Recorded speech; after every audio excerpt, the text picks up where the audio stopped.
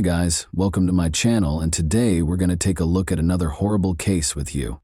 On November 2, 1991, Victoria Ajo Clinton Climby was born in a small village in Côte d'Ivoire, a nation where family values were highly valued and sunshine warmed every part of the country. Despite the modest circumstances, she grew up in a loving and caring environment.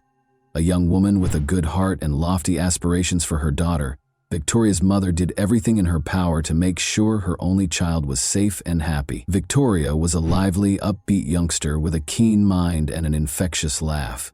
She was the life of the party among her friends and neighbors because of her kind smile and insatiable curiosity about the world. Victoria had an interest in learning from a young age. Notwithstanding her limited means, her mother made every effort to guarantee her daughter's access to an education. She frequently narrated to her daughter tales of large cities, with schools full of lovely books and vibrantly colored notebooks. Victoria's imagination was sparked by these tales, and she hoped to visit the world outside of her village someday. But village life was not without its challenges. Victoria's mother, the family's only provider, recognized that she would find it challenging to support her daughter alone after her father passed away. She continued to hold out hope that Victoria would eventually have a better future. That opportunity arose in 1999 when Marie-Therese Coau-Joyce, a London-based relative, offered to take Victoria in with her in order to give her a more comfortable life. Victoria's mother's older sister, Marie-Therese, appeared prepared to assume the responsibilities of guardian and mentor. She promised the family that the girl would have access to the greatest medical care, schools, and opportunities in the UK. The offer was a tough choice for Victoria's mother, in addition to being a chance for her daughter. She was concerned about letting her child go so far away, just like any other mother. But Marie-Therese managed to persuade her. Her voice was assured and comforting. She pledged to help Victoria reach her full potential and to treat her like her own daughter. Victoria's eyes glowed with delight when she heard about the move. The prospect of starting over in distant London filled her with pride. For an 8-year-old girl, seeing a world she had only ever imagined was a true adventure. During their farewell meetings, her friends and neighbors wished her luck and blessed her journey. Victoria left her hometown and started her journey in August 1999. With tears in her eyes, her mother watched the plane take off, hoping her little girl would be happy in her new life. She felt that this was the best course of action for her daughter. Bright lights, busy streets, and a strange cold met Victoria in London. For a girl accustomed to a hot tropical climate, it was an entirely different world. The speed of big city life, the shining storefronts, and the tall buildings delighted her. But that enthusiasm soon subsided as she started to get used to living with her aunt. From the moment Victoria arrived at Marie-Therese's house, she faced challenges she could not have predicted. She experienced alienation in place of the warmth and concern that had been promised. Strict rules that occasionally went beyond what was reasonable were imposed by Marie-Therese and her boyfriend Carl Manning. Victoria frequently experienced confusion and loneliness in her new home. According to neighbors, the girl initially appeared content and made an effort to interact with people. In an attempt to improve her communication skills, she studied English and even befriended some of the local kids. However, her joy gradually diminished. During this period, Marie-Therese's mother continued to communicate with her via telephone, but the discussions became increasingly brief, and Aunt Victoria's responses became increasingly vague. Her mother was starting to worry, but she was powerless because of the distance and lack of face-to-face interaction with her daughter. Victoria had dreamed of a bright new life, but now she was in a place where her dreams were slowly becoming hazy. She still maintained her optimism, though, that things might improve. The smile of a neighbor's child, a brilliant sunset outside her window, or the occasional kind smile from a bystander were all small pleasures to her. Warning signs started to emerge in the first few months of Victoria's life in London. Sadly, these signals were ignored.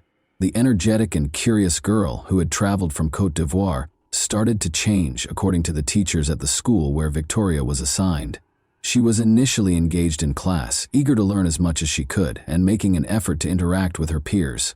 But after a few months, she started acting very differently. Victoria's once bright and shining eyes seemed to wane. She became reclusive, and she frequently appeared scared and cautious. Her body had marks that the teachers noticed. The girl started to sustain scratches, bruises, and other wounds. Victoria either remained silent or said she had fallen or bumped into something when asked where they came from. Although these justifications sounded unconvincing, the school regrettably took no decisive action. The odd injuries weren't reported to social services until much later. They limited their action to formal checks, though, and did not act quickly. The fact that Victoria frequently skipped classes was another concerning indicator. Marie-Thérèse, the girl's aunt, always claimed that the girl was ill or not feeling well when she was absent. Nobody, however, investigated the veracity of these claims. Teachers saw that Victoria's condition was worsening when she went back to school. Neighbors were also suspicious of Victoria's life at her aunt's house. They saw that the girl hardly ever left the house, and when she did, she appeared worn out and depressed. Some remembered Victoria crying on the landing from time to time.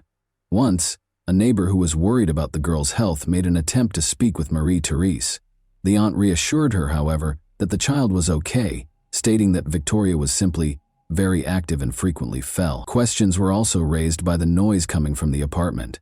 Despite the noise and screams, no one in the neighborhood dared to openly step in. Only one man complained to the police, but they disregarded it because they believed it to be a family issue. Consequently, the alarms kept going off, but nobody did anything to stop it. Over the next few months, Victoria's health issues became more apparent. The girl had multiple hospital admissions. Injuries that appeared suspicious were noted by doctors. They included bruises and fractures, which Victoria's aunt said were caused by mishaps. Despite medical personnel's suspicions that the injuries might have been caused by violence, little was done about it. Marie-Thérèse was visited by social services, who consistently found her explanations to be persuasive. The aunt was skilled at projecting the image of a responsible and kind caregiver. She assured them that she loved Victoria and was trying her best to look after her, and she showed them a tidy apartment. Victoria stayed in the house each time, her life becoming more and more in danger, while the inspectors only made official findings. Victoria's condition had significantly worsened by the end of 1999. Her behavior became even more nervous, her clothes were no longer weather appropriate, and her weight drastically decreased. Teachers noticed that the girl's eyes appeared blank and that she frequently dozed off in class. The fact that Victoria started avoiding contact was another alarming sign. The girl recoiled and retreated when a teacher or a classmate attempted to assist her, such as by holding her hand or lifting her backpack. The school contacted social services once more because of this behavior, which raised serious concerns. But the tests were inconclusive this time as well. Victoria confided in one of the teachers one day that she was scared to leave for home. Once more, these words were ignored, despite being a desperate signal. Following a formal check at Marie-Thérèse's home, social services determined that the girl was in a safe environment. Victoria's condition had deteriorated to a critical level by early 2000. Teachers, neighbors, and even random bystanders noticed that the girl appeared malnourished and that her movements were sluggish and unsure, but nobody could have predicted that tragedy would be the end of it all. Victoria's condition began to deteriorate significantly on February 24, 2000. Her aunt and boyfriend, Carl Manning, reported that the girl was not moving and was no longer breathing normally, so they called an ambulance. The child's condition shocked the medical staff when they arrived. Victoria was extremely malnourished, and her body was covered in burns and bruises, among other traumatizing marks. Victoria was taken to the hospital right away by the medical staff. The girl's body was too weak for the doctors to save her. Victoria died on February 25, 2000, the following day. In addition to physical abuse, her death was caused by total body exhaustion. According to the medical professionals who examined Victoria's body, prompt action could have prevented such horrible outcomes. They were astounded to see a child in such critical condition while under the care of the school and social services. Victoria's death shocked everyone in the UK, not just her loved ones. People found it incomprehensible that a child with such obvious suffering had gone unprotected. This case came to represent structural issues with the way the police, social services, and medical fields operate.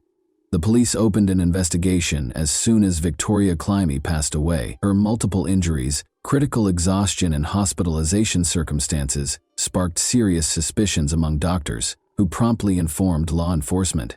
Detectives concentrated on obtaining all available evidence after realizing they were dealing with a tragedy that could have been avoided. Finding out what transpired behind the closed doors of Victoria's home and prosecuting those responsible were their two main objectives. The investigators immediately proceeded to the apartment where Victoria had resided with her aunt, Marie-Therese Joyce, and her boyfriend, Carl Manning, after securing a search warrant. The apartment appeared to be fairly typical at first glance, with a tidy interior, spotlessly clean surfaces, and fresh flowers on a little table in the living room. However, the seasoned investigators saw right away that the house appeared to have been specially prepared for their arrival. Everything appeared overly sterile, as though the proprietors were attempting to project an illusion of well-being. Their first observation was of Victoria's bedroom. It was a stark contrast to the other rooms. The girls' room literally screamed coldness and neglect, while the living room could be described as comfortable and well-kept. A teenager's room didn't even have the slightest hint of a childlike atmosphere. There were no toys, books, or vibrantly colored furniture in place of empty walls that were unadorned and uncozy. There was only a thin, tattered blanket on the bed, obviously unfit for the winter. There were absolutely no pillows. The room's sparse furniture had a worn-out, scratched appearance. Victoria's clothing, shoes, and school supplies were all in bad shape. It appeared as though no one had updated her closet in a while, because the majority of the items were either too small or badly worn. People were especially interested in the girls' shoes. Since they were light summer shoes, they were totally inappropriate for the severe winter weather. For the investigators, this was a warning sign. There was obviously a problem. The atmosphere in the room was one of neglect, if not apathy, rather than concern and care for the child. The signs of violence that the experts discovered upon closer examination, however, were the most terrifying finding.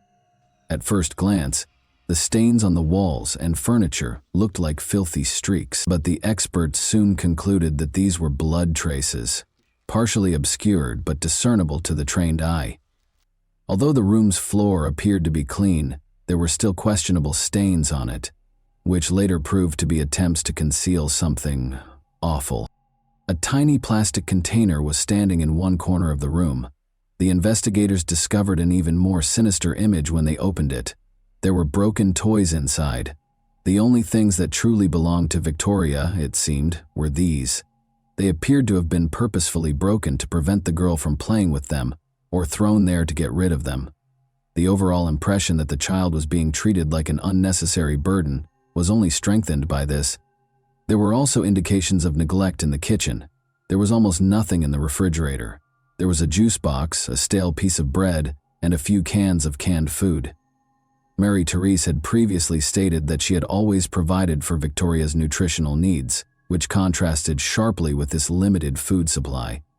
Investigators questioned how the girl ate, given the scarcity of food in the home, or was it more likely that she was just not eating enough? When the detectives discovered multiple locked cabinets, the situation became even more concerning. Marie-Therese responded to the request to open them with blatant hostility and made an effort to avoid doing so by claiming private reasons. She only grudgingly gave up the keys after protracted discussions, and when she was threatened with having the entire cabinet seized, everyone in the room was shocked by what they saw when the doors opened. Belts, wires, and wooden sticks were among the objects in the cabinets that were obviously intended for physical abuse or punishment. The wires were coiled into tight loops and one belt featured a metal buckle. These results, which presented a horrifying image of the potential abuse Victoria endured, spoke for themselves. Each of these objects was captured on camera, meticulously recorded, and confiscated for additional analysis. The investigators knew that every little detail from these findings could be important in revealing what was happening behind that tidy but dishonest facade. The state of Victoria's room revealed much more than the apartment's adult residents were willing to acknowledge. After compiling all the evidence, the investigators started to depict the girl's life as one of hardship, suffering, and possibly cruelty.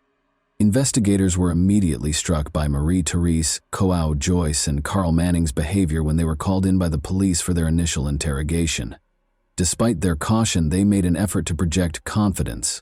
Although Marie-Therese appeared nervous, her responses sounded practiced, as though she had readied herself for potential queries beforehand. She started to maintain her innocence right away, saying she loved Victoria and tried her hardest to look after the girl. Victoria was a difficult child, the woman said. Despite her temper, Marie-Thérèse characterized Victoria as a mischievous child who was allegedly prone to accidents. She was constantly sick, she didn't do well in school, and she and I always had difficulties, but I did everything I could to help her. I tried to be a good aunt to her.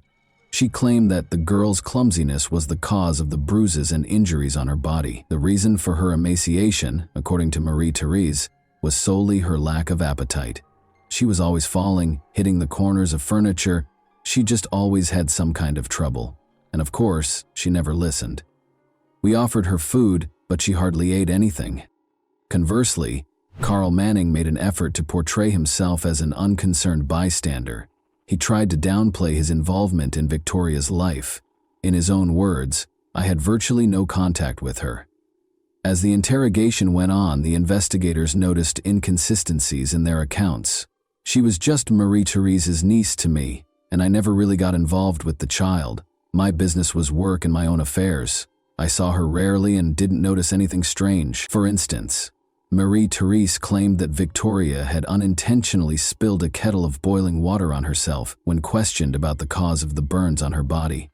Carl, however, asserted that he had never witnessed any burns and that nothing of the sort had occurred. When the conversation shifted to the girl's personal items discovered in her room, both of them made a hasty attempt to change the topic, which was even more suspicious. Marie-Thérèse asserted that because they had little, Victoria had saved money by amassing a collection of old and worn-out items. The careful investigators did not overlook these contradictions, however, as Carl stated that he had no idea what Victoria's possessions were and added, "I'm not interested." It was always Marie-Thérèse's responsibility. The police chose to intensify the interrogations. After meticulously documenting the testimony, it was clear that neither of them was telling the whole truth, and more research was necessary to determine the true events that had occurred in this family. In order to get more candid responses from Marie-Thérèse Joyce and Carl Manning during the second round of questioning, the police started using the evidence gathered in the apartment. In addition to providing an expert report that unequivocally stated that the girl's burns could not have been caused by unintentional contact with hot water, the investigators displayed photos of the bloodstains discovered on Victoria's room's walls and furniture. The suspects' responses only served to heighten suspicion of their guilt because this evidence was indisputable. The situation became even more muddled with each of their new responses. Investigators started posing direct queries, such as, what caused the bloodstains on the furniture and walls? Why hadn't anyone gotten help if Victoria had actually just fallen? If the wounds were that bad? Marie-Thérèse was unable to provide a definitive response to these questions, either stating that she didn't think it was serious or citing memory problems. The facts put pressure on Carl Manning, who had previously claimed to have little to do with Victoria during the initial interrogation. He became irate after seeing the pictures and reading the experts' conclusions. He initially denied any involvement in the events, but he changed his strategy when faced with indisputable proof. The investigators were baffled by his justifications. "I knew what was going on," he acknowledged after a protracted silence. "But I didn't get involved. It's none of my business. She's not my child. I thought it was Marie-Thérèse's problem and let her deal with it herself." They emphasized that he was obviously a witness to what was taking place, even though he claimed not to be involved. Although Carl acknowledged that he had noticed the girl's body was bruised and injured, he added that he had no justification for getting involved. Under the weight of indisputable evidence, Marie-Thérèse eventually acknowledged during one of the interrogations that she occasionally lost her temper and turned to physical punishment. She told investigators that these were common ways of raising children, that they were accepted in her culture, and that she didn't see anything wrong with them. "Children need discipline sometimes," she said. Investigators discovered, however, that beneath those words was a harsh reality. "I used the belt to show them what is right and wrong. It's not violence, it's education." Examining the belts in the locked closet revealed marks that might suggest they were used repeatedly for striking. Furthermore, Victoria's cuts, bruises, and burns showed that the penalties were far more severe than what could be referred to as discipline. Marie-Thérèse Joyce and Carl Manning were arrested by the police on the basis of the evidence they had gathered. which included witness statements, forensic tests, and the suspect's own confessions. They were accused of abusing children and killing Victoria. Investigators worked diligently to piece together a horrifying account of the girl's life, filled with cruelty and suffering, which led to these charges. During her arrest, Marie-Thérèse made an effort to defend herself by stating repeatedly that she did everything in her power and never intended to hurt Victoria. Investigators interpreted her trembling voice as fear of punishment rather than sincere regret. She persisted in asserting that her parenting techniques were required because Victoria was a challenging child. But in light of the overwhelming amount of evidence discovered during the investigation, these justifications began to seem less and less credible. The way Carl Manning acted was different. He said nothing and made no direct effort to defend his behavior, but his actions showed that he wanted to completely shift the blame to Marie-Thérèse and absolve himself of it. The investigators were convinced that he was an accomplice, even though he did not start the violence because of his unwillingness to step in and his claims of fear of conflict. Investigators stressed that Victoria's death was the result of a protracted cycle of violence that was evident to those in her immediate vicinity and that, with greater resolve, could have been prevented. Both the girl's death and the inaction of those who could have stopped it were tragic aspects of this tale. When Victoria Climie's trial started in January 2001, it quickly rose to the top of the UK's discussion list. The horrific details surrounding the 8-year-old girl's death exposed the inadequacies of the social protection system, which had failed to stop the tragedy, as well as the brutality of her guardians. In addition to proving the accused guilt, the prosecutor's office had to explain to the court the full scope of Victoria's suffering, which was a challenging task. Victoria's aunt and her partner, the primary defendants, were put on trial for alleged child abuse and murder. Victoria had been subjected to months of systematic physical and psychological abuse, according to the prosecution. A forensic medical report, witness statements, and photos of the girl's injuries were among the evidence they presented from the investigation. A medical report that verified Victoria's injuries could not have been accidental was crucial to the prosecution's case. In addition to using violence, the prosecution contended that Marie-Thérèse and Carl purposefully denied the girl access to food, shelter, and medical attention. She died as a result of hypothermia and exhaustion. Marie-Thérèse maintained that she didn't intend to hurt the child and that her actions were educational. She was under the strain of life circumstances, according to her defense, and was unaware of the seriousness of the consequences of her actions. Carl, for his part, said he was just watching from the sidelines and never held out his hand to Victoria, denying any active participation. Prosecutors, however, provided proof that he was aware of the abuse and took part in it. The attorneys for the defendants made an effort to frame the case differently. They maintained that Marie-Thérèse's ignorance of her responsibilities as a guardian was the reason behind Victoria's tragic accident death. Although the girl's aunt had acted improperly, the defense maintained that her actions were unintentional. Carl Manning maintained that he only shared a home with Marie-Thérèse and the girl and had no involvement in Victoria's upbringing. He persisted in maintaining that his partner was the only one with knowledge of what transpired behind closed doors, but the defense was unable to persuade the judge that the defendant's acts were impulsive or poorly thought out. The prosecution provided indisputable proof that Victoria had endured unjustified, systematic abuse and deprivation. Strong emotions were present during the hearings. As she heard the horrific details of what her daughter had gone through, Victoria's mother, who was present in the courtroom, was unable to contain her tears. The trial was extensively covered by the media, which infuriated the public and led to criticism of the social safety net. The jury returned a verdict on January 12, 2001, following weeks of hearings. Carl Manning and Marie-Thérèse Kouajoyce were convicted of Victoria Kleinham's murder. The judge stressed that they had intentionally caused the child to suffer and said their actions were cruel and premeditated. Marie-Thérèse Kouajoyce received a life sentence without the possibility of release. Carl Manning was given a life sentence with at least 20 years to serve after the court found him guilty of murder and complicity in child abuse. And that wraps up today's chilling story. If you enjoyed this video, don't forget to like and subscribe so you never miss a new upload. Also, let me know in the comments what part of this story shocked you the most. Thank you for watching, and I'll see you in the next video.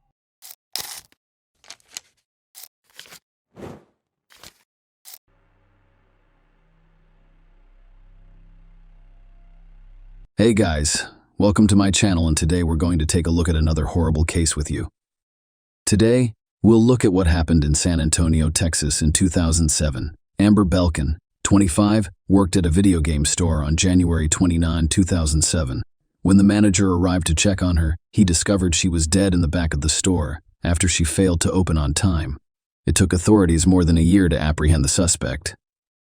Amber Marie Belkin was born on December 6, 1981, in San Antonio. She was the only child in her family. Her parents described her as extremely energetic, ambitious, and responsible. Amber had been a manager at a video game store for nearly 3 years, and on January 29, he had another shift. The store was scheduled to open at 10 a.m., but she always arrived at work around 9 a.m. Before opening the store, she would take the money from the safe from the previous day and take it to the bank next door. It was done so that large sums of money did not accumulate in the store. Amber arrived at work around 9 a.m. on that January day, as she did every day. The store she worked in was part of a large international chain. Amber did not, however, open the store at 10 a.m. on that day, as was later discovered. Around noon, the regional manager contacted the manager of another store in San Antonio and asked him to take a drive to find out why Amber hadn't deposited the money and the store was still closed. Amber also failed to answer phone calls, raising suspicion and concern. The employee who went to check on Amber is named Mariano Rivera. After arriving at the location, he noticed a white car similar to Amber's. The store entrance was locked, and I couldn't see anyone through the glass windows. He knocked on the door several times, but no one came out.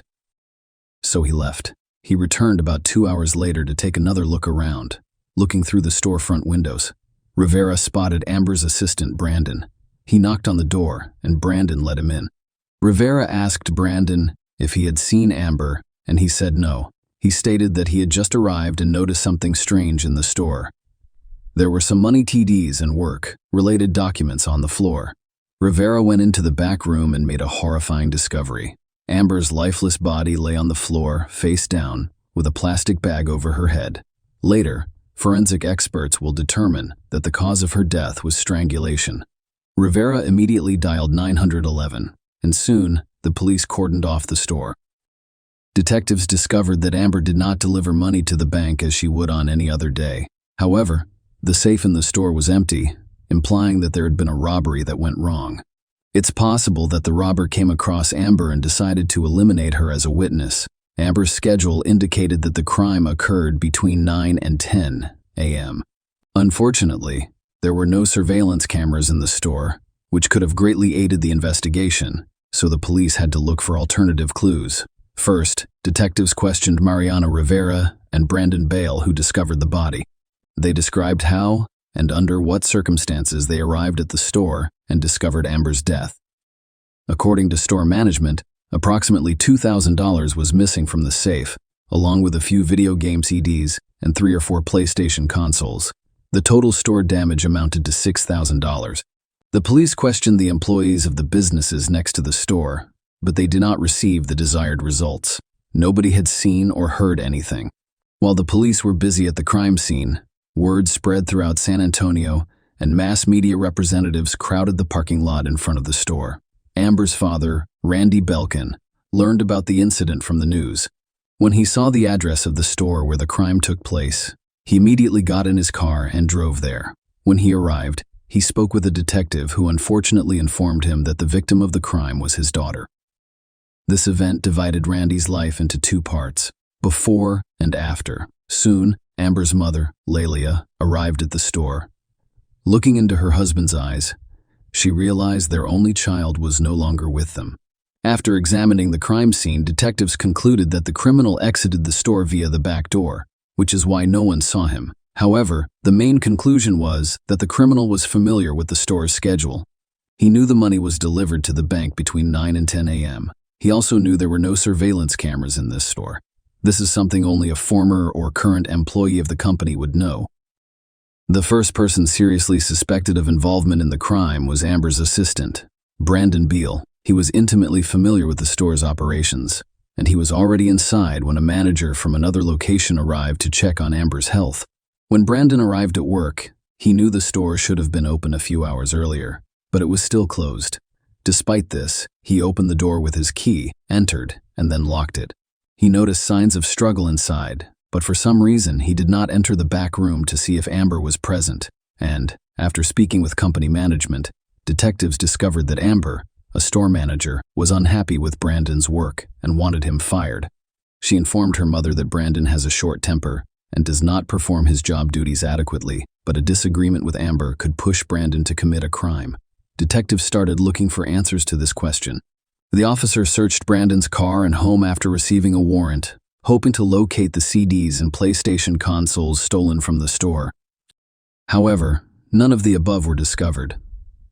During questioning, Brandon stated that he arrived at the store around 2 p.m. He was surprised that the store was still closed. He said he opened the door with his key because he didn't think Amber was inside. I see the mess.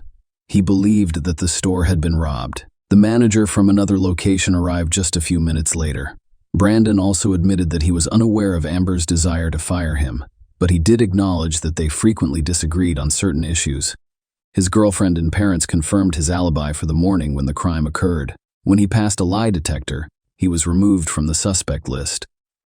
Amber died nearly a month ago, and the police still had no new leads. The detectives feared that the case would remain unsolved. Amber's parents used social media to reach out to the public, requesting that anyone with information about the incident report it. A reward of $100,000 was offered for information leading to the arrest. Amber's employer provided 95,000 of them, and flyers featuring her were distributed throughout San Antonio. Regardless of this, no progress was made over the next 7 months, until one day, a police station received a critical call. The man who called identified himself as Joe and informed the detective in charge of Amber's case that he knew who was responsible for her death. Joe, or whoever, told the detective that Amber was strangled by 22-year-old Giovanni Rivera. When the detective asked why, he replied that he thought so. Joe replied that he and Giovanni previously worked for the same company as Amber. Giovanni called him on the day of the crime and asked if he wanted to take part in a robbery. The store was not chosen at random. Giovanni wanted to rob the store where Amber worked because it had no surveillance cameras. The detective asked Joe if he accepted Giovanni's offer and took part in the robbery, to which Joe replied negatively. If everything said is true, the police's initial assumption that the crime was committed by someone who was well versed in the store's schedule was correct. The detective requested that Joe come to the police station and make an official statement. He refused, but he probably knew they'd find him sooner or later. So 2 days later, he returned to the police station and stated once more that he did not participate in the robbery. During the questioning, Joe detailed how Giovanni Rivera first expressed his desire to rob a store. Joe claims Giovanni never said he was going to hurt Amber. However, about a month after her death, the case received extensive media coverage. He confessed that Amber's death was his fault. Joe explained that he didn't call right away because he was concerned for his safety. What are your thoughts? Could the $100,000 reward for providing important information motivate him to go to the police? Please share your thoughts on the matter in the comments. Joe claimed that the field of guilt began to overpower the feeling of fear, which prompted him to make a call. Although the testimony alone was insufficient to obtain an arrest warrant for Giovanni Rivera, the detective still summoned him to the police station for questioning. It's also worth noting that Giovanni Rivera is not related to Mariano Rivera, the manager who discovered the body. They're just namesakes. In a conversation with a detective, Rivera accused Joe of lying. He claims he was not involved in any criminal activities. He eventually refused to answer any further questions, forcing the police to release him. While the officers considered how to bring him to justice, Giovanni relocated to Laredo, Texas, with his family. This is the city on the border with Mexico, so there was a good chance he'd cross the border and get lost. However, without strong evidence, detectives were unable to proceed, and the case was once again stalled for months. Fortunately, help arrived unexpectedly near the end of June 2008. Veronica, Giovanni's wife, called the police nearly a year and a half after Amber died. She claimed that her husband attacked her, threatening her and the children with a pistol. More importantly, she claimed that he was responsible for Amber Belkin's death. The detective in charge of the case traveled to Laredo to speak with Veronica, whom he had met in person. She claimed that she made a bad decision by marrying Giovanni. She became pregnant by him while still in school, and her family insisted they marry. Giovanni began to reveal his true face after the wedding. He was a tyrant. According to Veronica, if he desired intimacy, but she did not, he would tie her up with duct tape. She also stated that when Giovanni was called into a police station for the first time, he returned home distraught and immediately informed her that they needed to relocate to Laredo. They left San Antonio the same day, having taken everything they needed. Veronica understood that if her husband was clean before the law, they would not relocate. One time, she mustered the courage to ask Giovanni if he was involved in Amber Belkin's death, to which Giovanni replied that he had killed her. Veronica was astounded and asked him why he did it. He explained that he did it because their family needed money to pay rent. When Veronica asked for a divorce, Giovanni drove her to a secluded location. He took out a pistol and told her to get into the back seat. He followed her and threatened her, forcing her to do what he wanted. Then he pulled her out of the car, handed her the gun, and instructed her to finish him. Veronica said she wouldn't do it. Giovanni responded that if she did not shoot, he would deal with her, her children, and her relatives. Veronica begged him to think about what might happen to their children. If they were left without their parents, it appeared to work, and they both returned home that evening, but Giovanni said he was going to disappear in the morning. When he drove away, Veronica immediately called the police and told them about her husband's confession. Detectives obtained a warrant for Giovanni Rivera's arrest after receiving testimony from 2 witnesses, one of whom was Giovanni Rivera's wife. However, Rivera managed to cross the border and become lost in Mexico at the time. Another 6 weeks passed before he was discovered and arrested at a relative's home. Mexico's authorities agreed to his extradition to the United States on the condition that prosecutors do not seek the death penalty for him. These terms were agreed upon. After all of the documents were completed, Giovanni Rivera was delegated authority in the United States.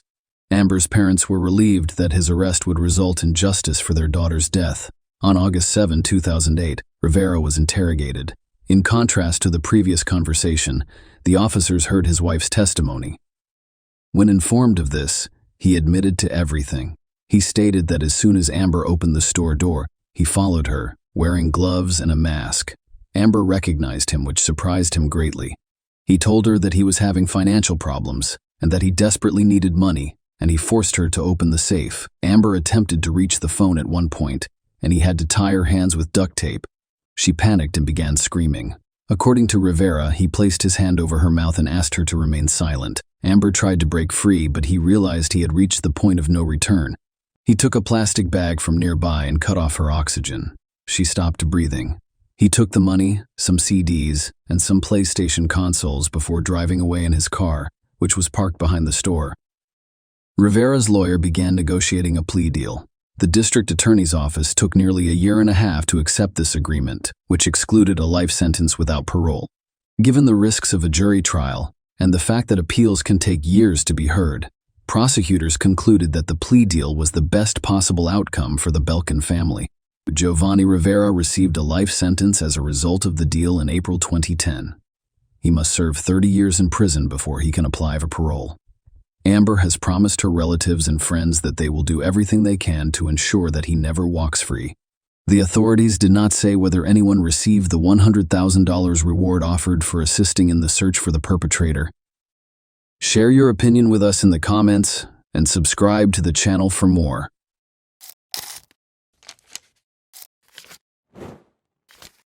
Hey guys, welcome to my channel, and today we're going to take a look at another horrible case with you. Born on May 23, 1973, in a small Tennessee town, Matthew Winkler came from a family where religion was very important. His life was centered around church activities from a young age, and his parents, who were devout Christians, gave him a solid moral foundation grounded in Christian principles. Matthew was taught the value and strength of faith at a young age, and it seems that his relationship with God served as his beacon. He was the youngest of 4 children, and despite their lack of wealth, the family was content, despite their financial struggles. Although Matthew enjoyed his studies, it wasn't until he was in his teens that he realized his true calling when he started participating in church ministries and assisting with youth events. He exuded confidence, charm, and a unique ability to connect with others. He made the decision to become a pastor at the age of 18, having already completed his education. Following his high school graduation, Matthew enrolled at Henderson, Tennessee's Freed-Hardeman College. Students from all over the nation who were looking for a theological education were drawn to this university because of its strong Christian tradition. Despite his concentration on his studies, Matthew remembered to engage in extracurricular activities. He served as the soccer team's captain. He frequently planned events for students and took an active part in campus life. He immediately made a name for himself as a leader among his peers thanks to his enthusiasm and drive. He met Mary, his future wife, at the same college. Despite attending the same college, Mary's personality was very different from Matthew's. She was quiet and unassuming, and even though their paths crossed at different occasions, she did not receive the same level of attention as he did. Born in Tennessee, Mary came from a traditional family. Her family always upheld modest values, and she had a mild upbringing.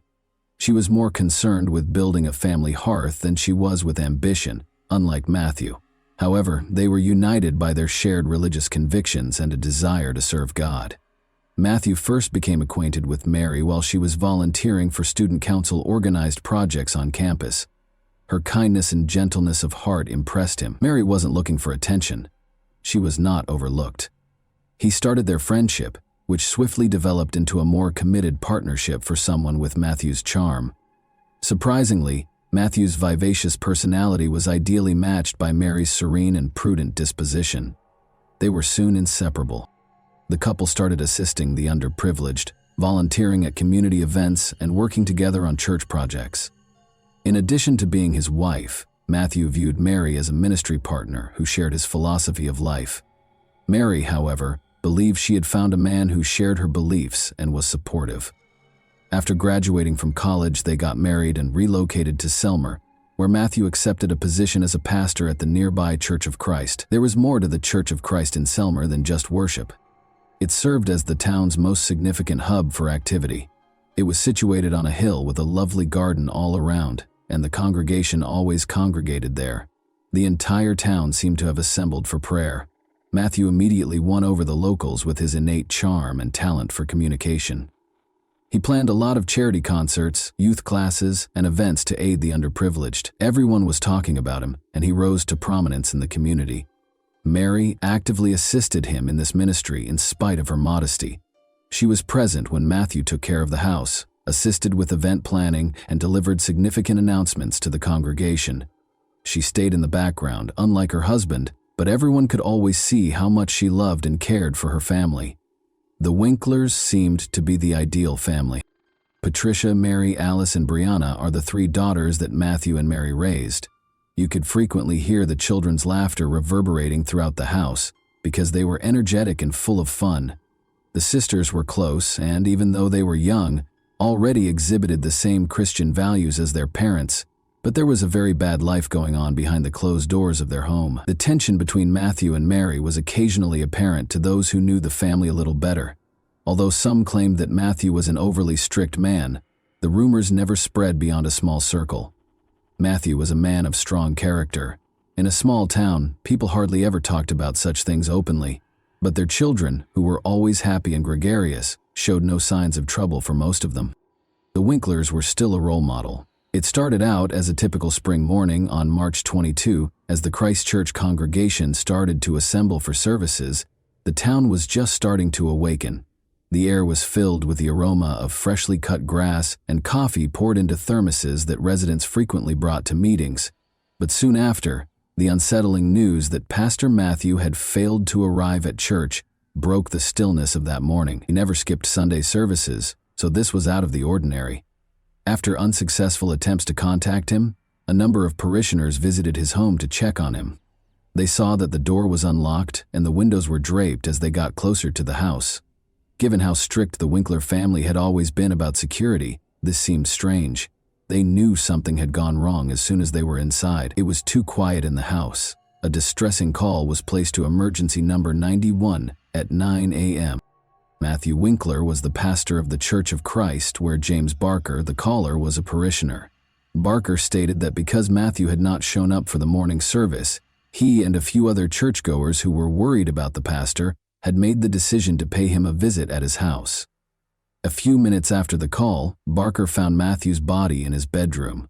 and police officers quickly arrived on the scene. In order to avoid interfering with the investigation, Barker and other parishioners had already left the house. The house appeared to be in good condition upon first inspection, but the atmosphere was strange. The only evidence of violence or damage in the house was the fight in the bedroom. There was no sign of the family's presence, as if they had just left the house. The police officers were astounded by the house's unremarkable appearance as soon as they entered it. There was an incomplete breakfast in the kitchen, toys on the floor, and cups of leftover coffee on the table in the living room. However, the initially seemingly normal atmosphere did not match what the police officers soon learned when they entered the bedroom. They saw Matthew Winkler's body right away. He was on the bed, face down, in pajamas that showed obvious signs of abuse. Death had finally caught up with him, as was later revealed. The pastor had a noticeable large wound on his back a few hours prior, which was clearly caused by a gunshot, but the gun itself was not present in the room. The police observed that the gunshot shell casing was on the ground as they placed Matthew's body down. This immediately suggested the presence of a firearm, but none was found. There was evidence of a struggle in the bedroom. The nightstand had been knocked over, and books and personal items were all over the floor. As though someone had attempted to hide or flee, the sheet was partially hanging off the bed, and the bedding was wrinkled. This implied that at the time of the crime, the victim and the offender were engaged in combat. A few crucial details were also noted by forensic investigators who arrived soon after the police. The family had gotten up early that day and was getting ready for their morning duties, as evidenced by the empty bottles of shampoo and shower gel in the bathroom. But there were concerns about Matthew's own death in the bedroom and his absence from the church service. The shoe tracks that did not match Matthew's shoes, however, were the most interesting discovery. Someone was in the room when the crime was committed, as evidenced by prints found on the carpet near the bed. The pastor's shoes were not the same size as these footprints. This suggested a potential offender who might have been both directly involved in the incident and a witness to the murder. On one of the night tables, police also discovered a partial palm print that they later determined belonged to Mary Winkler. Her whereabouts were unknown at the time of the murder, but the print provided unmistakable proof that she was present at the scene, making this fact contentious. A child's note was left on the kitchen refrigerator by the family's eldest daughter. The paper said, "Daddy, you are loved." In the midst of the tragedy, the message was especially poignant and made investigators wonder about the motivations behind the crime. After examining the house and documenting important evidence, police started questioning. James Barker, who saw the first events, was the first person interviewed. Barker attested that he and a number of parishioners visited the residence early on March 22 in order to locate the pastor, who had not arrived for service. The next question posed by a neighbor is whether the perpetrator knew the family, because he also stated that there were no indications of violence or forced entry in the house, who also claimed that he saw Mary Winkler on March 21st in the evening. According to him, there were no indications of tension or conflict, and the Winkler family seemed friendly and at ease. The Winkler family was described by numerous witnesses as calm and amiable, so this turned out to be a crucial point. Soon after, the police started interrogating the church employees, who also attested to the absence of any indications of disputes or questionable activities, but it soon became apparent that nobody had any clue as to where Mary and the kids might have gone. The main thing that caught people's attention right away was that Mary and the Winkler kids were nowhere to be found. The family may have been kidnapped or on the run because their car was out of place. This turned into the primary query that investigators were attempting to address. Following the discovery of Matthew's body, a massive search was launched for the Winkler's vehicle, and hotels and gas stations were inspected for possible routes Mary might have taken.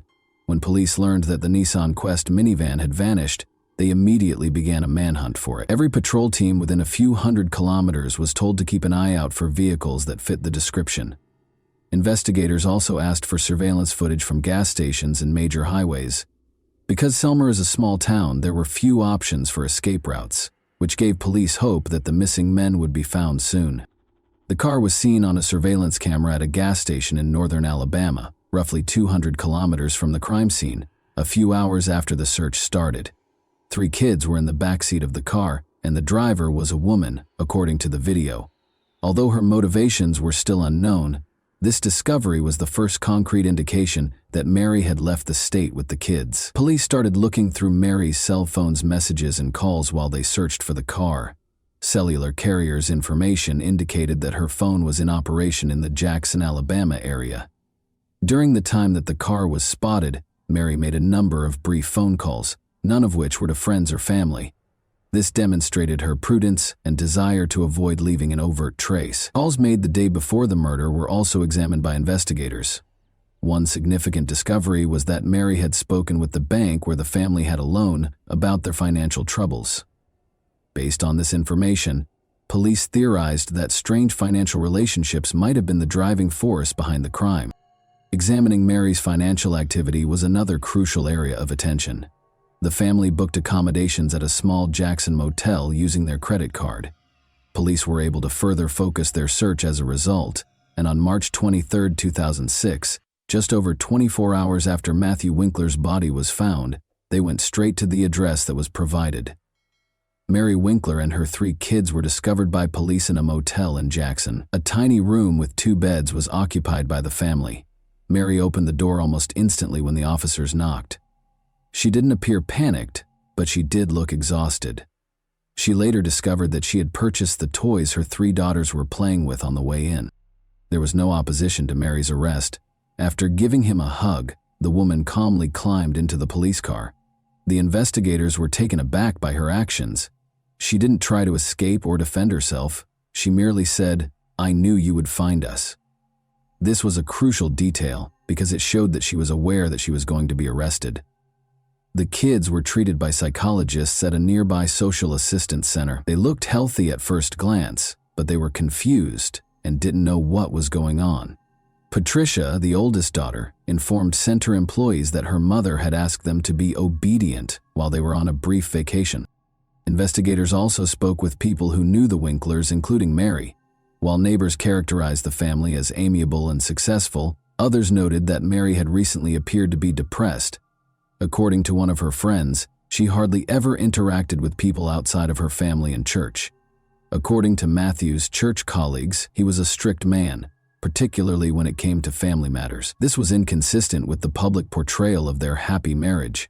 The Winklers had substantial debts, according to officials at the bank where the family's loan was arranged, and a member of the congregation remembered that Mary had appeared distracted and depressed the day before. The bank sent a letter requesting repayment shortly before the tragedy. The family may have become tense as a result of this. The testimony of witnesses and the evidence collected suggested that the couple's relationship was not as perfect as it seemed. According to Mary, Matthew was emotionally harsh and frequently chastised her, but at the time following Mary's wink, there was no proof of physical abuse. Was taken into custody by police at a motel in Jackson Township. Investigators sought to ascertain her involvement in her husband's murder, and she consented to an interview. Despite appearing exhausted and depressed, the woman maintained her composure. She maintained that what happened was an accident, but her confession became the main focus of the case. Mary made it clear right away during her initial interrogation that she had no intention of concealing her role in the incidents. "It was an accident, but I did it."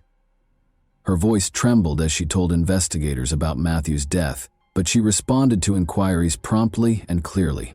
Although she acknowledged that she had picked up a shotgun the night of the murder, she maintained that she had no plans to kill her husband.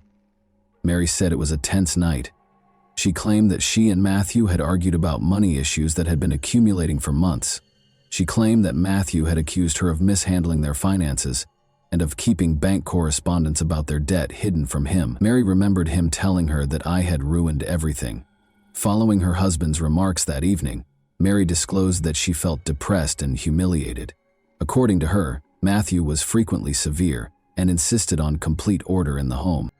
However, his criticism had gotten especially harsh in the last few months. He allegedly discussed that evening how her behavior had put the family in danger of going bankrupt. Following that altercation, Mary acknowledged that she felt confined. She said that in order to get her husband to listen, she took a shotgun. She claims that she only wanted him to stop yelling and had no intention of hurting him. He was standing by the bed when she came up to him, explaining that she had taken the weapon from a closet in the bedroom. "I wanted him to see me in a new light. I wished he would stop yelling." She said. Mary said she had no idea how the weapon operated. She claimed she didn't have time to realize anything because it happened so fast. All I can recall is the sound. It was really noisy. She recalled realizing what had happened when she watched Matthew fall onto the bed following the shooting.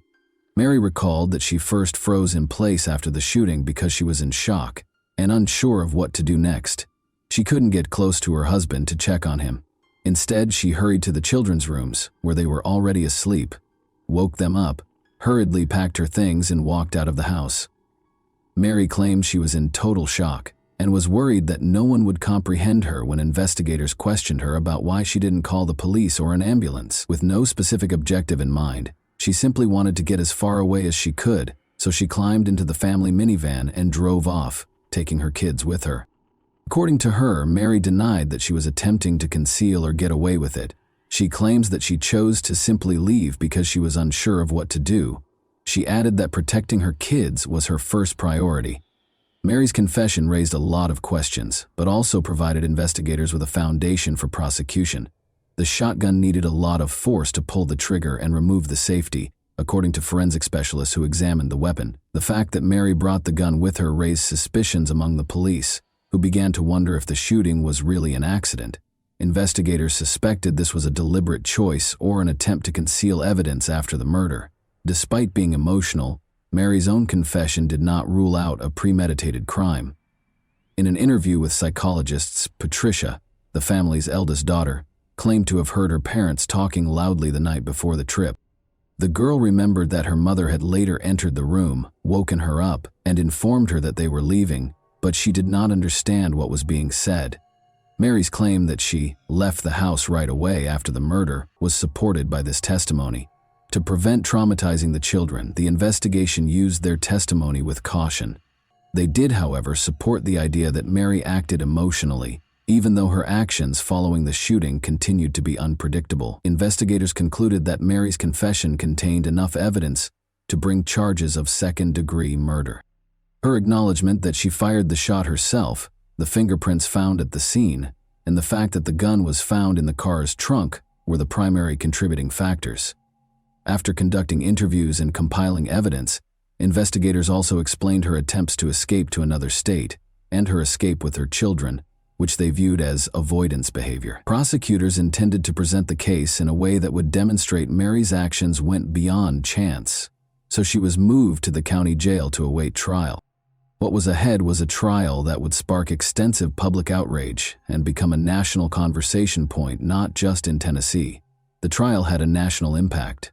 In the spring of 2007, Mary Winkler's trial got underway in the Tennessee District Court. The case immediately sparked widespread public interest. Journalists from across the nation attended the hearings, in addition to Selmer residents. On the one hand, Mary was portrayed by the prosecution as a cold-blooded killer. The defense, however, contended that Mary suffered from years of emotional suppression and domestic abuse, which ultimately caused the tragic result. From the outset of the trial, the prosecution adopted a tough posture. Using evidence from forensic experts, prosecutors contended that Mary Winkler killed her husband voluntarily. They presented evidence that Mary's behavior the night of the murder was motivated and purposeful. The necessity of removing the safety and purposefully pulling the trigger on the weapon that fired the shot was one of the main points of contention. According to experts, the shotgun was operational and difficult to fire, so this was not an accident. Prosecutors also emphasized Mary's actions following the murder, including her running from the scene, disappearing with her kids, and trying to escape to another state, all of which suggested that she knew what she had done. In order to demonstrate that Mary's actions were intentional, the prosecution presented surveillance footage of her filling up her car and using a bank card as proof. Prosecutors contended that she fled in an effort to escape accountability rather than phoning the police or an ambulance. According to the prosecution, the couple's relationship tensions stemming from financial difficulties were the driving force behind the crime. The family's significant debts were disclosed by the bank in court documents. The prosecution claims that Mary concealed letters from creditors, which sparked a dispute the night of the murder. Prosecutors tried to show that the woman's decision to divorce her husband was ultimately prompted by this circumstance because they felt he controlled her and put psychological pressure on her. Mary's choice to hide the weapon in the car trunk following the murder caught the attention of the prosecution. Prosecutors emphasized throughout the trial that a person who unintentionally fired a shot would not have taken such actions, and that this was not only an attempt to conceal evidence, but also another sign that her actions were conscious. In contrast, Mary's defense centered on her emotional state and the aspects of her family life that might have contributed to the tragedy. Mary acted rashly under intense stress and fear, according to the defense lawyers. They attempted to demonstrate that the flight was the product of shock and panic, and that the shooting was an accident. The assertion that Mary had been experiencing emotional and psychological distress served as the primary defense. She told the court for years that her husband dominated every part of her life, frequently criticized her, and made decisions for the whole family. Mary's lawyers claimed that these situations made her feel scared and powerless, which ultimately caused her to lose it during her testimony. Mary stated that she took the shotgun that evening to persuade her husband to listen to her and cease the abuse, not to murder him. She maintained that the shooting was unintentional. Mary could have acted under the influence of stress and emotional distress, according to a psychologist the defense brought to the trial. The expert pointed out that people frequently do things they wouldn't normally do when they're depressed and afraid. Her actions following the murder were another area of focus for the attorneys. They maintained that she did not intentionally try to hide the crime when she fled. Mary's instinctive defense was to leave the scene of the tragedy with her children because she was afraid that no one would understand her. Mary appeared depressed long before the tragedy, according to defense witnesses, some of whom were close friends of Mary. They recalled that she seldom expressed her emotions, but occasionally brought up the fact that her husband could be too strict. These testimonies enhanced the overall picture of the family's relationship, even though they were insufficient to prove abuse. The jury deliberated for several hours before rendering a decision. Mary Winkler's manslaughter conviction was upheld. Although her behavior following the shooting suggested responsibility for what transpired, the court believed there was not enough evidence to consider her actions fully conscious. Due to a scheduling conflict with one of the attorneys on June 8, 2007, the sentencing phase was postponed from its original start date of May 18, 2007. A judge in Tennessee sent a yeas on the manslaughter charge. Mary Winkler received a sentence of 210 days in prison. According to her record, she had already completed 5 months of that time, and the judge permitted her to spend up to 60 days in a Tennessee mental health facility. And that wraps up today's chilling story. If you enjoyed this video, don't forget to like and subscribe so you never miss a new upload. Also, let me know in the comments what part of this story shocked you the most. Thank you for watching, and I'll see you in the next video.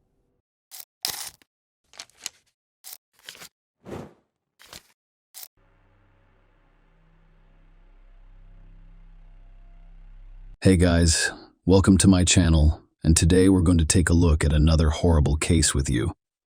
In this video, we will discuss what happened in 2021. Ashley Wadsworth, 19, was filled with hope when she left her family home in Canada for the United Kingdom. She flew over 4,000 miles to meet the man she'd been chatting with online for years. In this video, we'll look at how online dating can end. Ashley, born on July 25, 2002 in Vernon, British Columbia, was the youngest of Kenneth Wadsworth and Christy Gendron's 2 daughters.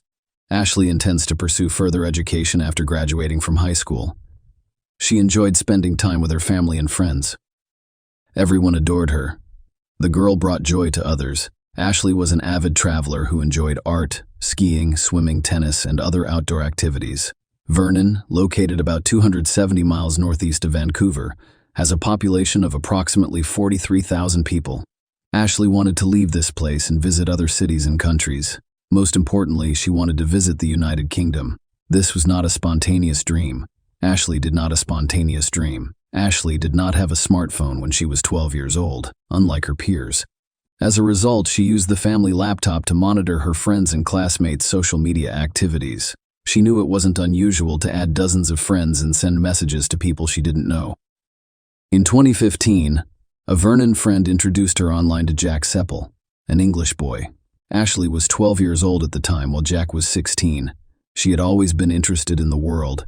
The fact that Jack lived on another continent piqued her interest in him. He was like a portal to faraway and unknown places. At the time, Jack lived with his mother in Chelmsford, a city of approximately 180,000 people located an hour's drive from London. Ashley was a very outgoing individual. Jack, on the other hand, appeared to be more withdrawn. It appeared that his primary interest was social media. Their 3.5-year age difference did not seem unusual because they were pen pals, but over time they grew closer. They spoke every day, and after about 2 months, Ashley began mentioning Jack in conversations with her parents and older sister Haley. Ashley's parents, Christy and Kenneth, are divorced. Their relationship with their children, on the other hand, remained unchanged. Ashley's mother was wary of the developing relationship, fearing that someone else was hiding behind the teenagers' photos. Christy relaxed after Ashley and Jack began FaceTiming in the family living room. She occasionally even greeted Jack. The woman liked his English accent, but Christy expected her daughter's interest in him to fade. However, the girl fell in love. For 7 years, Jack and Ashley communicated via text and FaceTime. They occasionally quarreled and stopped communicating. However, these periods were brief. Jack sent Ashley various gifts, including clothes, teddy bear jewelry, a purse, and sometimes money. Because of the 8-hour time difference, his face and name became familiar in the Wadsworth household. Ashley had to get up before dawn to speak with Jack, and the latter stayed up late at night waiting for the call. Ashley and Jack eventually shared a common dream. They wanted to meet in person someday, but for the time being, they were just images on a screen for each other. When Ashley turned 15, she asked her mother if she could pay Jack a visit. Christy's response was negative. She couldn't believe her 15-year-old daughter would travel to a foreign country to meet a man she had never seen before. Of course, Ashley was disappointed by the refusal, but she did not give up and said she would go when she reached the age of majority. As they grew older, the couple began to argue more frequently. The most common reason for this was jealousy on Jack's part. He was afraid Ashley would start a relationship with one of her Vernon peers. Ashley tried to persuade Jack by saying she loved him, but he was extremely jealous. Ashley would sometimes block Jack during their disagreements, making it impossible for us to contact her, but that did not deter him. He set up new social media accounts to text her or contact her sister and friends, knowing they would tell Ashley about it. Some of her friends believed Jack was obsessed. Ashley, on the other hand, was always quick to defend Jack, claiming that he was incredibly passionate. Jack's relationship with other girls was sometimes the source of their disagreements. They would stop communicating during such times, but they couldn't go without each other for too long. Ashley's mother claims she constantly compared her other boyfriends to Jack. In addition to his fascination with social media, Jack was a tattoo enthusiast. In October 2018, when he was almost 20 and Ashley was 16, he got a new tattoo, which he proudly displayed. He had her name written on his arm. That was how Jack hoped to demonstrate his dedication and seriousness of intent. He sometimes called Ashley, and his future wife, Christy Gendron, said the tattoo was too much. She forbade her daughter from getting a tattoo with Jack's name, but Ashley claimed she never considered it. The relationship with Jack became increasingly turbulent. Even from a distance, he exhibited some controlling behavior. Ashley's age may have caused her to overlook this. During one of the arguments, he ran a knife over his tattoo of Ashley's name. At the time, she thought it was an insane way to tell her he loved her. At the same time, she began concealing certain aspects of Jack's behavior from her loved ones. In 2020, Ashley was 18 years old when she received several phone calls from women Jack dated and frequently quarreled with. One of them informed Ashley that Jack would not let her out of the house and asked her to speak with him and calm him down. Jack occasionally dated other women, but he never kept it a secret. Perhaps she just thought so. Ashley was a teen girl who had no idea Jack was a skilled manipulator or that his behavior was abusive. She had intended to end her relationship with him several times, but he always sincerely apologized, saying she was the only girl he loved. Ashley was spiritual and discovered God through the Church of Jesus Christ of Latter-day Saints. She was baptized Mormon in April 2021. Ashley began working part-time, as soon as it was legally permitted. She worked for McDonald's, Burger King, and several other companies. The girl received her own money, and her first purchase was an iPad. She no longer needed to use the family laptop to communicate with Jack. Her desire to see him in person persisted. Ashley's parents had previously forbidden her from visiting Jack, but now she was an adult, able to make her own decisions. She had her own money, so her dream came true. The girl obtained a 6-month tourist visa and booked a flight to London. Ashley, 19, said her goodbyes to her family on November 12, 2021, and was taken to the airport by her father. Her parents were understandably concerned about her, but they could no longer stop or persuade her. I figured the worst-case scenario was that she'd leave, they wouldn't work out, and she'd return home and set her mother Christy up. Ashley sent a Snapchat message to her family while waiting for the plane to depart. "I'm on my plane," and she said it's huge. After 7 years of online communication and 10 hours on a plane, the couple finally met in person. It was an exciting experience for both of them. Ashley's friends and family watched as she shared photos of herself and Jack on social media. She appeared to be happy. Ashley moved into Jack's house in northwest Chelmsford, where he has been living since 2020. Their story resembled a fairy tale. Ashley's family had no idea this love story would end so badly, but everything appeared to be going well so far. Ashley posted photos from her trips with Jack. They traveled to many places and appeared to be a happy couple in every published photo. Ashley had imagined Jack to be like after communicating with him online for so many years. That is, he was not striving to be perfect. Jack was kind and sentimental. He was occasionally angry, displaying his bad temper. They spent all of their time together because Jack was unemployed and was supported by his mother, who lived nearby. Ashley was unable to find work because she was a tourist in the United Kingdom. She noticed that Jack didn't have any friends. He had no life beyond social media and a game console. He soon demonstrated the first signs of controlling behavior. He didn't like Ashley's conversation with one of the neighbors. The situation seemed strange to her. She was never without friends and did not spend the majority of her time at home. Before Ashley left Canada, a church friend introduced her to some American missionaries her age, who were supposed to be in Chelmsford at the same time she arrived in London. She told Jack she wanted to meet these people, but he objected and refused to let her attend Sunday services. It was an additional red flag in their relationship. Ashley was becoming bored as they spent the majority of their time at home. Since Jack forbade her from attending church, she contacted the missionaries via text messages, keeping it a secret from him because she knew he would not like it. She deleted his WhatsApp conversations because he kept checking her phone. Every day, Jack's behavior worsened. 6 weeks after Ashley arrived, he struck her for the first time. That day, he texted his mother that he smacked Ashley after discovering that she had blocked 2 British numbers on her phone years ago. He assumed the numbers belonged to other men. "That's no reason to touch her," his mother responded. As a result, Ashley was in a foreign country, away from her home and family, and alone with a man suffering from psychological problems. Behind the photos of smiling and happy couples are often sad and depressed individuals. Ashley changed her Facebook photo to one of Jack hugging her and captioned it, "My bestie with a red heart." At the same time, she set up a secret album on her phone to store photos of her bruises caused by Jack's abuse. Ashley informed her sister Haley that he was not the man she had imagined in her dreams. At the same time, she threatened to stop communicating with Haley if the latter informed their mother. Jack frequently took sedatives. As previously stated, he was a skilled manipulator. Jack has a history of self-harm. When he was angry or wanted to comfort his girlfriend, he hurt himself, but he was always careful not to endanger his life.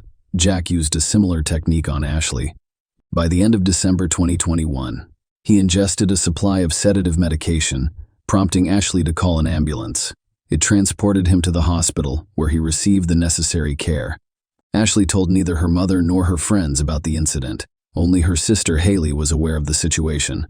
The latter invited her sister to come home. The next month, in January 2022, Jack smashed a beer mug over Ashley's head. She cried on FaceTime with her sister while Jack screamed and forced her to clean up the pieces. Haley was shocked. She begged her sister to fly home, but that did not work out. Over the next few weeks, Jack, like many other manipulators, demonstrated his better side, giving Ashley reason to believe he had recognized his errors and changed his behavior pattern.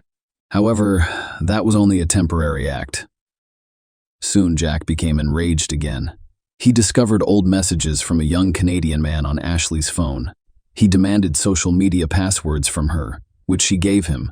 During a fight in late January 2022, Jack hit Ashley again and threw a TV remote at her while she was FaceTiming with Haley, who begged her sister to return home. Ashley agreed at first, but later changed her mind. Ashley's family believes she changed her mind after Jack apologized and promised to change. Thus, their relationship was divided into alternating cycles. Everything seems fine. Jack beats her up, then apologizes. On January 30, Jack Seppel texted his sister, "I am obsessed with Ashley's past. It was only a matter of hours until we reached the point of no return."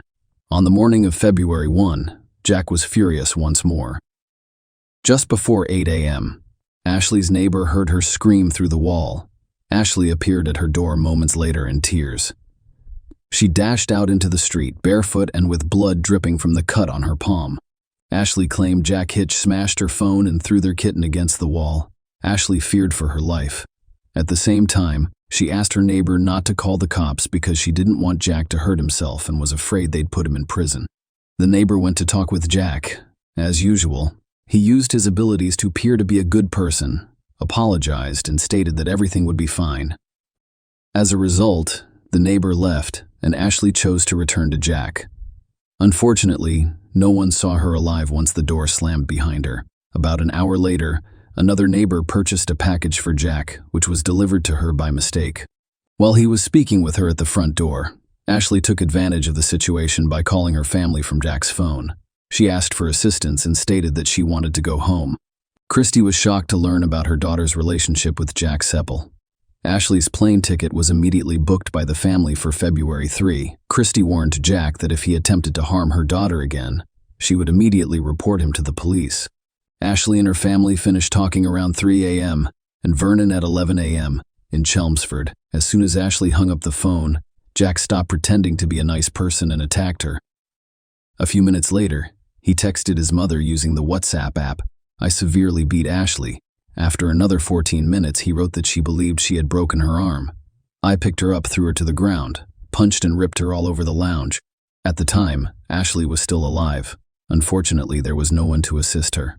Starting 11:22 a.m. to 12:38 p.m., she used Jack's phone to send messages. She wrote to family and friends in Vernon, where it was the middle of the night, and to her church acquaintances in Chelmsford. Ashley. She wrote to a friend, "I need your help. It is an emergency, please." A few hours later, they received new messages stating that everything was now fine. However, Ashley was not the one who sent them. It was a few. None of the people to whom Ashley wrote received these messages right away. Jack Seppel strangled Ashley Wadsworth shortly before 1 p.m., but he felt it wasn't enough. He went to the kitchen, grabbed a knife, and returned to the bedroom. He stabbed her about 90 times in the chest and abdomen. Later that day, Jack changed his Facebook profile picture to a photo of himself and Ashley taken at Gatwick months earlier. Ashley's church friends, Jamie Ashworth and Taylor Borden, paid a visit to the tennis and riding property, which he captioned "Forever Mine." When there was no response, they contacted the police.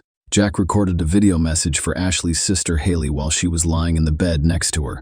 "I apologize for taking your sister Haley," he said. He also stated that he loved Ashley and could not let her go. He never sent the video to Haley. After filming the video, he stabbed his chest with minor superficial wounds.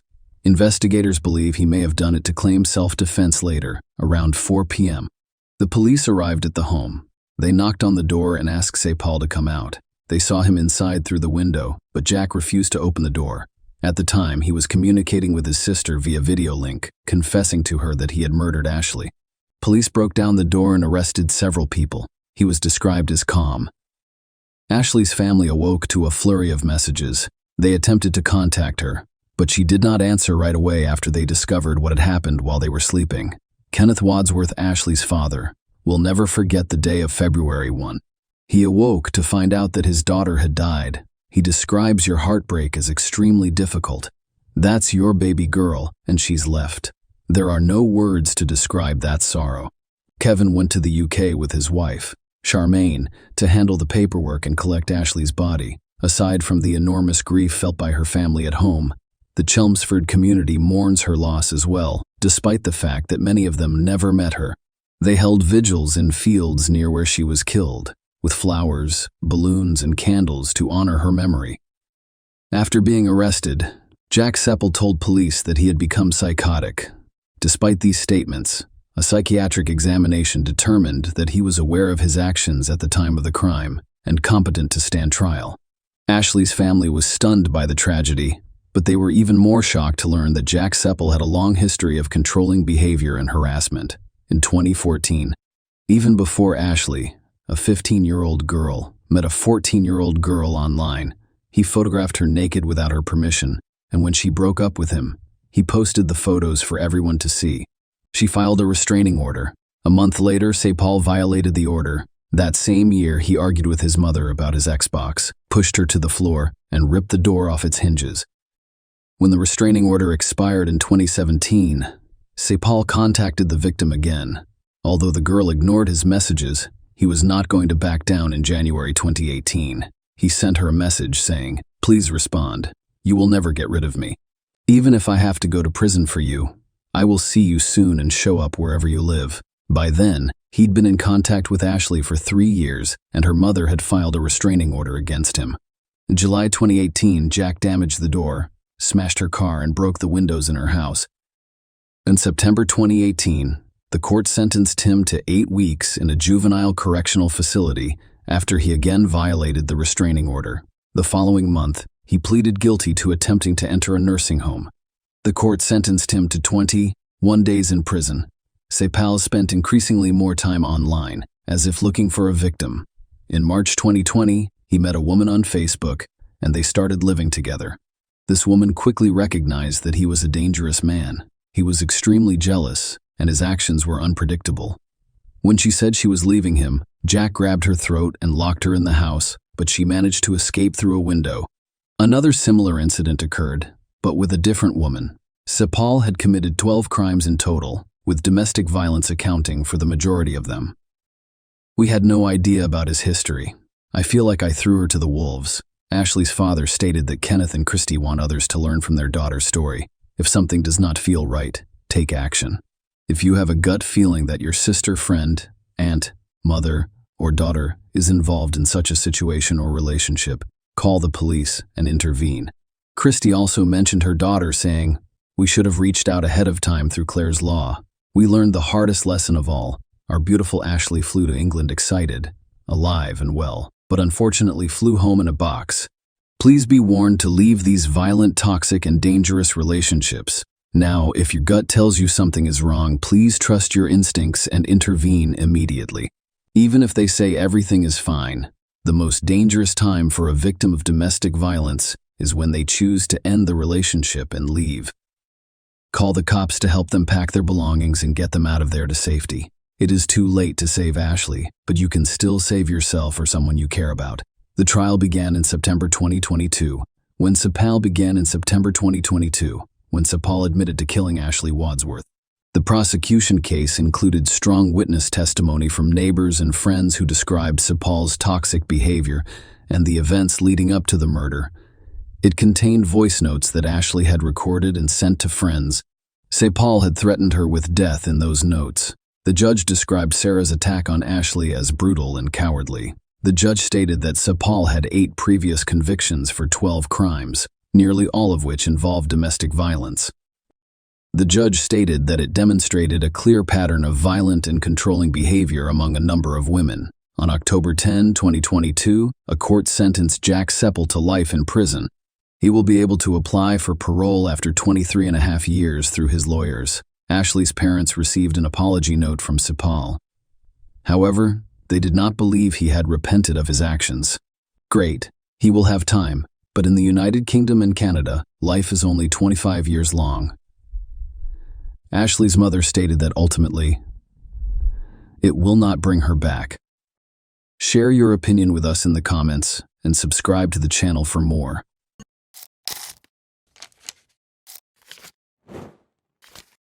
Hey guys, welcome to my channel, and today we're going to take a look at another horrible case with you. After opening in 1954, the Fontainebleau Hotel quickly gained popularity among Miami's elite. Benjamin Novak founded it and oversaw the property until 1977. Bernice Novak, his wife, was a prominent figure in Miami's social life. In 1956, Bernice, a former fashion model in New York, and Benjamin welcomed their only son, Ben Novak Jr. Ben carried on his famous family's legacy while growing up in the glitz and glamour of this iconic American hotel, making use of his connections and power.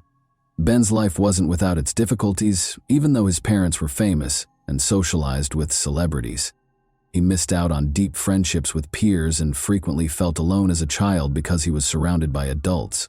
Many of his early experiences seemed to him to have been staged and fabricated by the adults in his life.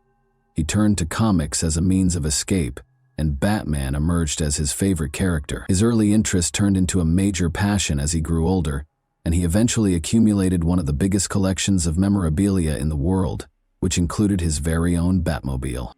Ben Novak Jr. inherited his parents' business sense in addition to their wealth. He was more than just a comic book fan. He was a clever businessman who loved what he did.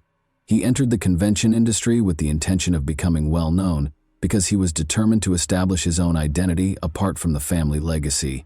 He continued to work in the hotel sector, organizing conventions with success and making good money each time. Unfortunately, he would ultimately meet a tragic end at one of these conventions. Ben, however, pursued a different interest prior to that depressing development. His life took a drastic turn when he met Narcissa, a stripper at a Miami strip club. He had a thing for strippers. In 1983, Narcissa Sierra Valise Pacheco relocated to Miami. Being the youngest of 6 children and the family favorite, she grew up in a rural part of Ecuador and was well protected by her older brothers. She married Angel when she was 17, and the two of them had a daughter, May Abad. The family moved to New York City when May was 4 years old, but Angel soon left Narcissa and their daughter after the marriage rapidly soured. Narcissa remained in New York as a single mother and put in a lot of effort as a seamstress, but she felt that a life of more luxury was her destiny. In her ideal world, she would be able to drive fancy cars, go to glitzy parties, own and flaunt expensive clothing, and take luxury yacht cruises. Driven by this aspiration, Narcissa imagined a life devoid of worries about money and rent. But in the end, this dream would take her in a problematic direction. Narcissa made the decision to move to Miami with her daughter in the summer of 1983 in order to start over. At first, she struggled to find work because of her poor command of English. Narcissa started working as a stripper in order to make quick cash and provide for her and her daughter. She saw it as a chance to meet rich men who were prepared to spend a lot of money. When Ben Novak Jr., a 27-year-old millionaire, entered her club shortly after she opened, she struck gold. She and Ben clicked right away after a lap dance. Ben gave Narcissa lavish presents, lavished her with lavish vacations, and gave her sizable sums of money. Narcissa's fascination with luxury only grew as a result. But this new relationship didn't exactly sit well with Ben's family. His mother, Bernice, who was very close to him, was unimpressed, and his father had died. Ben's mother's disapproval of Narcissa did not stop him, even though they spoke every day and she had a big influence on him. Instead of marrying a stripper, Bernice had hoped he would wed a reputable Miami socialite. When Narcissa married Ben in 1991, she accomplished her goal. She had a knack for it and was actively involved in his business from the start, managing bookings, attending conventions, and interacting with clients. Narcissa, however, favored a relaxed way of life, engaging in endless shopping and leading a carefree millionaire's lifestyle. While Ben followed his passion for Batman collectibles and became the second-largest collector in the world, she developed an obsessive shopping habit. They enjoyed their gourmet meals, fancy cars, and mansion vacations. They also took in May Abad, Narcissa's daughter, who was in her late teens at the time. Ben became the father figure she had been missing for 18 years, and they grew close. May, Ben, and Narcissa led a lavish lifestyle, but on April 4, 2009, Ben's mother, Bernice, died suddenly, turning his life upside down. A neighbor found Bernice's body in her Fort Lauderdale residence. Her death was officially declared an accident, despite the suspicious circumstances. Blood was discovered flowing through the kitchen and into the laundry room from her car. According to the authorities, she must have fallen and hurt herself, striking her head on the car mirror, before bleeding as she entered the vehicle and eventually passing away. After his mother passed away, Ben was devastated by the loss and went into a deep depression. Narcissa pretended to be a helpful wife while attending the funeral. Ben threw himself into his work at Convention Concepts Unlimited as a way to deal with his loss. Ben and Narcissa arrived in New York on July 12, 2009, where Ben was in charge of a significant conference at the Rye Brook Hilton. More than 1,000 people attended the event, which was for the esteemed client Amway Global International. Around 7 a.m. on the morning of the 12th, Narcissa left their room to join her daughter for breakfast. About 30 minutes later, she came back into the room to find her husband bleeding and bound on the floor. He had already passed away. Another member of the well-known Novak family had been murdered only 3 months after Bernice's passing. Ben's death was promptly deemed a homicide by the authorities. Ben was discovered with his hands bound behind his back and his legs duct taped together below the knees, only wearing his underwear. He had been lying in bed, probably asleep, when he had been hit in the head by something. The attacker left his body face down on the floor after bludgeoning him to death. Police discovered the bed covered in blood that had spilled onto the floor around his dead body. Ben's eyes had been gouged out at the scene, which was a terrifying detail. Narcissa told the police right away that she thought the murder might have been a robbery, but the room didn't seem to be lacking anything. Not even a few $100s in an envelope was damaged. One would anticipate that valuables, particularly cash, would have been taken if it had been a robbery.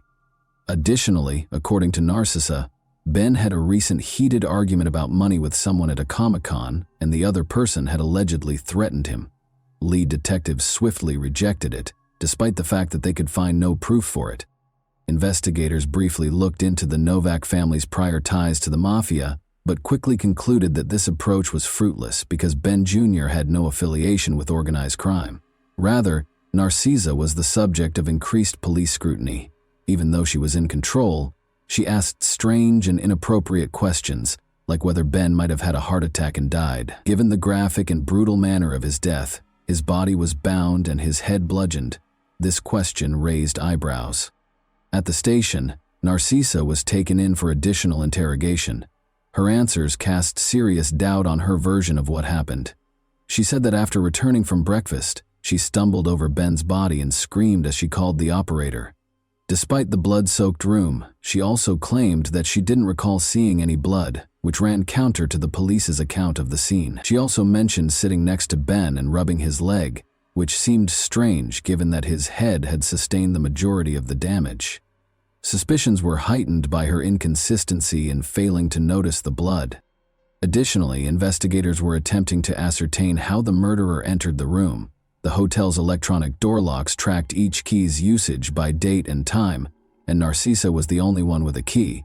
The last time the key was used, according to the hotel's records, was 11:30 p.m. the previous evening and was only used once more when Narcissa came in at 7:30 a.m. following breakfast. The key had no other applications. A hotel witness also claimed to have seen a woman who fit Narcissa's description strolling around with 2 men. When the police questioned Narcissa, she denied this. Detectives became more and more certain that Narcissa was responsible for Ben Novak Jr.'s murder as the investigation went on. Their suspicions were confirmed by Mayabad, Narcissa's daughter, who disclosed that her parents' marriage was strained. She clarified that, despite being married, Ben continued to engage in stripper activities due to his struggles with infidelity. May implied that Narcissa's anxiety was more related to the possibility of divorce than jealousy. Narcissa knew that a divorce would cost her the way of life she had become used to, so she was terrified that Ben would leave her for another woman. This was a legitimate fear. Narcissa hired men to break into her and Ben's house in 2002 as part of a home invasion plot. For 25 hours, they held him captive while he was restrained. According to her daughter, Narcissa had a history of using drastic methods to keep Ben from leaving her and would go to great lengths to get what she wanted. Ben called the police to report the incident, but he later dropped the charges and the case was categorized as a domestic dispute instead. Detectives still did not have enough evidence to charge Narcissa, even with the growing suspicions and evidence against her. After questioning, they chose to send Narcissa and her daughter back to their hotel. May begged her mother to tell the truth during this time. In response, Narcissa reminded her daughter of their relationship but gave no other details. Police were called to the Novak residence for a reported domestic disturbance 3 days after Ben was killed. May Abad clarified that she immediately went to the house to look for evidence against her mother after returning from New York. Narcisa found her while she was looking through documents and used a crowbar to attack her, accusing her of betraying her country. According to Narcisa, she grabbed the crowbar in self-defense after May started the fight and attempted to start a fire. The Fort Lauderdale home of Novak was searched by police. They confiscated 5 rolls of duct tape, documents, computers, bills, and security tapes. May, worried that her mother might inherit her stepfather's estate, hired a lawyer to freeze the estate as the investigation surrounding Narcisa Novak became more intense. She also got in touch with the detectives in New York a few months later to offer more proof. Narcisa knew that Ben was having a serious affair with Rebecca Bliss, a porn star, in 2008. May claims that Ben's declarations that he intended to leave Narcisa caused her mother to become extremely alarmed. May thought that Narcisa's murderous intent was motivated by the possibility of divorce. Narcisa did not like the prenuptial agreement, which stated that she would only get $60,000 and give up any claim to Ben's millions in the event of a divorce. Ben's will left his mother the majority of his assets, so even if he died, Narcisa would still lose out. But there was uncertainty about Narcisa's possible inheritance, because his mother had only passed away 3 months prior. The police also questioned Cristobal Veliz, Narcisa's brother. He claimed that Narcisa's daughter May Abad was the murder's mastermind. Cristobal implied that there was a cover-up behind May's tardiness in disclosing Ben's affair with Rebecca Bliss. Narcisa told the FBI that she had found explicit love letters from Ben to his stepdaughter May, which further complicated things. According to Cristobal Veliz, he could demonstrate that May Abad had framed her mother and hired a hitman, Alejandro Garcia, to kill Ben. Garcia was taken into custody for an unrelated offense in November 2009. He was questioned about the Novak murder while he was in detention. When Garcia realized how serious his situation was, he made a deal and admitted to killing Ben Novak Jr. He asserted, however, that Cristobal Veliz, not May Abad, had employed him. According to Garcia, Veliz paid him $5,000 to commit the murder. Police were unable to locate any receipts from Cristobal's residence to verify the transaction, but surveillance footage showed Garcia retrieving a payment receipt from Cristobal. Garcia decided to cooperate further because he was already facing prison time, and he disclosed a shocking fact. This was not the first murder he had committed under Cristobal Veliz's supervision. Alejandro Garcia was hired in April 2009 to murder Bernice Novak as she went into her garage.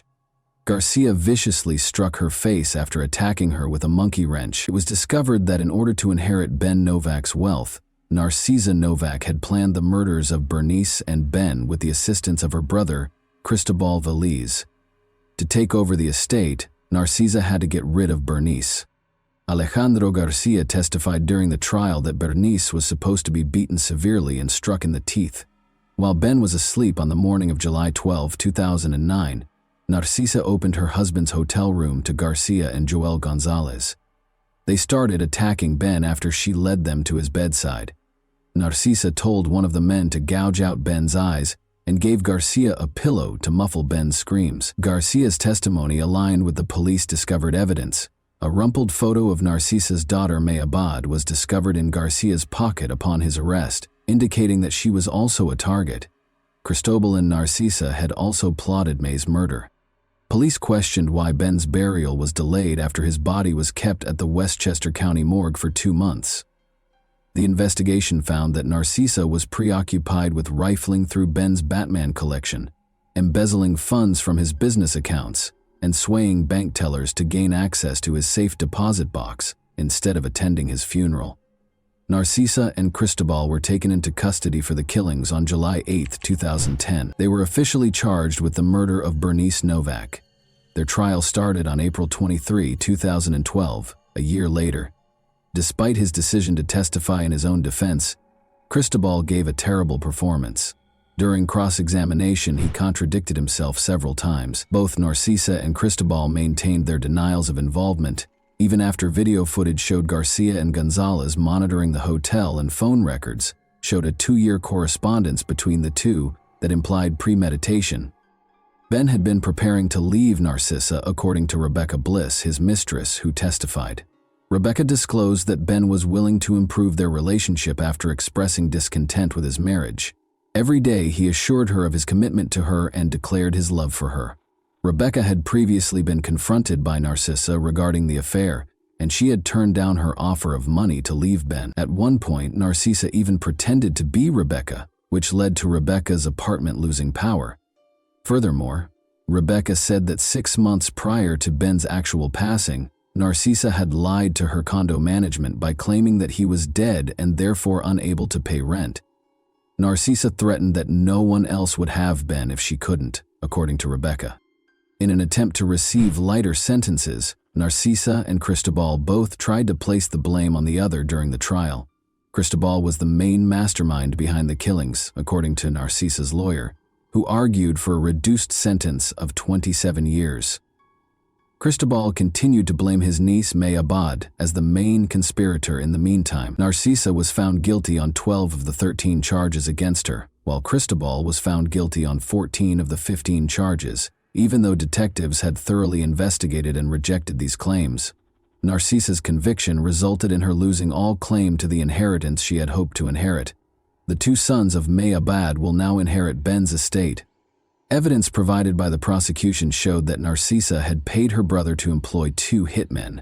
According to the murderer's testimony, Cristobal had enlisted their help and given them instructions from Narcissa on how to carry out the assaults.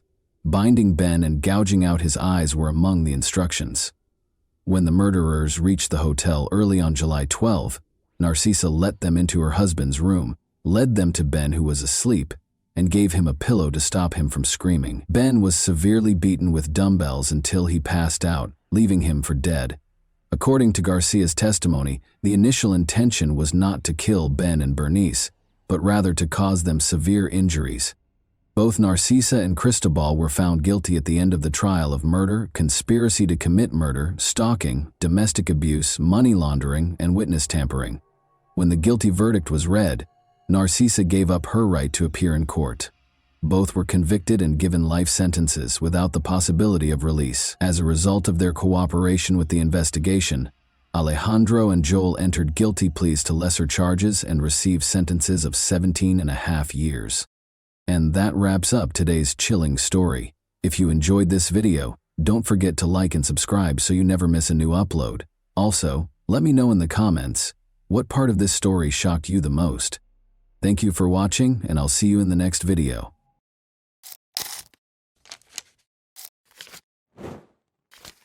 Hey guys, welcome to my channel, and today we're going to take a look at another horrible case with you. This video examines the events that occurred in the U.S. state of Washington in 2001. The mother of 8-year-old triplets, Dana Laskowski, 36, was discovered in her own home lying face down on a couch. It was a complicated mystery with multiple suspects for the police. Dana's ex-husband, her boyfriend, and other men were all investigated by detectives. However, this story had an unexpected conclusion, and Dana's family was shocked by the revelation of the truth. Dana Laskowski lived in Puyallup, Washington, a charming, peaceful city with tree-lined streets and nature trails. In 2001, although Puja has a low crime rate and is a safe city, on a typical August 2001 day, police receive a disturbing call regarding one of the city's newest residents. Dana was supposed to get to work at 7:30 a.m. but she never did. She was watching 2 doctors. She is very responsible, so this was really out of the ordinary for her. The police were contacted by her employers to inquire about her well-being. The police showed up at Dana's house at 11 a.m. to check on her.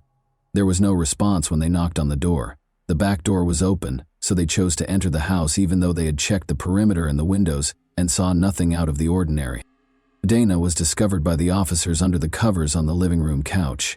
Her other hand was behind her back as she lay with her head resting on her arm. Sadly, she had passed away. The body was briefly examined by police to check for wounds from gunshots or stab wounds. They saw injuries on her neck, but they didn't find any of it. She had been strangled, judging by the marks. Indeed, there are crime scenes with bloodstains, a victim on the ground, obvious wounds, and possibly a mess everywhere. In Dana's home, that did not occur. Nothing was broken, and there were no weapons. When police turned Dana over, She was face down on the couch. They discovered dried blood around her ears and nose, as well as bruises on her neck. Dana was strangled to death, most likely by her own scarf, according to the medical examiner's ruling. In order to try to identify the murderer, police searched for any trace evidence, DNA, bodily fluids, or other items. Dana's body was in an awkward position on the couch. She wrapped one arm behind her back. She was in a face-down position. This indicated that she and the offender had engaged in combat. The person who did this was strong enough to overcome someone who was actually struggling for her life. It was clear from the facts that the offender was powerful. Dana was not killed, as evidenced by the abrasions on her elbows and knees on the sofa. Blood traces were discovered on the carpet in the living room after forensics applied luminol to it. This meant Dana had been killed on the ground. After that, the murderer picked her up, laid her down on the couch, and wrapped her in a blanket. Investigators hypothesized that the murderer was attempting to comfort Dana. In this instance, the fact that she was wrapped in a blanket might suggest that the offender was experiencing regret or guilt. It's possible that the murderer had feelings for Dana. The house wasn't broken into by a random burglar. When searching for suspects, it's critical to consider the possibility that this person knew her. Important information was obtained by the police following the autopsy. Detectives started interviewing neighbors, and one of them claimed to have heard a woman's screams coming from around 1 a.m. This gave police their first idea of the time frame. The medical examiner was able to estimate that Dana had been dead for a few hours before police arrived and had most likely died during the night or early morning hours of that day. Dana was probably dead by 7:30 a.m. because she had not shown up for work. Following the conclusion that Dana was murdered between 1 and 7:30 in the morning, the investigation probed further into her life in an effort to identify potential suspects. Dana was the mother of 8-year-old triplets who lived with their father, Steve, her spouse. The police learned that she had recently separated from him at the time of her death. There were more possible suspects among those Dana might have invited into her home because she had begun a new life and made new friends. The people Dana worked for as a nanny mentioned a man named Adam who started stalking her, so detectives contacted her employers to find out if any of the people she was dating had disturbed her. Adam, a cable company employee, was working at Dana's house after she recently moved. He asked Dana out on a date after finishing the work. He kept trying to spend the evening with her, but she refused. Adam refused to accept no from her, and his actions eventually started to terrify Dana. She mentioned gifts, flowers, and notes left on the door, as well as incessant messages from him that didn't stop. These behaviors suggested obsessive, domineering, and irate behavior that might make Adam think about committing a crime. Police discovered that Dana had threatened to hold Adam accountable if she were to suffer any harm. Adam became the main suspect and was in the spotlight. Despite everything, his actions and potential motivation appeared to be strong evidence of guilt. Adam denied any role in Dana's demise. The police conducted a thorough investigation of his surroundings while he was being questioned. They looked through his work locker and his car, but they didn't find anything unusual. When questioned about his whereabouts, Adam acted aggressively and insisted on his innocence. Adam stated that he stayed at home with friends the night of the murder. His statements were verified by a review of his phone records. As a result, he was placed lower on the investigation's list of suspects, forcing the police to focus on other individuals. A phone number written fluently in pen on Dana's hand was the tiny but crucial piece of evidence that investigators concentrated on. They looked up the number and found that it belonged to Julian, a 35-year-old man. The importance of the phone number to Dana was evident from the fact that it was written in pen on her hand. To learn why Julian's number was inscribed on Dana's hand, detectives located him and asked him to come in for interrogation.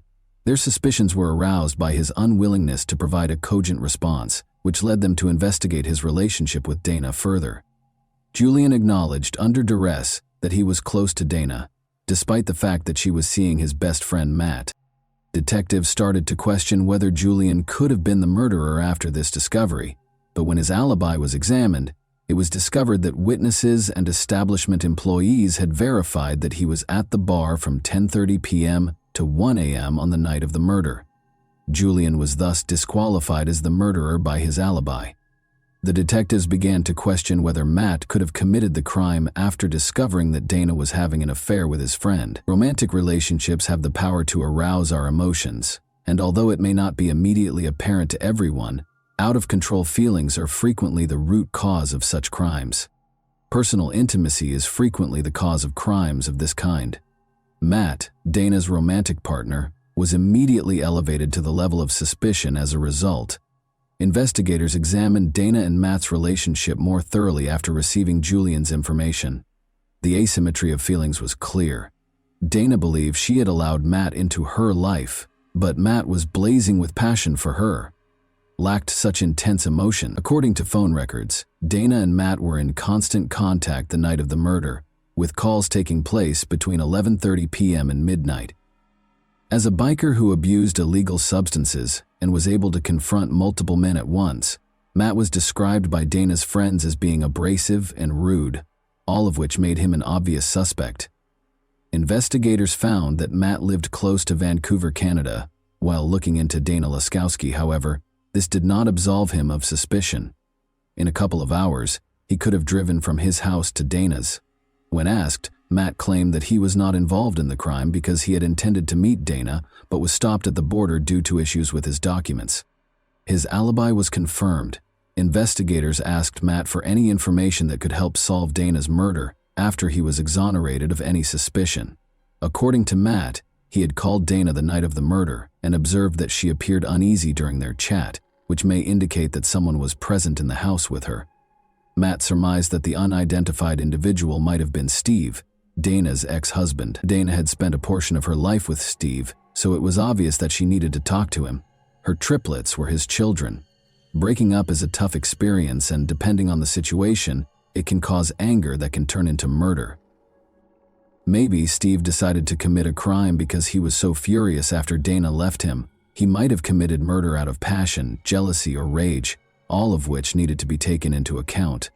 When investigators started looking into Steve's identity, they discovered that he had given Dana a life insurance policy, which expanded the pool of potential explanations for what transpired to include financial ones. When Steve was brought to the police station to be questioned about his relationship with Dana, he seemed unusually distant and withdrawn, seen in his feelings. His emotions seemed to have been smothered. Another suspicious detail was discovered by the detectives during the interview. Steve's knees were abrasive, just like Dana's elbows and knees. Investigators thought that on the night of the murder, there might have been a disagreement between the two. Steve explained that he had sustained the abrasions on his knees while playing baseball when detectives questioned him about them, but according to one of the detectives there, who was a real baseball expert, those kinds of injuries were not typical of the sport. Steve was even more anxious after that, but did he have a chance to murder Dana? Steve responded that he was at home, 5 hours away from Puyallup, when asked where he was on the night of the murder.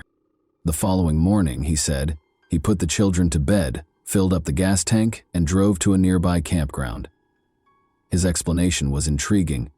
The triplets' absence from Dana's home the night she passed away could have been a coincidence, but it could also indicate that Steve had prearranged the entire situation.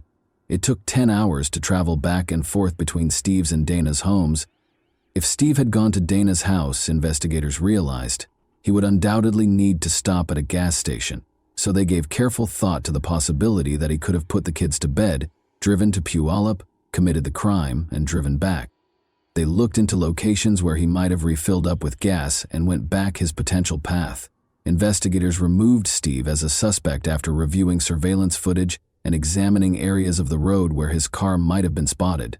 They were unable to find any concrete proof that Steve had made the trip. The investigation hit an impenetrable wall after all suspects were ruled out, which caused great frustration. The fact that Dana's body was covered in blankets seemed particularly strange, a behavior that amply demonstrated the unusual nature of the perpetrator. The investigators had reached a point where they had no viable suspect or explanation for the nature of the crime. In light of this, the police made the decision to enlist the FBI in the inquiry.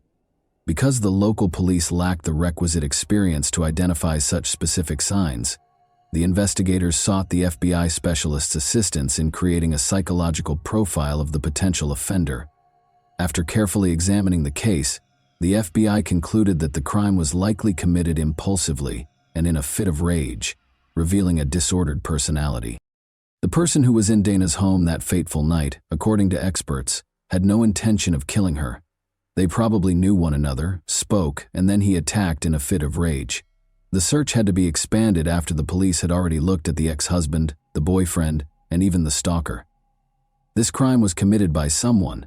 It was unclear who made the decision to expand the search for suspects in the Dana Laskowski case in light of fresh FBI information. Police were now searching for someone who could have lost control if provoked. Detectives examined the video footage from Dana's funeral in an effort to find fresh evidence. Finding out who was there and how people acted on this day of mourning was essential. It was crucial to observe who attended Dana's funeral and who did not, both from a psychological perspective. Given that most murders are carried out by someone the victim knew, it is possible that the murderer was one of these individuals. It's possible that the murderer attended the funeral because it would have been suspicious to skip it. However, how did he respond to that circumstance? Did anything have the potential to reveal him? The police discovered an entry in the guest book that caught them off guard. His loved ones wrote that they missed Dana and were shocked by her passing, expressing their sorrow over the loss. However, Amanda, Dana's niece's entry was especially noteworthy. "I apologize for not being the best niece," she wrote. "It's been 34 days since I broke free from addiction. You are the reason for this." Amanda was characterized by some family members as a wild and erratic young lady. According to what was written, Amanda had overcome her addiction following Dana's passing. She also did it for Dana's benefit, which said two crucial things. Her love for her aunt was the primary factor, but it also revealed that she felt bad about her death for whatever reason, which was important because it raised the possibility that she was involved in Dana's demise. Dana was a compassionate, kind individual. Dana loved her family, and in an effort to keep her niece, Amanda 17, out of trouble, she would often let her stay with her. Amanda was a frequent runaway from home. Because Amanda was a reliable adult who was always there to support them through any problems at home, Amanda and her friends would frequently visit Dana's house. The detectives looked at Amanda to talk about the circumstances surrounding her aunt's death. They had scheduled a meeting with her. Amanda disclosed that she and Dana had been like mother and daughter. She and her friends had always had the support of their aunt. They were teenagers with unstable home lives who spent time in the park and associated illegal substances and alcohol with their future. All of them had just finished high school, but they had no clear plans for the future. Dana was attempting to establish a secure location that Amanda and her friends could visit day or night. As a result, when investigators questioned Amanda about Dana's murder, the back door of her home was always left open at night. She gave a list of those who had visited the house, naming Zane in particular. "He was a strong man with a violent temper," she said. Then Amanda revealed something even more unsettling. She described how she had once been beaten by Zane. He threw her on the couch and started acting aggressively. He would try to hit on her hard and she would push him away and ask him why. Zane merely chuckled at this, displaying his strength and beauty, as though he was taking pleasure in the situation. The detectives made the decision to examine Zane more closely and search the databases. Zane was a suspect due to his criminal history of fighting and dealing illegal substances. To find out more about Zane, one of the detectives got in touch with his young informant. In their meeting, he talked about Dana's murder and recommended Zane as a potential suspect. But according to the informant, Zane was not the one who killed Dana. Emily, a young woman from Amanda's group, was the murderer. Emily Lauenborg, a 17-year-old drug user, lived close to Dana's home. Emily and Amanda had a close relationship. They might have even been best friends. After hearing the story, the detective started to question its authenticity. He couldn't believe that Emily, a 5'2" girl who was frail, could strangle a 36-year-old mother of 3. The informant responded that she was no longer the frail girl she had been. She had matured and gained muscle. Because she enjoyed wrestling men, she was known as the mutant. Emily wasn't your usual suspect. But as the investigation progressed, it became clear that she was the strongest of the problematic teenagers, impressing everyone, including the guys, with her physical prowess and wanting arm wrestling and even regular wrestling. Emily was taken to the station by the detectives to be questioned about her potential role in Dana's murder. After placing her hands on the table, Emily threw back her head and frantically looked from side to side before leaning forward and angrily telling her that she had been slandered. Emily was asked by the police where she was when Dana was killed. Emily and Amanda both stated that they were present at the party when the crime was committed. But around midnight, Amanda and Emily left the party, and the police were able to track them down. Consequently, they could have arrived at Dana's residence by 1 in the morning. Everything suggested that they were concealing something and were most likely involved in the crime. However, what had actually occurred? Was Emily responsible for the murder?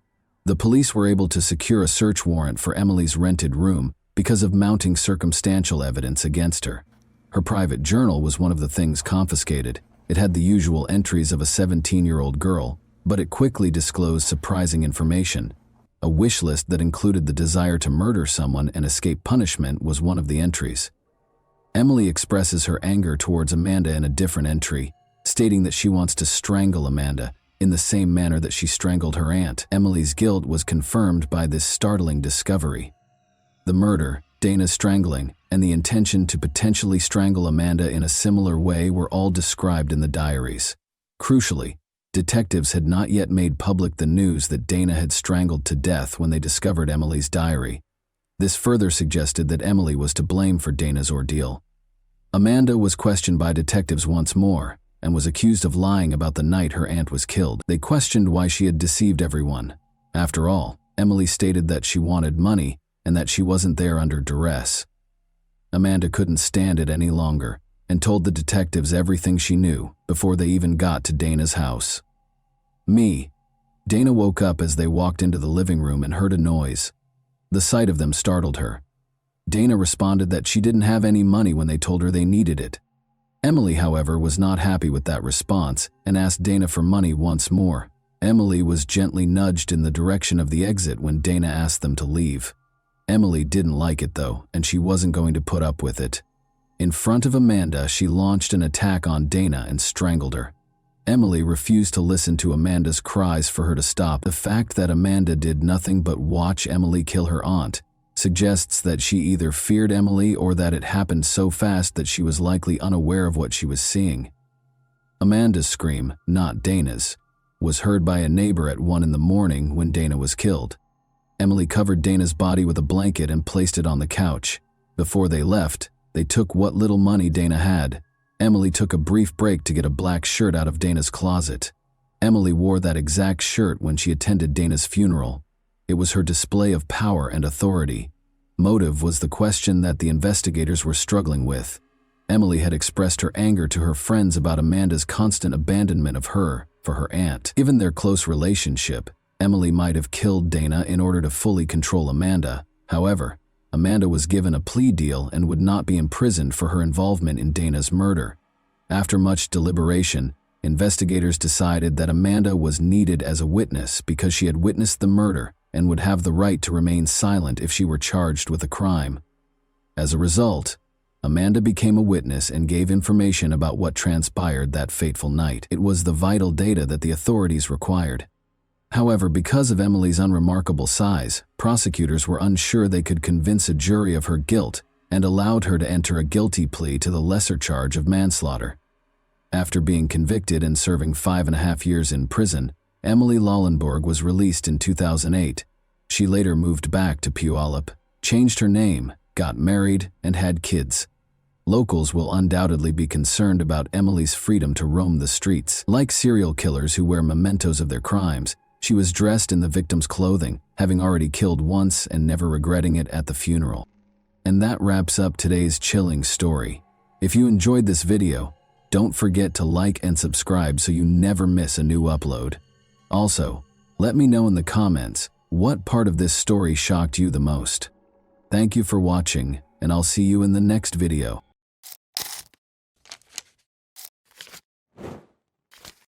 Hey guys, welcome to my channel, and today we're going to take a look at another horrible case with you.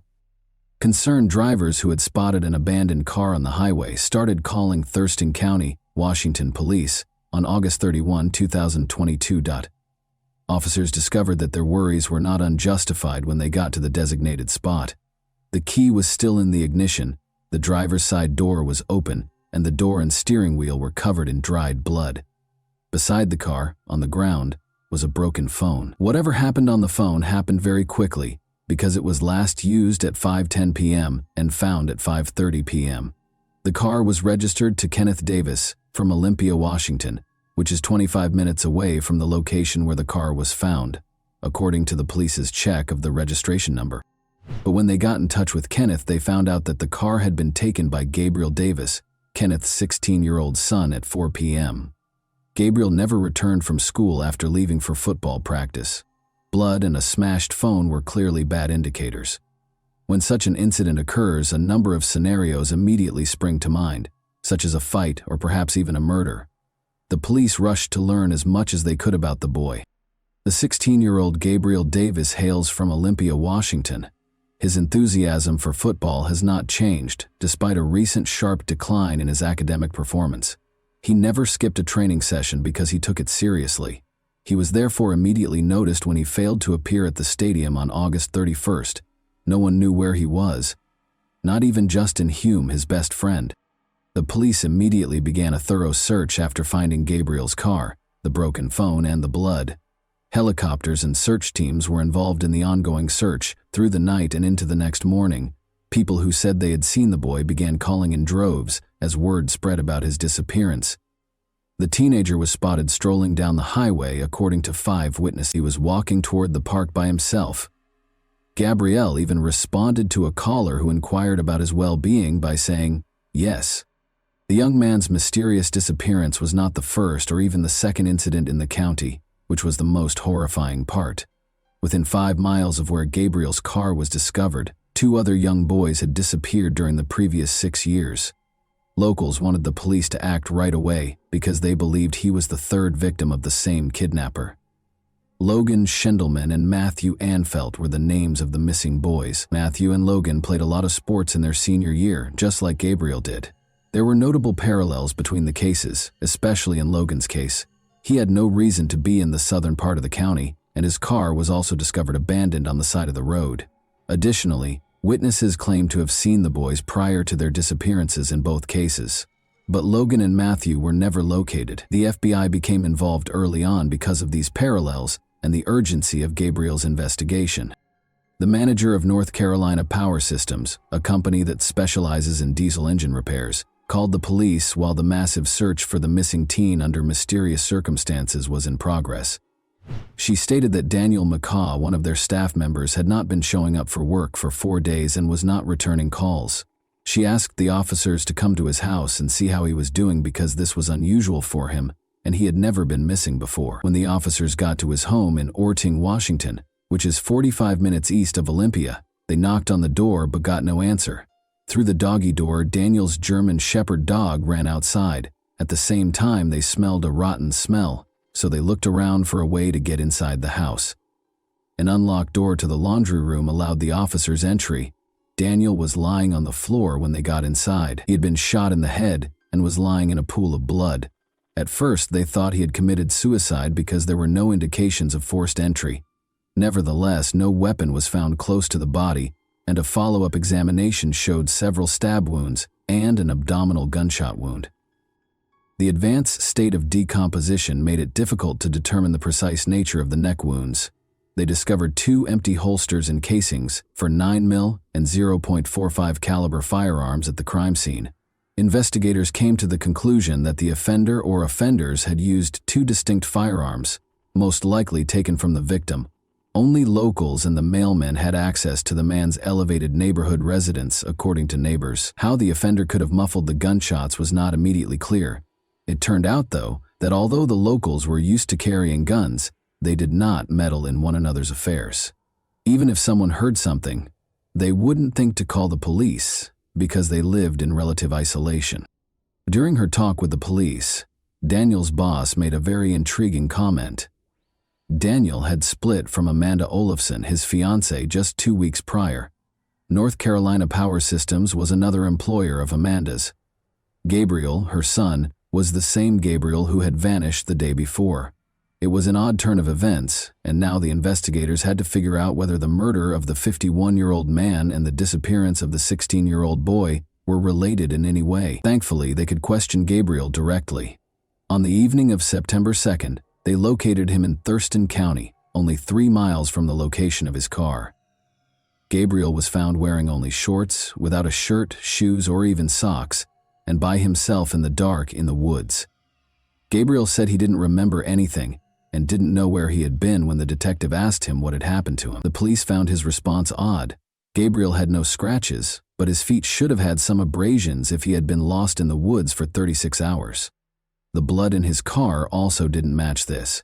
Gabriel didn't seem to be able to recall what had happened over the last 36 hours, possibly due to drug use. But in the end, the teenager's account was altered. He admitted that he broke the phone out of fear that the police would discover something that could be used against him. He went on to say that he was afraid of getting hurt, so he couldn't tell what had happened to him. This was a very strange and alarming statement, but since they couldn't force the boy to give an explanation, they let Gabriel return home to his family while detectives worked to determine what had happened. Kenneth, Gabriel's father, called the police the following day. He claimed that although his son did play a role in Daniel's death, it was only because Daniel's biker friends forced him to do so in order to steal something from the victim's safe. According to Kenneth, the biker gang approached his son because Gabriel had lived there and was familiar with the house's layout. If the boy didn't comply with their demands, they threatened to hurt him. Gabriel then confided in his friend Justin Hume about his problems, and the two came up with a solution. The police's evidence, however, painted an entirely different picture. Although the victim and the Amigos Motorcycle Club, which is connected to the infamous Bandidos Motorcycle Club, were connected, the police did not discover any proof that the Amigos Club was involved in the murder. In addition, one of Daniel's friends, who was also a club member, went to the victim's house a few hours after the body was found. When the detective told him about Daniel's passing, he was truly upset. Whatever was in the victim's safe, it had to be identified. When Daniel's mother gave the police the safe combination, she said that the contents would surprise and shock them. Amanda had called and told her that nobody knew how to open it, she said. Approximately 212 different kinds of weapons and ammunition, along with a few coins kept in plastic packets, were discovered by the detectives when they opened the safe. There were several packets containing illegally obtained pills and an empty jewelry box. There were details about his biker club in the notepad. There was obviously something the size of an ammunition box on the bottom shelf. Daniel took his safety very seriously, which was lucky for the investigators. He had a number of cameras in his home in addition to weapons. They assisted the police in figuring out what happened the night of the murder. The detectives discovered that Justin and Gabrielle spent a weekend getaway with their loved ones at Lake Panther on August 28. They left the campsite shortly after midnight and came back at about 6:30 a.m. The surveillance cameras at Daniel's house recorded their exact location, but their relatives were unaware of their whereabouts. 2 young, slender men came up to the victim's house from the backyard at 1:50 a.m. On his belt, one of them carried a canister of pepper spray or something. The men wore masks that partially obscured their faces. One of them had on a ski mask, the other a medical mask and a baseball cap. They had flashlights on hand. Through the dog door came the young men. After a while, nothing happened. But at 2:41 a.m., the homeowner left the garage, went inside, and vanished from the camera. 6 minutes later, his German Shepherd was seen on camera hastily leaving the house through the dog door. After leaving through the side door, the unidentified men wandered for a few minutes between the house and the garage while carrying what appeared to be a toolbox or a crate of military ammunition. At 2:52 a.m., they finally left the crime scene, bringing with them what appeared to be a toolbox or a military ammunition crate. Gabriel informed his father that Justin followed Daniel after he came inside from the garage, stabbed him, and then there was a gunshot. The safe was in the garage, so Gabriel went there. At that moment, he says he heard 2 gunshots. On August 29th, the guys went back to their regular lives after disposing of the weapons close to Daniel's house. Gabriel, though, vanished prior to the 31st. He claimed that after bikers found him, they dragged him from his vehicle and struck his head against the steering wheel, spilling blood inside. Then, after beating him for a while driving around with him in a Suburban, the kidnappers let him go. Additionally, they mysteriously took his shoes and shirt and looked through the car for the stolen item from the safe. They found nothing because he didn't steal anything. As a result, the teenager chose to portray himself as a victim, similar to Danielle. That being said, this version isn't cohesive. Why couldn't the teenager enter the house and flee right away if bikers were the ones forcing him to commit the crime? Why wasn't everything finished sooner if, as Kenneth claimed, they had planned it? It was illogical. Once more, why did they enter the house when the safe was in the garage if the goal was to steal something? In any case, Justin and Gabriel were searched and taken into custody by police on the evening of September 2. They discovered a black ski mask and a handheld flashlight in Justin's home, and a black mask in Gabriel's vehicle. Gabriel showed the investigators where he had thrown the weapons close to the former Olympia Brewery in Tumwater after the police arrested the teenagers on September the 2nd. Similar weapons to the one used to shoot the victim were found by the detectives, a .45 caliber Sig Sauer pistol and a 9mm Ruger handgun. More than a dozen knives were also discovered. The firearms were found inside an ammunition box, the same type that vanished from the victim's safe. Although Daniel had friends among the bikers, the police did not discover any indication that they planned to murder the man or even steal anything from his home. The real reason for the crime is not disclosed. However, Gabriel's past might conceal the crime's motivation. He has encountered numerous difficulties in spite of his youth. Gabriel and his older sister were at the center of a terrible custody battle that started when Gabriel's parents divorced when he was just 3 years old. A 2010 court ruling stated that the children lived with their father on weekends and with their mother during the week. After Amanda separated from an abusive husband and remarried twice, the decision was not reviewed. Kenneth, however, sued her after she moved in with Daniel in 2018, alleging that the kids' grades suffered and they frequently skipped class. Additionally, he claimed that Daniel was violent, threatened Gabriel with a weapon, and even threatened Gabriel's sister, who is now 20 years old, and her boyfriend. Daniel acknowledged yelling at the sister's boyfriend when he became embroiled in the custody dispute, but he denied threatening him. The argument started when the boyfriend broke into the house and took a phone charger, but he now feels bad about how he handled the matter. In any event, a judge in 2018 ordered that Gabriel, then 12 years old, and his sister, then 16 years old, live with their father during the week and with their mother on the weekends. The chaos didn't stop there. Because of her subpar grades, Gabriel's sister was expelled from school in January 2019. The girl reported to the school psychologist that her father had grabbed her wrist with force and that he acted aggressively, particularly when intoxicated. This only had a short-term impact. It is unclear if this was the case or if Amanda and Daniel pressured her to obtain full custody. The children were ultimately ordered to live with their father by the court. Amanda and Daniel's arguments served as the background for all of this. According to Daniel's boss, they may have broken up because of his devotion to the biker club. Amanda gave him a choice, either she or the club, refusing to make concessions to the club. His reaction is unknown, but neighbors noticed her removing items from his home on August 13, about 2 weeks prior to the murder. Gabriel made friends with Justin Hume during this period, who also had a history of getting into trouble at a young age. He was accused of making false bomb threats in high school and threatening a classmate with a knife in middle school. As a result, he had to transfer schools as soon as the academic year started. There are numerous pictures of the boy at the shooting range with Gabriel, demonstrating his intense interest in firearms. They caused mischief at school. Daniel's murder might have been retaliation for the way his relationship with Amanda ended, or maybe Amanda is lying. Anyhow, only a teenager could imagine a biker gang sending a kid to carry out their duties. The Raymond Hall Juvenile Detention Center is currently housing Gabriel and Justin. Among the many charges against them are first- and second-degree murder. Because of the high probability of them trying to flee, the bail amount for each teen is set at $1 million. When police arrived to arrest Gabriel, Justin's family was seen packing their belongings into a car, suggesting that they were probably planning to flee. Gabriel has previously staged a disappearance to avoid being held accountable for his actions. The teenagers will face adult trials. Notably, the Supreme Court in Washington decided in May 2021 that a person under the age of 21 cannot be automatically sentenced to life in prison without the chance of parole. Therefore, after serving 20 years, they might be eligible for release if found guilty. And that wraps up today's chilling story. If you enjoyed this video, don't forget to like and subscribe so you never miss a new upload. Also, let me know in the comments, what part of this story shocked you the most? Thank you for watching, and I'll see you in the next video.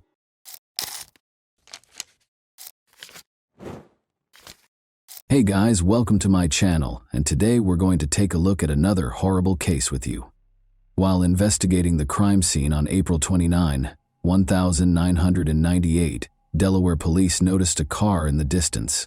However, the car suddenly stopped, turned around, and started back without even approaching within 100 meters. Although they were aware of the driver's actions, detectives paid little attention to them. Why would they do so after all? They had no idea, though, that this story might have turned out very differently if they had followed the enigmatic driver. When Debbie was 21 and Nino Pitts was 24, they first met. At a party, Nino asked their mutual friend Bill Sharp if he knew of any attractive girls he could introduce to his mother. This led to their introduction. Debbie was introduced to Nino by Bill, who said she was a wonderful girl. After dating for a while, Debbie and Nino were married in 1973. For 25 years, their lives were just like those of millions of other couples in the modern world. Both of their twins, Michael and Melissa, had grown up and were enrolled in college. The couple was getting ready to celebrate their 25th wedding anniversary in a low-key way when all of a sudden, things changed. On a lovely sunny day in Delaware on April 29, 1998, Debbie made the decision to plant rose bushes in front of their home. She had never been a gardener, so Nino was shocked to see her doing this when he got home, but he was happy to see that she was obviously enjoying it. Debbie was expecting a call from work, so she asked him to give her a call at about 4 p.m. With a nod, Nino entered. When Debbie had a gut feeling that it had been over 4 hours, she kept caring for the flowers. She assumed Nino had just forgotten her request, so she didn't give it much thought.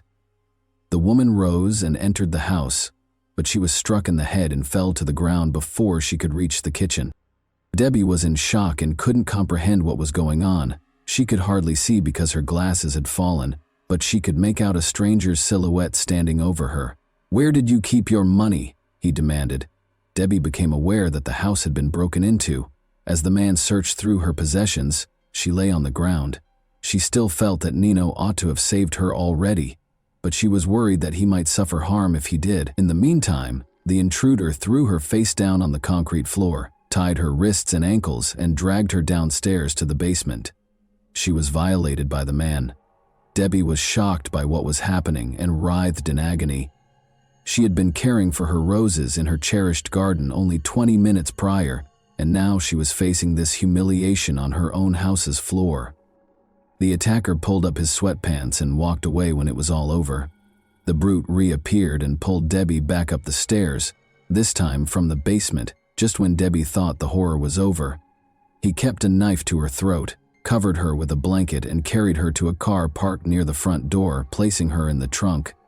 Debbie didn't even realize she had just been abducted because she was in such a state of shock. However, the man started the car, so she didn't have time for that. Debbie was trying to break free already. She wanted to break the bonds so she could begin kicking, biting, screaming, or doing anything else to get away or draw attention when the criminal opened the trunk again. But when he opened the trunk, her plan fell through. Debbie was horrified to see that no one was willing to assist her and that she was already in the garage. She was brought back inside the house by the kidnapper. It took him only one look to realize that Debbie had attempted to loosen the ropes after she was flung onto the room's bed. Furious, he violated her once more and punished her harshly. She sobbed and pleaded for forgiveness, but the more she pleaded, the more vicious he became. He chuckled and obviously enjoyed her suffering. Debbie saw that he probably had some illegal substances in his system. He bound her hands and feet to satiate his desire, then tied the ropes around her ankles and wrists to render her immobile. The attacker left her, closing her eyes and mouth.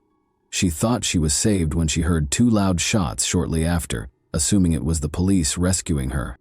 Debbie's absence was immediately noticed at work. As a hospice nurse, her dependability and timeliness were always undeniable. Therefore, a co-worker went to her home at 6:30 p.m. when she was unreachable. When Debbie's co-worker noticed the Pitts family's neighbor, she introduced herself and inquired as to whether he had seen her. "She had been planting roses in the garden," he retorted, adding that the house's side door was always open if she wasn't answering. The woman came inside. There was silence. She summoned Debbie. Her glasses were on the floor, and her possessions, including her wedding ring, were on the kitchen table. The woman kept phoning Nino and Debbie. She discovered Nino in the bedroom, but Debbie was nowhere to be seen. He had been shot in the head, and it was clear that he was no longer able to be helped. Only the following day did Debbie see the kidnapper.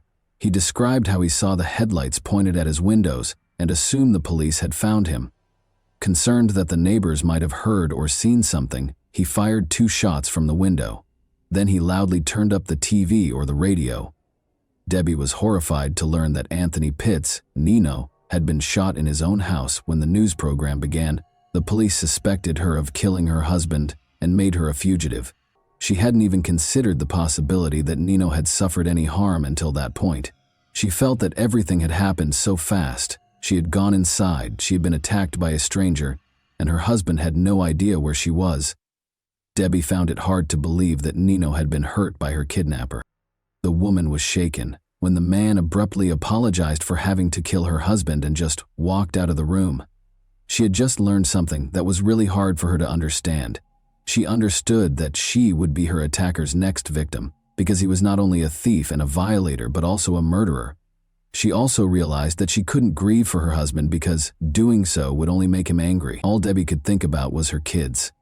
They were adults, of course, but they had to cope with 2 horrific shocks: the death of their father and the disappearance of their mother, who was suspected of killing him. Detectives spoke with friends and family in the interim, but they were unable to determine Nino's killer. The two had a great relationship according to everyone's testimony. The neighbors never heard any screams and they never got into a fight.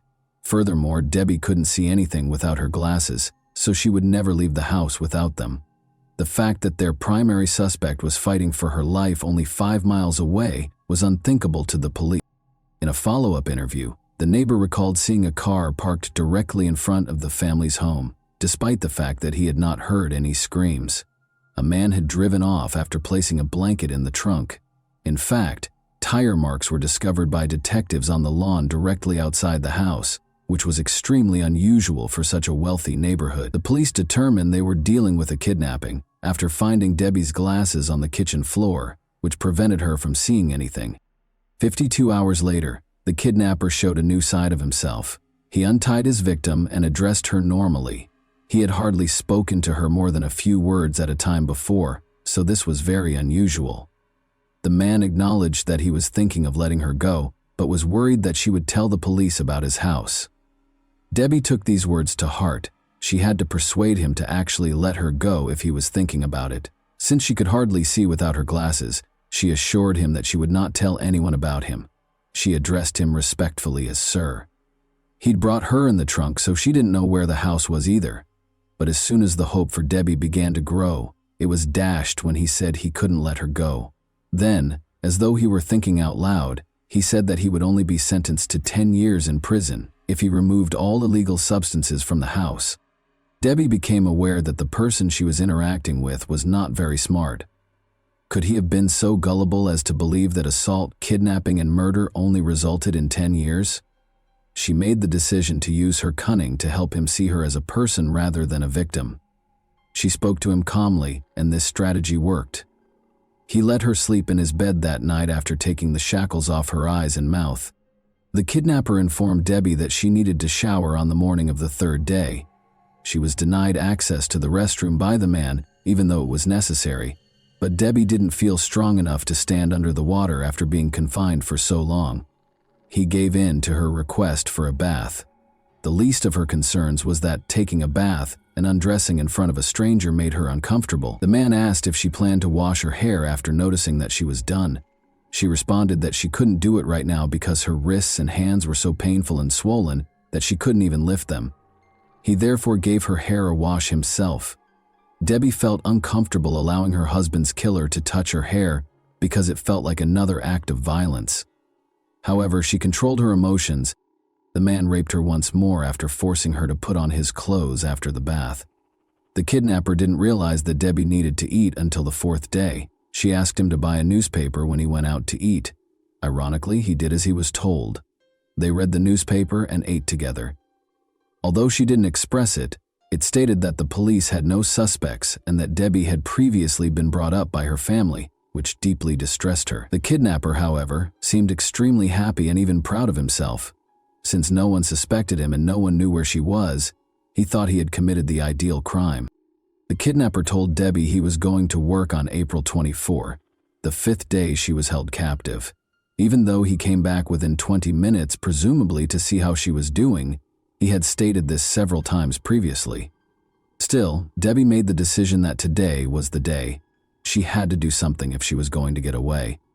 She complained of the terrible pain in her wrists and told him that he had to think of something else if he wanted to keep her alive. The man complained that Debbie was becoming too costly for him and consented to replace the ropes around her wrists and ankles with handcuffs. They cost $5 each, he said when asked what he meant.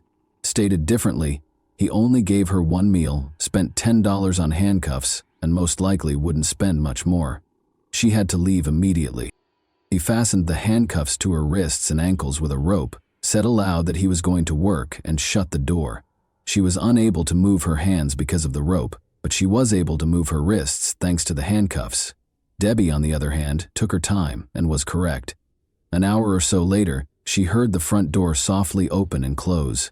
Debbie became aware that the test was successful. She began to move her hands, releasing the rope that held the two handcuffs together.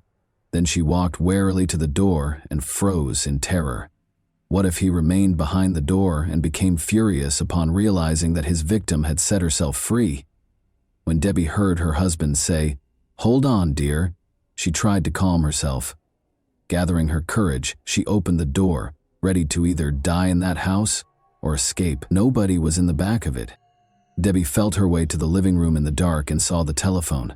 She managed to reach for it with her restrained hands and dialed 911. Sadly, the operator didn't recognize Debbie's name when she gave it to him. She went on to say that she had been abducted and that her husband had been killed. When the operator inquired about the perpetrator's current location, she said that he was at work, but could come back before the police showed up. Thankfully, the police arrived in less than 6 minutes after tracking down the call. She was reassured and told that the police were on their way by the operator, who stayed on the line the entire time. All of the feelings Debbie had been suppressing for nearly a week erupted when the police finally broke in. Her husband's death, the kidnapping, the violence, and the surprise rescue all blended into one. After being transported to the hospital, Debbie finally got to see her kids and other family members who had traveled from across the nation to show their support for Michael and Melissa. It was an odd mixture of emotions. Although Nino's murder consumed everyone's attention, they were also relieved to see Debbie still alive. The owner of the home where Debbie was being held was easily identified by the police. Donald Flagg was a factory worker who spent his free time robbing and attacking women. Donald gave in without protest and admitted to everything.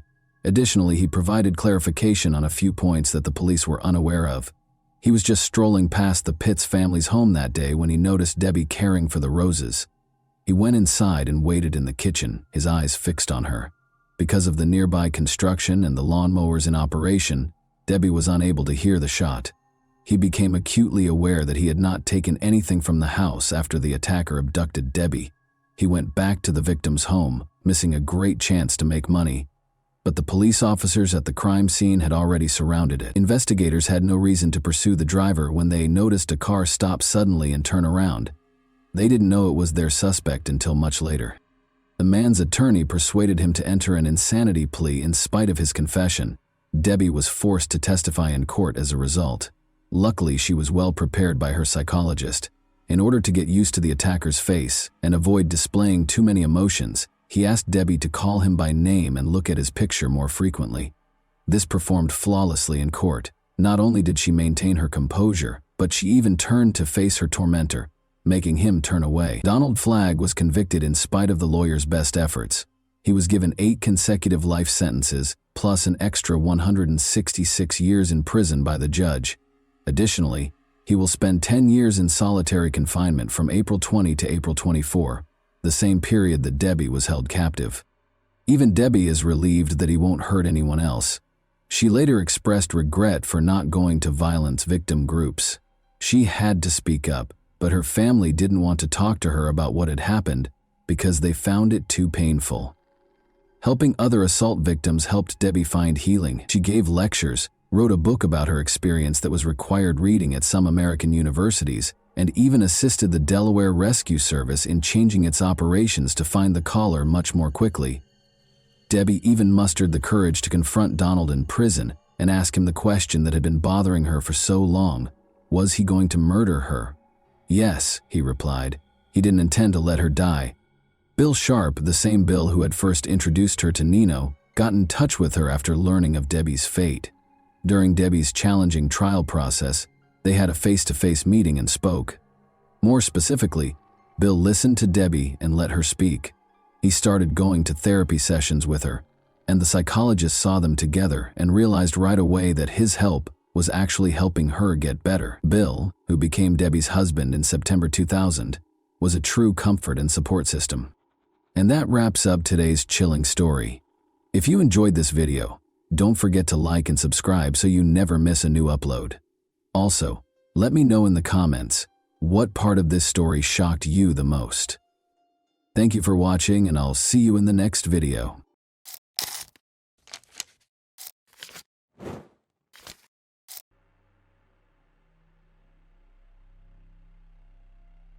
Fateful morning. Wake up, is anyone alive in this house? Judy cheerfully entered her sister Linda Slayton's house. The morning of September 4th was normal, but something felt off. Judy paid frequent visits to her nephews, and today was no exception. A cup of hot coffee and a friendly conversation with her sister usually started their day. "Where are you, little slackers?" Judy smiled, peering into her nephew's room, where they were sleeping and rubbing their eyes. She was surprised to see Linda still sleeping, as she usually awoke before the boys left for school. When Judy left the house, she noticed that the window in her sister's room was wide open and one of the curtains was missing. It was strange. "Why aren't you in school yet? Is your mom sick? Why is she still sleeping?" Judy asked as she walked restlessly toward her sister's bedroom. "Linda Slayton, I want to see you." Judy knocked on the door, but no one answered. The next moment she saw something that made her heart sink. Her sister's body lay on the bed, with her head hanging to the floor. The young woman was half undressed, with a wire hanger wrapped around her neck. There was no sign of a struggle in the room, and the closet was open. Otherwise, everything seemed normal. Linda's belongings were lying in their proper places. Judy screamed when she saw her sister's body, and the janitor working outside called the police. The police arrived and asked the children to leave the house, which had now been declared a crime scene. Jeff managed to walk past his mother's room without looking at her body. Tim, on the other hand, looked into the room and discovered his mother had died. The boys were relocated to their grandparents' home for the duration of the investigation. That fateful morning marked the beginning of a mysterious and dark story that would alter their lives forever. Linda Slayton was born on a spring day, March 8, 1950. The girl wished for a large and happy family, but her fate did not go as planned. Linda was 19 years old when she married Frank Slayton.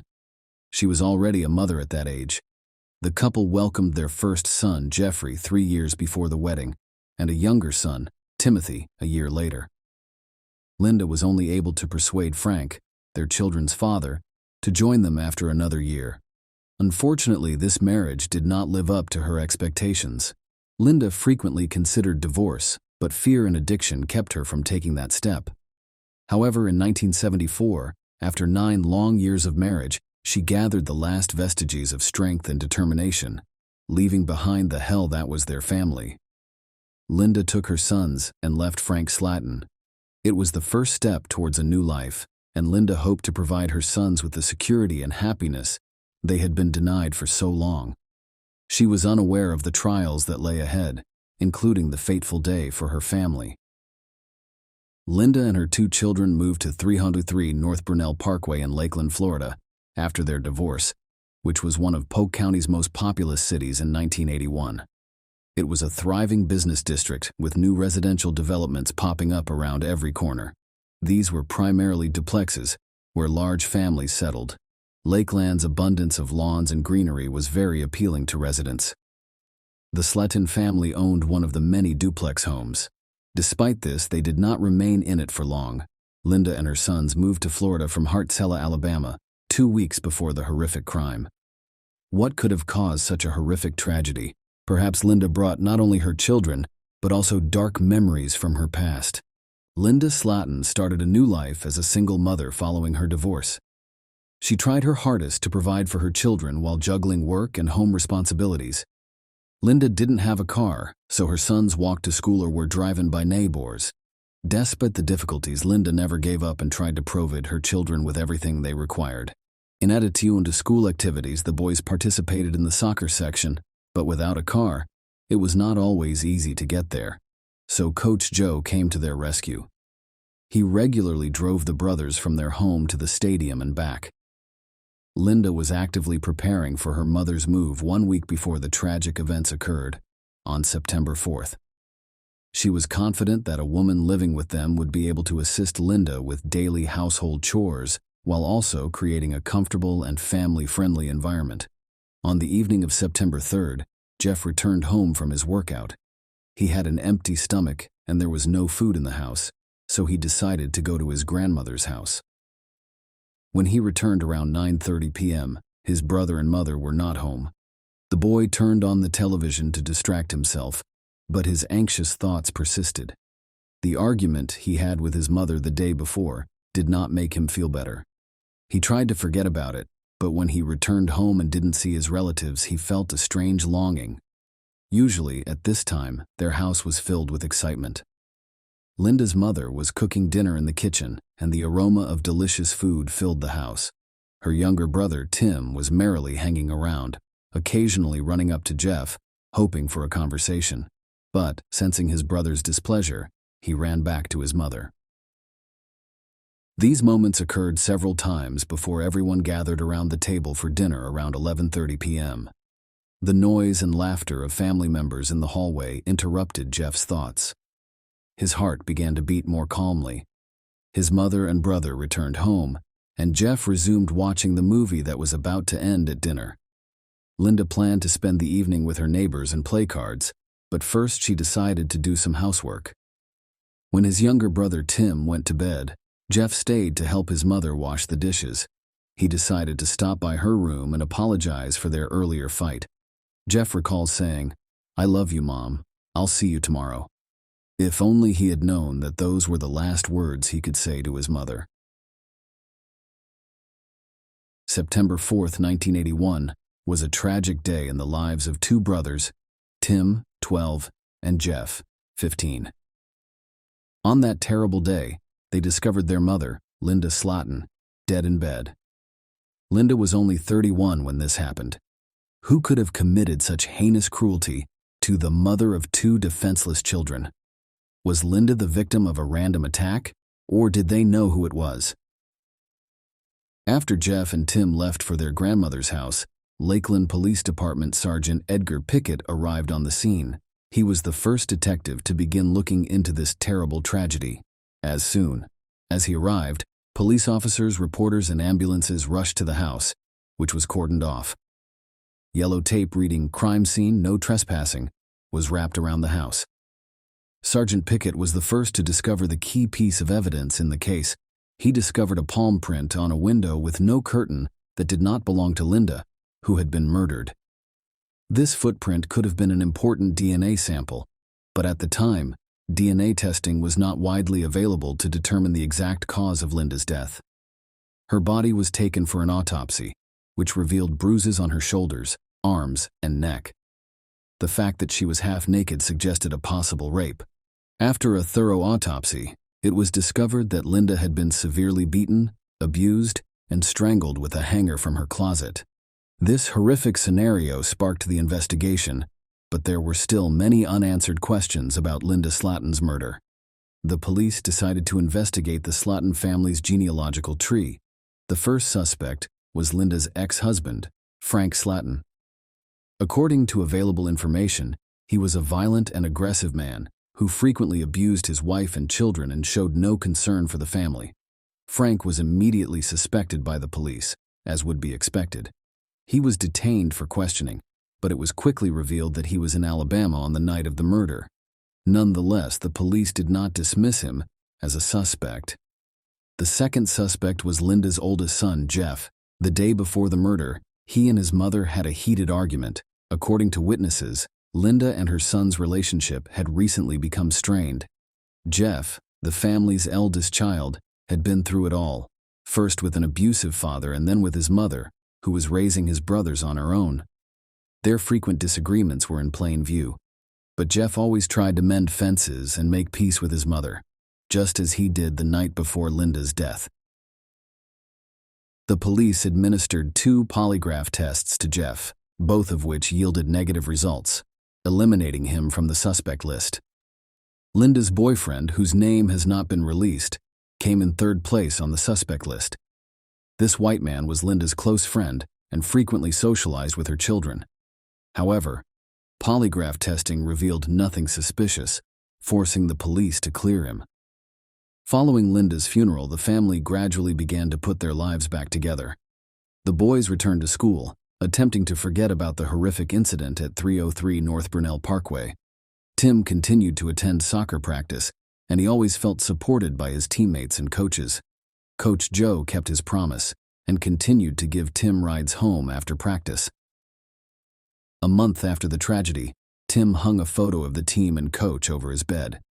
The case of Linda's murder remained unsolved as weeks turned into months and then years. The Slatton brothers had to accept the harsh reality of their new life. Their mother had been murdered, leaving only their grandparents, Clarence and Margaret Harris, to support them during this difficult time. It had been 17 years since Linda Slayton's horrific murder. The years passed, and the boys who had lost their mother had grown into mature men who loved and cared for their own families. Both brothers started families, with Jeff having 2 children. However, he never forgot about last night. "I didn't hear anything at all. Even the neighbors claimed they didn't hear anything suspicious that night. It weighs heavily on me."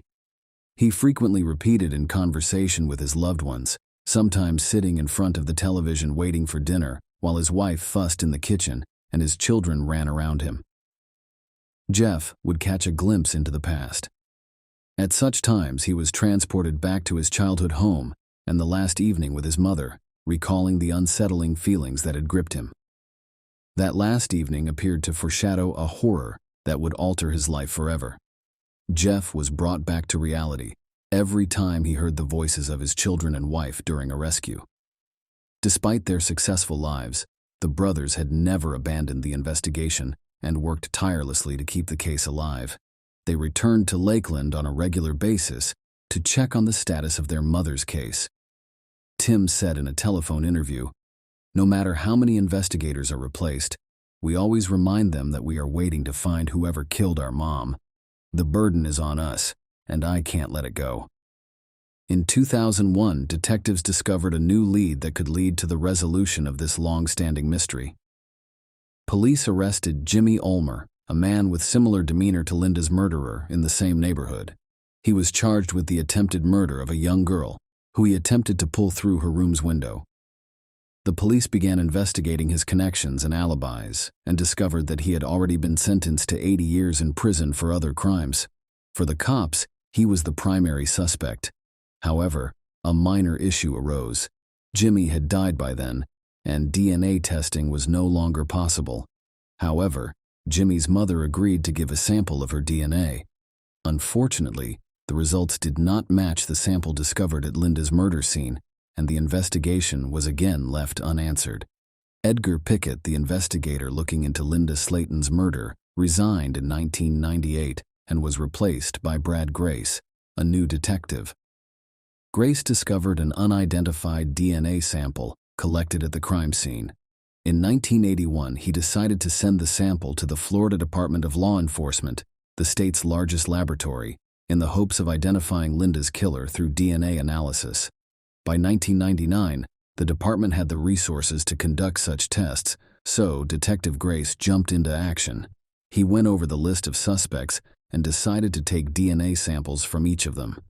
In 2001, He was confident that he could identify the perpetrator using his DNA.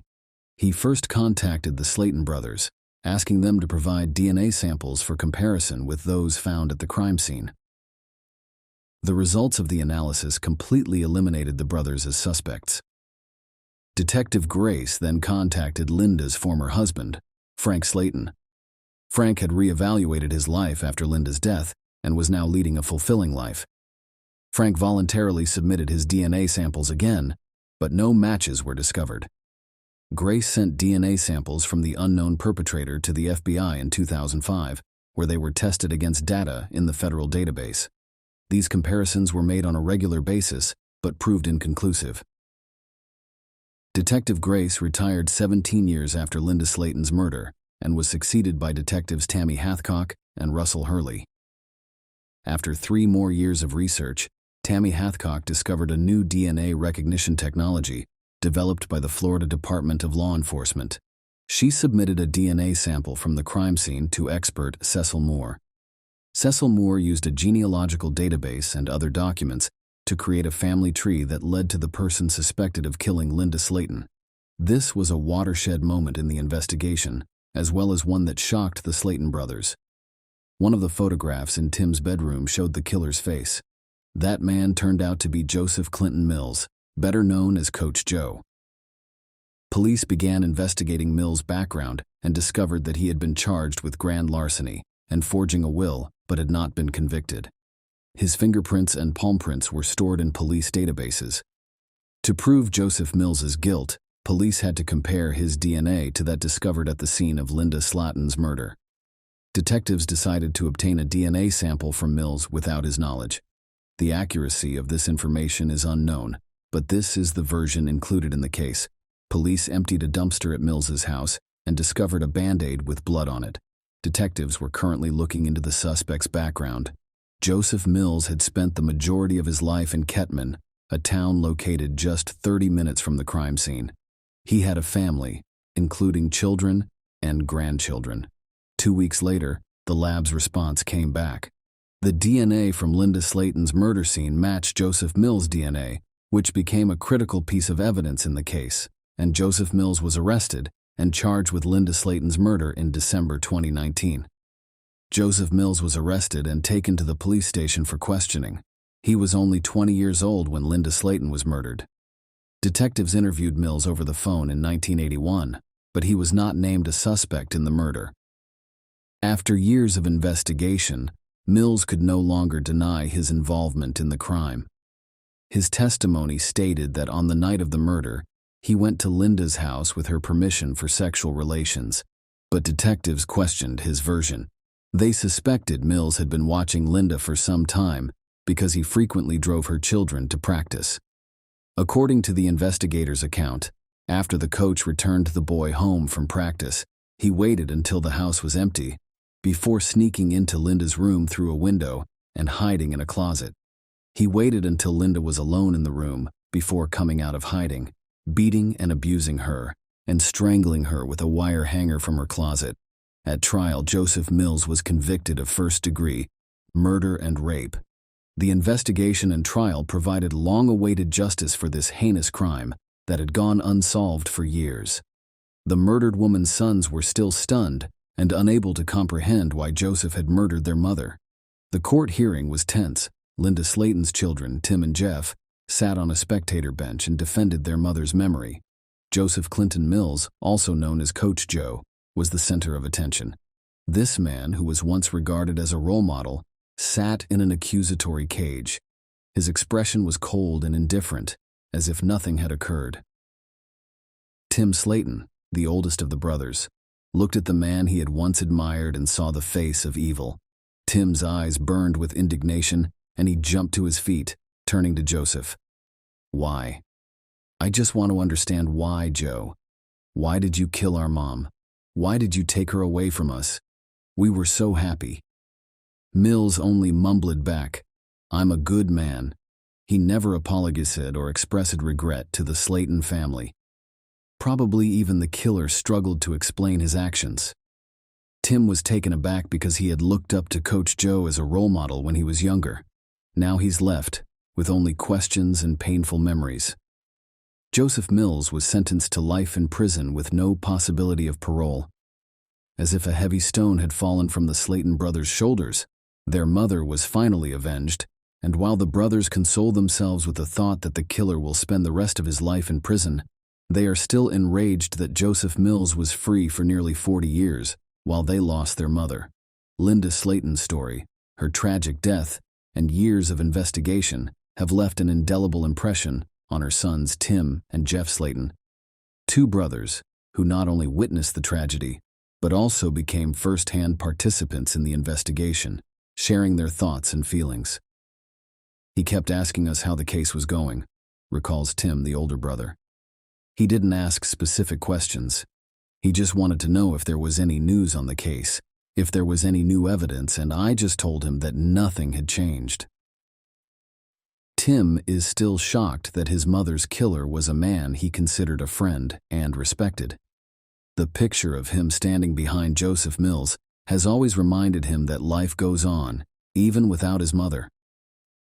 Jeff, the younger brother, is constantly thinking about how his life would have turned out if his mother had been alive. This tragedy has created an unbearable void in his heart that nothing can fill. Despite the hardships and suffering, the Slayton brothers strive to live a fulfilling life for their mother, Linda Slayton. They visit her grave on a regular basis, placing fresh flowers and praying that she knows they will never forget her and will continue to fight for justice. Linda Slayton's story is one of bravery, incredible endurance, and the fact that even after the most heinous losses, the love and memory of loved ones live on in the hearts of those who remain.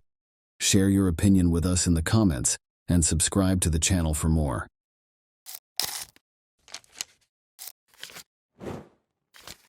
Hey guys, welcome to my channel, and today we're going to take a look at another horrible case with you. Gisela Diode heard her phone ring at 2 in the morning on March 1, 2011. The screen displayed an unidentified number. A Valence police officer approached her and inquired as to whether she was Samira Bernard's mother.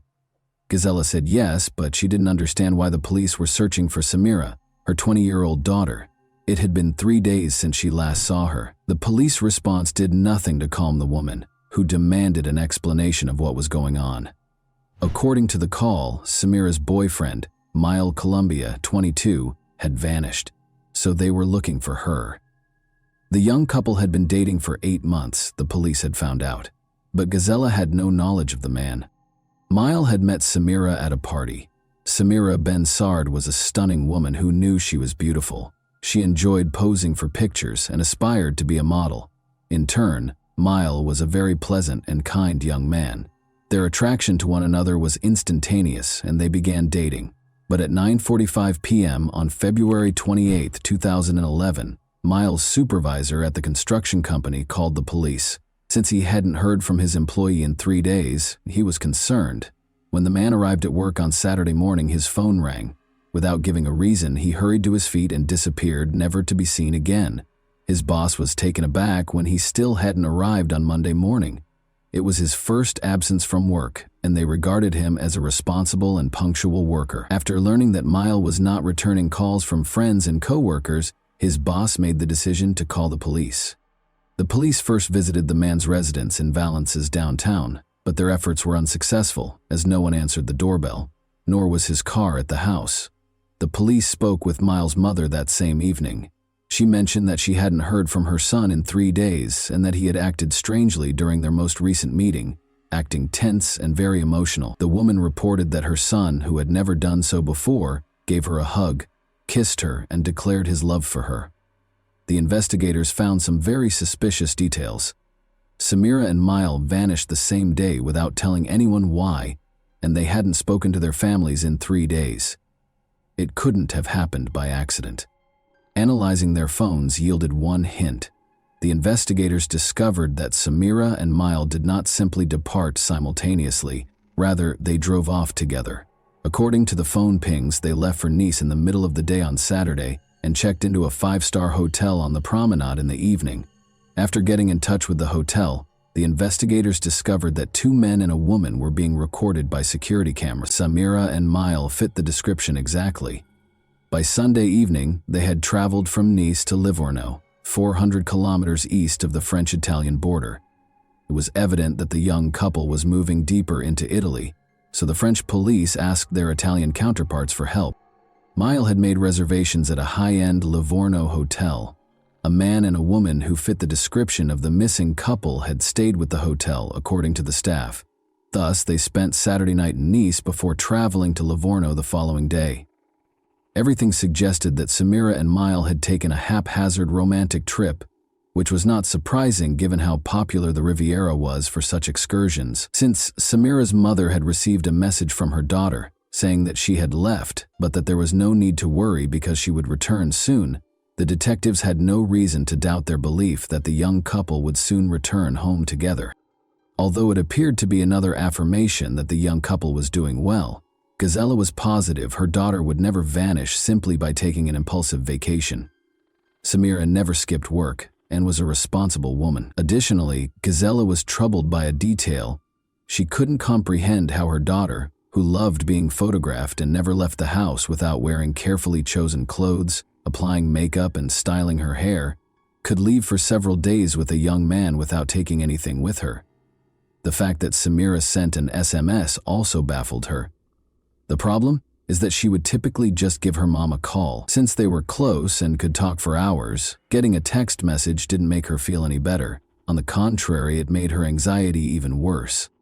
The city of Imperia, which is about 80 kilometers from Nice in northern Italy, provided the next update on the case.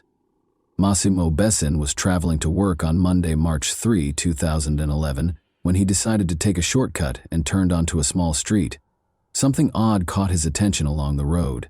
When he opened the door, he saw that it was a woman, but initially he thought he saw a mannequin. Massimo yelled something but got no answer, but the woman was obviously on the move. He summoned an ambulance in a hurry. She was identified by Italian police as the French woman who had gone missing. Her skull was pierced by a bullet that had been shot in the back of her head. At this point, the romantic trip theory could be disregarded. The French police couldn't understand. They first believed it to be a romantic escape, then it was a suspicious disappearance, and now they were dealing with a girl who had been injured in an attempted murder. Despite being critically ill, Samira was still alive. Her mother was notified and she was taken to the hospital right away. At first, Gazella didn't even recognize her own daughter when she got to the hospital. The sight is hard to describe. Samira looked like a 9-year-old girl with her head shaved bald. The woman found it hard to accept that her daughter had been shot in the head and ended up in Italy. Since the bullet was embedded in her daughter's skull, the doctors informed the mother that there was little chance of recovery. Gazella refused to accept this and made arrangements for Samira to be taken to a hospital in Marseille. She was told directly by a surgeon there that although he would do the surgery, he would not give her false hope. The patient would never fully recover, even if she lived. Samira had surgery for 10 hours. Despite surviving the surgery, she was unable to speak and did not recognize anyone when she opened her eyes. Like a child, she had to relearn everything. Samira was unable to provide any information regarding the events in Italy, but without her testimony, the police had to look for the perpetrator. There were numerous signs that the crime was being planned. The Italian police were unable to locate any of her possessions when they discovered her lying on the side of the road close to a landfill. No passport, no phone, and no purse were present. This suggested that the criminal did not want her name to be revealed, but the investigators had a lead. Samira's boyfriend, Mile Cambia, was the last person they saw her with. According to the police, Mile fled after committing the crime by crossing the border into Italy, but after Samira was discovered, he erred by using his bank card in France. Only 35 kilometers from his Valence apartment, he used it at a first-rate hotel in Les Turrets. Mile had returned to France the day before according to surveillance footage. But why didn't he return home to his family if he was innocent? He chose to stay in a hotel a few kilometers away instead. Investigators soon learned that he had used Samira's credit card, which was another error on his part. In other words, Miles stayed in a hotel and used the woman's card while the young couple went on an impromptu trip to another country where the woman almost died. The worst suspicions of the police were validated by everything. The detective talked to the young man's friends and family in an attempt to find a motive. Samira and Miles' relationship was evidently far from ideal. Mile was bothered by the fact that Samira was a very attractive woman and that many men were interested in her. Their disagreements frequently turned violent. In front of their friends, Mile had the authority to slap Samira, and once he even put out a cigarette on her. He was obviously not a particularly stable individual. However, the motive remained a mystery. Was everything prearranged, or did Mile act out of rage? Despite Mile's actions, all of their friends were aware that Samira was smitten with him. She'd just learned, though, that her boyfriend was married. He had cheated on his girlfriend on a regular basis after getting married to her when she was 18. He had many mistresses besides Samira. Despite being upset by the information, she didn't end their relationship because she trusted Miles' statement that they were divorcing and living apart. The investigator went to Miles' house after learning of this, but as soon as he stepped inside, he saw that Samira was wrong. The husband and wife were obviously living together. In addition, Mile would soon become a father. The name Combi was written on 17 ultrasound pictures of the apartment. A love triangle involving Mile, his wife, and Samira was clearly in place, and one of them was bound to vanish. Finding Mile was essential, and it was far simpler than the police had expected. 5 days after the disappearance, Mile Cambia turned himself in on March 4 at the Valence police station. The investigation was extremely fortunate to have this. Mile not only willingly arrived at the station, but he also came clean and admitted to shooting Samira. He went on to describe what had transpired. According to the young man, Samira was merely a friend with whom he could have fun. She knew there was no future in their relationship. Samira was unable to accept Miles' explanation that their romance was over. She never left him alone, calling him non-stop and occasionally dialing his number 150 times in a single day. He showed the investigator his phone, which showed evidence of about 1,000 calls from Samira in a month. Although Mile acknowledged that Samira's actions might be categorized as stalking, would this be sufficient grounds to shoot her? The young man soon began to fear for his life as the situation worsened. He described the events of the Friday night before they left for Italy. He was kissing another woman in a nightclub when Samira confronted him. After leaving the club in a hurry and using her key to scratch his car, she got into a fight with Samira's cousins. Mile was frightened by this incident, since they threatened to kill him and claimed to have weapons. Mile was terrified. After deciding that he needed to find a way to protect himself going forward, he hurriedly got into his car and drove out of the nightclub. He considered purchasing a weapon for his personal protection. When he received a call the following day, he left without thinking and went to buy a revolver. Still, none of this clarified why he had shot Samira. Mile clarified that his intention in traveling to Italy was not to murder her or carry out any other heinous deed. All he wanted was for their tumultuous relationship to end.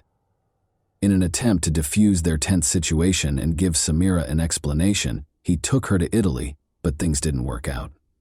Mile got out of the car after they argued once more. Samira trailed after him. Mile claims that he did not intend to shoot when he grabbed the weapon, only to frighten her, but the revolver accidentally went off. Then he dropped her to the ground, climbed back into the car, and drove off. He claimed to be afraid when asked why he didn't call for an ambulance. He didn't know what to do, so he went into hiding for a few days after she fell. The police already knew the rest of the story. In general, the man asserted that what transpired in Italy was an accident, and that he was the victim of his compulsive lover's pursuit. The police weren't entirely convinced by his explanation, so he was arrested for attempted murder. A few things didn't add up. Why would someone go abroad and stay in a 5-star hotel only to break up with someone? Why did he use her credit card after stealing all of her personal items, and who used her daughter's phone to send Samira's mother the message? Although it was hard to prove without Samira's testimony, the investigator was certain that the young man was lying. Thankfully, Samira was able to testify after some time and therapy. First, though, Samira spoke very slowly and in a weak voice. She gave her account of what happened 8 months after the attack on October 11, 2011. Samira's statements ran counter to what her ex-lover had said. He said they needed to talk when he arrived at her house. He persisted, so she gave in, even though she didn't want to. She accepted Miles' invitation to a weekend retreat. When she asked him where he wanted to go, he said, Spain. The fact that this upset her made him take her to Nice, and then to Italy. Mile abruptly swerved off the road on the 3rd day of the journey, following 2 days of relaxation. He told her not to worry, saying he just needed to get rid of something, when she questioned why he had turned onto a road that led to a landfill. Mile halted the vehicle and exited. After letting her out through the passenger side door, he took out a revolver and aimed it at her. She was going to die, he said. She yelled, "Shoot if you're a man," and he pulled the trigger. The revolver was discovered by forensic experts on February 7, 2012, 1 year after the attack on Samira, and this finding totally disproved Miles' allegations. He claimed that the gun in his hand suddenly detonated. Ballistic analysis, however, demonstrated that such an occurrence was impossible. The shooter must carefully prepare before firing, pull the trigger back, and then fire. 2 separate actions, the expert explained. The revolver won't just fire when you wave your hand. In addition, the revolver must be held in one hand while a considerable amount of force is applied with the other hand to pull the trigger backward. There was no way such a gun could be accidentally fired. Mile Cambia lied because he intended to murder Samira. Detectives were finally able to piece together the murderer's plan after months of investigation. Mile left work on February 26, 2011 at 9 in the morning. He bought a weapon because he was determined to prevent a recurrence of the scene from the night before. He loaded it, tested it, pulled the trigger, and fired it as he made his way into the woods. Everything had been planned by him. Samira was to vanish across the border after spending a romantic weekend in Italy. Since he had no connections in Italy, it was the ideal place to carry out the crime. Mile pulled the woman out of the car, drove off the road, shot her, and threatened to kill her. In order to avoid identifying her, he then took her possessions. Miles tried to deceive the police by sending Samira's mother an SMS after returning to France. It was assumed that the woman had taken a vacation and was still alive. The man was sure he would never be caught and thought he had committed the ideal crime. You can only imagine how shocked he was to learn that his victim had lived. He hid for 5 days close to his hometown while the police searched for him, thinking about what he should do next. He came up with a new self-defense tactic since he lacked the resources and beneficial contacts to flee. Mile Cambia made the decision to tell his version of events to the police. The trial of Miles started in the city of Valence on February 10, 2014. For the victim and her family, the trial was a true ordeal. Miles stuck to his version of events, much to their astonishment. He maintained that everything that transpired in Italy was a regrettable accident, and that he was the victim in this instance, having been harassed by Samira. According to his friends, he had never been violent and bought the revolver out of fear after Samira's cousins threatened to kill Mile and destroy his car and apartment. He took his phone with him when he drove to Italy, keeping nothing hidden. He was emotionally worn out from Samira's incessant calls and just wanted to take the woman on a trip to help her relax. It is also important to note that Mile charmed the jury with his exaggerated displays of civility and respect throughout the trial. His plan worked, and he received a 13-year prison sentence. The lenient sentence raised questions about whether Miles' actions in court and the jury's decision to impose a relatively short sentence were related. After all, it is hard for people to convict a charming young man with impeccable manners, and they frequently associate criminals with unpleasant personalities. Samira feels that this penalty is excessively light. She will always be confined to a wheelchair because she loved a man who chose to kill her, but by the time he turns 40, he will be free and able to lead a normal life. According to the surgeon, Samira recovered 80% of her abilities in a year of therapy, but the effectiveness of rehabilitation drastically decreased after that, leaving her reliant on assistance for the remainder of her life. She acknowledges that he paid her back in this way because she was prepared to do anything for love. And that wraps up today's chilling story. If you enjoyed this video, don't forget to like and subscribe so you never miss a new upload. Also, let me know in the comments, what part of this story shocked you the most? Thank you for watching, and I'll see you in the next video.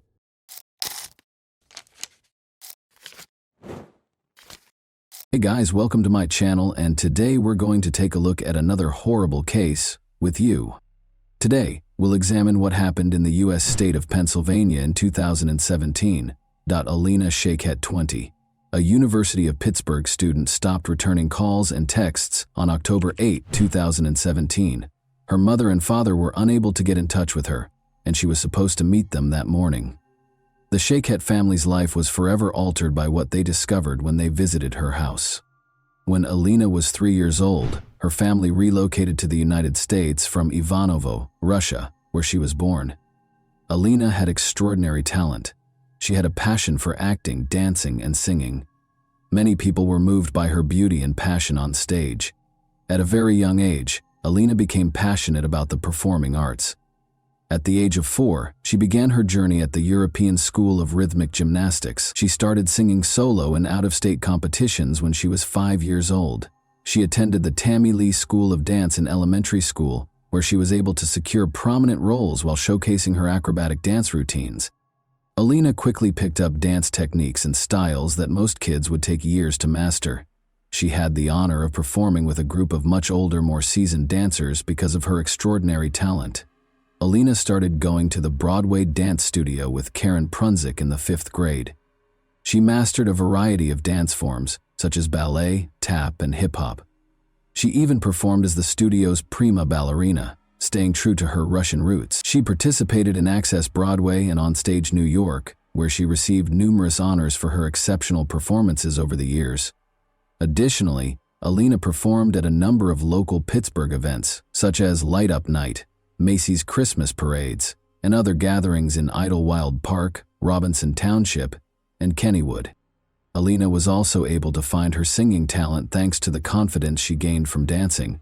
Both in front of an audience and at home with her family, she moved audiences to tears with her exquisite performances of numerous well-known songs.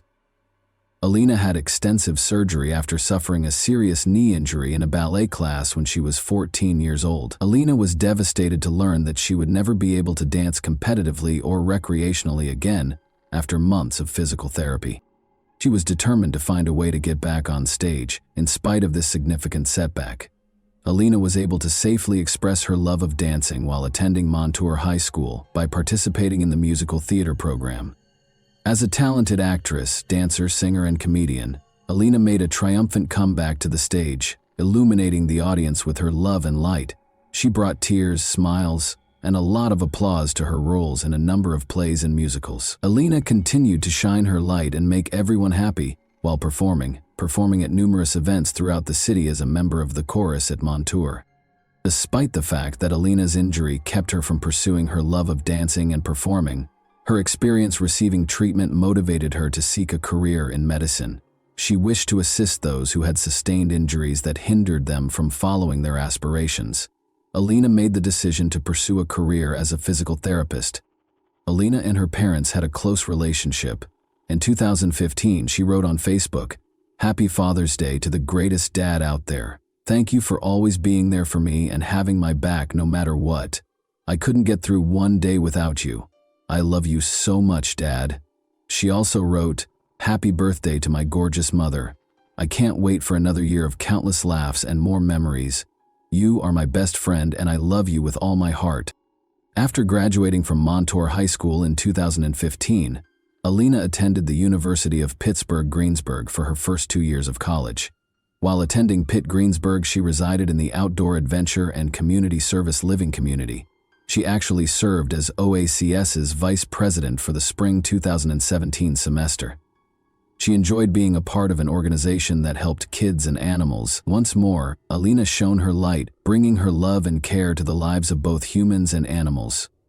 After that, Alina moved to the Oakland campus of the University of Pittsburgh. She was ready to commit herself to becoming a doctor of physical therapy and shared an apartment with her friends. But on October 8, 2017, Alina, who was only 20 years old, was tragically and senselessly killed. Alina shared a home with other University of Pittsburgh students. Zach Brandner, her roommate, could never forget the night he last saw Alina alive. Zach and Alina took a Snapchat together at around midnight after returning home from a late shift at work to make fun of other students who were sharing night out selfies on Saturday night. A couple of minutes later, Alina texted me the picture we had just taken. That was the last I heard from her. The next morning she was gone, Zach said in an interview with reporters. "We all said goodnight and said I love you, like we did every night. And she went up to bed." A little more than 8 hours later, Alina's father, Jan, and mother Ellie arrived to collect their daughter. They were scheduled to take a charity walk in the park to raise money for breast cancer. Zach described the specific events of that morning in the interview. He stated, "Her mom came to pick us up at 8:45 a.m.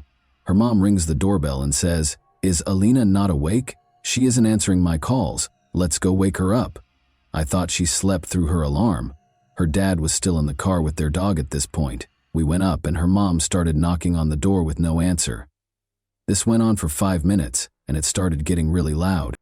She started shaking the door. You could tell she was starting to get a bit scared, like this wasn't normal. The dog was barking uncontrollably. That's when Ellie called for her husband Jan, who came inside and broke down the door, and then they saw what was inside. At this point, I was halfway up the stairs and all I heard was screaming.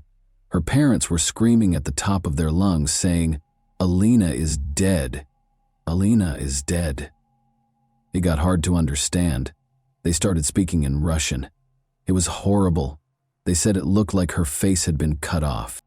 Running up, Zach peered inside. Looking for more than a few seconds was too much for him.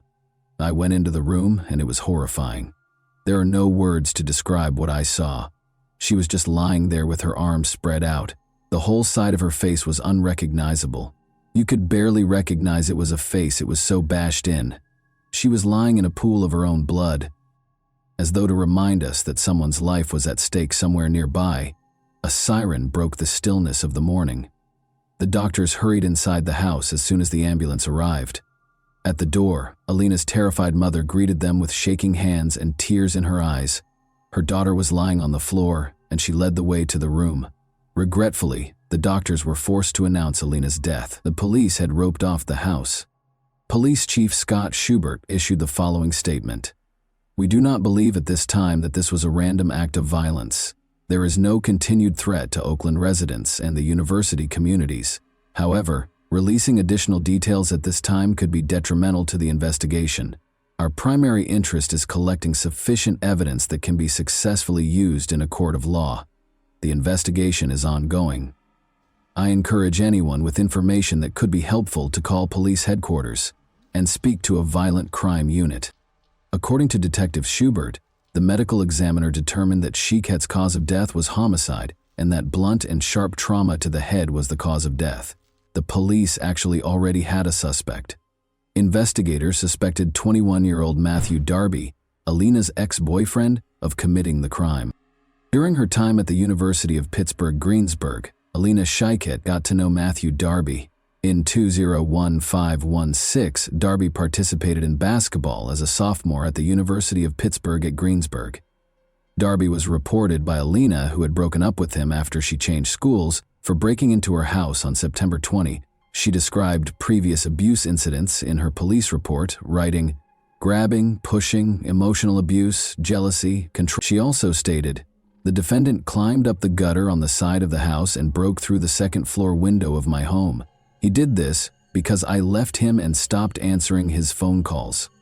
According to Jan Shiketh, he and his spouse Ellie went to court with their daughter last week in order to get a protection from abuse (PFA) order. "For the last couple of weeks, she had told me she tried to stop talking to him," he said about Darby. On September 26th, the day he was arrested on trespassing charges, Darby was released on $10,000 bail in that criminal case. She disconnected his phone number, Facebook, and all that stuff. I heard his name, but I never met him personally. Zach, Alina's roommate, recalled in an interview that he was constantly concerned about Alina and Darby's relationship.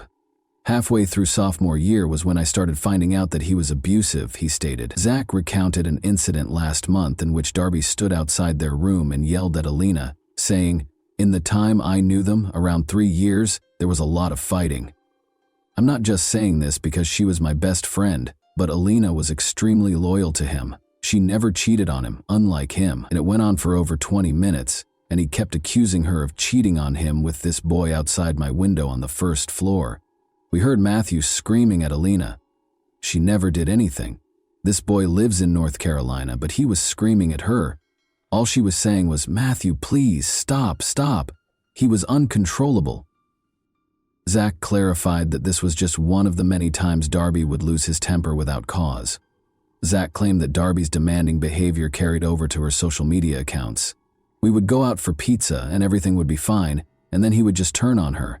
He would just go crazy for the littlest thing. If she liked a picture of a guy on Instagram, he would go and unlike it because he had her social media passwords, he stated. This was before they broke up. She changed them when she broke up with him. He would never let her wear clothes that could be considered too sexy looking. He was extremely controlling. He was notorious for texting and calling. Matthew would call her upwards of 20 times if she didn't answer. He just kept on calling and it just wouldn't stop. She blocked his number after they broke up. According to the police report, Darby broke into their house on September 20 following the breakup. According to Zach, it was approximately 12:30 a.m. when he heard glass shattering outside that evening. He texted his house group chat and ignored it, assuming it was a bottle breaking at a nearby party. Then he heard a shriek coming from upstairs, followed by the sound of someone falling. Alina was yelling for assistance. Because Matthew Darby was in her room at that point, we weren't sure what his intentions were, but now we think it was a failed attempt at murder. We caught him and got him out of her room. Then the police came, and he was arrested. She was scared. You could tell. Zach continued. She didn't feel safe at all. Call logs from Alina's cell phone, which was not at the apartment when she was discovered, revealed that between 4:15 a.m. and 4:15 a.m., she received 5 unanswered calls from a number that turned out to be Darby's, and 4:55 a.m., Sunday. According to the police, Alina's cell phone was last seen close to Irwin, where Route 30 and I-76 meet. The criminal complaint states that at 4:21 a.m., Darby was picked up by a commercial car service vehicle. According to the driver, he took Darby to Oakland's Semple Street and Ward Street, which are close to Cable Place.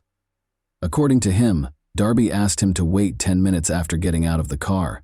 The driver reported that 10 minutes later, Darby asked him to wait for 10 more minutes. About 5 minutes later, the driver got a call on his phone requesting that he wait an additional 10 minutes. He told the police that he could not wait any longer and walked out of the area.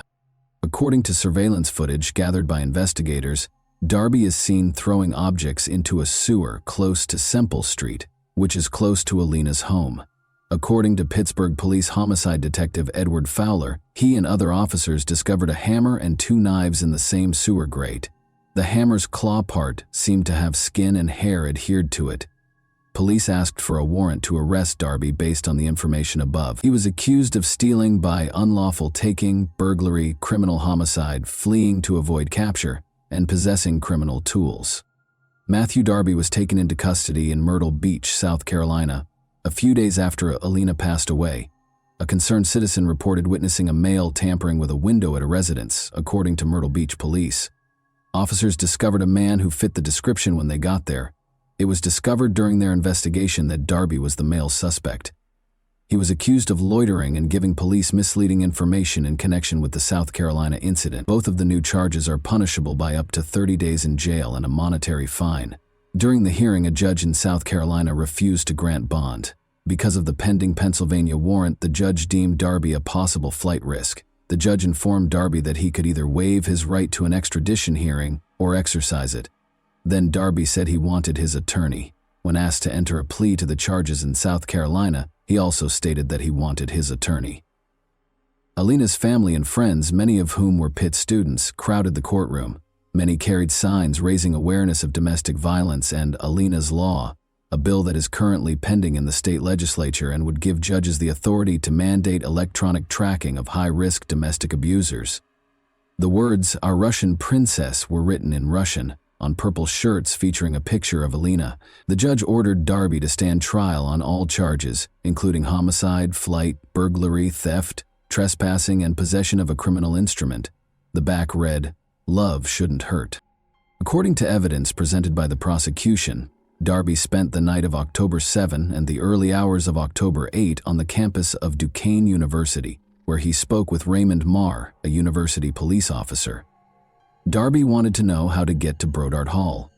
According to Marr, security cameras caught Darby at several locations on campus, including the student union, which Darby was permitted to enter so he could charge his phone. He claimed that Darby appeared apprehensive and had a faint alcohol odor. Prosecutors have presented a picture of a man they claim is Darby standing in a campus elevator that evening while sporting a striped shirt with the Miller Beer logo embroidered on it. When Darby was arrested, he had that shirt among his belongings. Days later, authorities said that on Friday, January 19, 2018, prosecutors presented evidence that showed Matthew Darby on an elevator at Duquesne University, just hours before he is accused of killing his ex-girlfriend Alina Sheket in her Oakland home.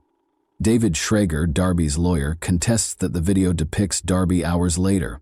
Darby ordered an Uber just after 4 a.m., and it drove him from Brodart Hall to a street next to Alina's house. The driver gave a statement. According to Schrager, the passenger could have been anyone using Darby's Uber account. 3 days after Alina's death, Darby was arrested by police in Myrtle Beach, South Carolina, after he had left the Pittsburgh area. 2 knives were seen in an Oakland sewer grate in a photograph taken by Pittsburgh homicide investigators. The knives were gathered as proof. After allegedly stabbing and beating his ex-girlfriend to death, Matthew Darby is accused of throwing the knives as he left her house.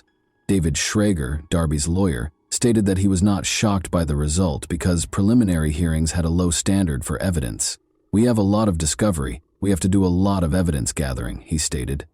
He insisted that Darby was innocent, saying, "We're going to get to tell our side of the story at a later time. There is no forensic evidence. There's no testimonial evidence," he stated. "All we have is a lot of circumstantial evidence, and that provides a maybe." Using 4 required aggravating factors: that he was the target of a PFA brought by the victim, that she was a prosecution witness against him, and that he had a history of felony convictions involving violence or the threat of violence, prosecutors declared they would pursue the death penalty against Darby. In order to avoid the death penalty, Darby consented to enter a guilty plea to first-degree murder, which carries a mandatory life sentence. Alina Sheket was a bright, energetic college student who wanted to work with young children as a physical therapist. It was her dream, her father Sheket stated, and she worked so hard. "She was the best person in the world.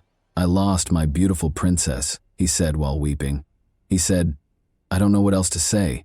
He said his daughter was popular, friendly, and loved to sing and dance. His words, "She made everyone happy. She had such a bright future. He has taken Alina from us in an unimaginable way," Jan Sheket remarked of Darby. "He has stolen so much from us, including a future with our daughter. Without her daughter, there wouldn't be a wedding gown, a graduation, kids, or family vacations. My daughter died." It's a very short phrase, but it's strong enough to shock and paralyze every single cell of my body when I have to pronounce that phrase. Ellie Sheket claimed that because her brain was not designed to understand those words, her mouth was not intended for them. After Darby was accused of breaking into her house, she recalled sitting with her daughter in the courthouse. She applied for and was granted a protection order against abuse. She claimed that her daughter still harbored feelings for the man she feared. According to Ellie Sheket, she wanted to help him. She didn't want that PFA to go to jail, according to her daughter. She wished to shield and assist him. She expressed to her mother her desire for him to stop bothering her. She inquired as to whether Darby found joy in destroying her daughter. "He failed," she informed him. Darby, wearing a red jumpsuit from Allegheny County Jail with a white long-sleeve shirt underneath, only answered Judge Manning's questions. Darby was given the mandatory life sentence without the possibility of parole for first-degree murder, and when asked why he was entering a guilty plea, he responded, "Because I am guilty." In addition, Darby entered a guilty plea to charges of trespassing, burglary, theft, and possession of a criminal instrument in relation to the murder of Alina Sheket. Darby entered a guilty plea to trespassing in a different case where he had broken into Alina's apartment 2 weeks prior to the murder. But a year later, Darby filed a post-conviction petition claiming ineffective legal assistance with new attorney Joseph Hudak. Darby claimed in his filings that Thomas Farrell, his lawyer at the time, had not adequately explained the case or conducted a risk analysis. The Allegheny County District Attorney's Office responded that Darby's claims would not be successful, but it acknowledged that a hearing on the issue might be required. The decision is based on a precedent known as the Coordinate Jurisdiction Rule, which states that judges in the same jurisdiction should not overrule one another, rather than any potential merit for Darby's claim. Joseph Hudak, Darby's new lawyer, said, "This is the first step in taking back Darby's life sentence." He said, "I think Darby has been totally mischaracterized, and I believe Darby is guilty at the most of third-degree murder. and a jury might find him guilty of voluntary manslaughter. Hudak said Darby's lawyer should not have pushed him to enter a first-degree murder plea. Hudak stated, "I don't think the evidence ever supported a death penalty verdict," adding, "And there was so much mitigation, I don't think he would have received the death penalty anyway." Darby hasn't given up on his goal of being released from prison, but his attempts haven't been successful thus far. He is presently incarcerated for life. Alina was a remarkable young lady. She exuded vitality, love, and vitality. Everyone around her felt special because of her caring nature. Every room she walked into was made brighter by her amazing smile. Everyone felt like they were in on the joke because of her infectious laugh. She was living, not merely existing. The Sheikhettes are proud of the legacy Alina has left behind and the light she has brought into the world, despite the fact that her family misses her terribly. And that wraps up today's chilling story. If you enjoyed this video, don't forget to like and subscribe so you never miss a new upload. Also, let me know in the comments what part of this story shocked you the most. Thank you for watching, and I'll see you in the next video.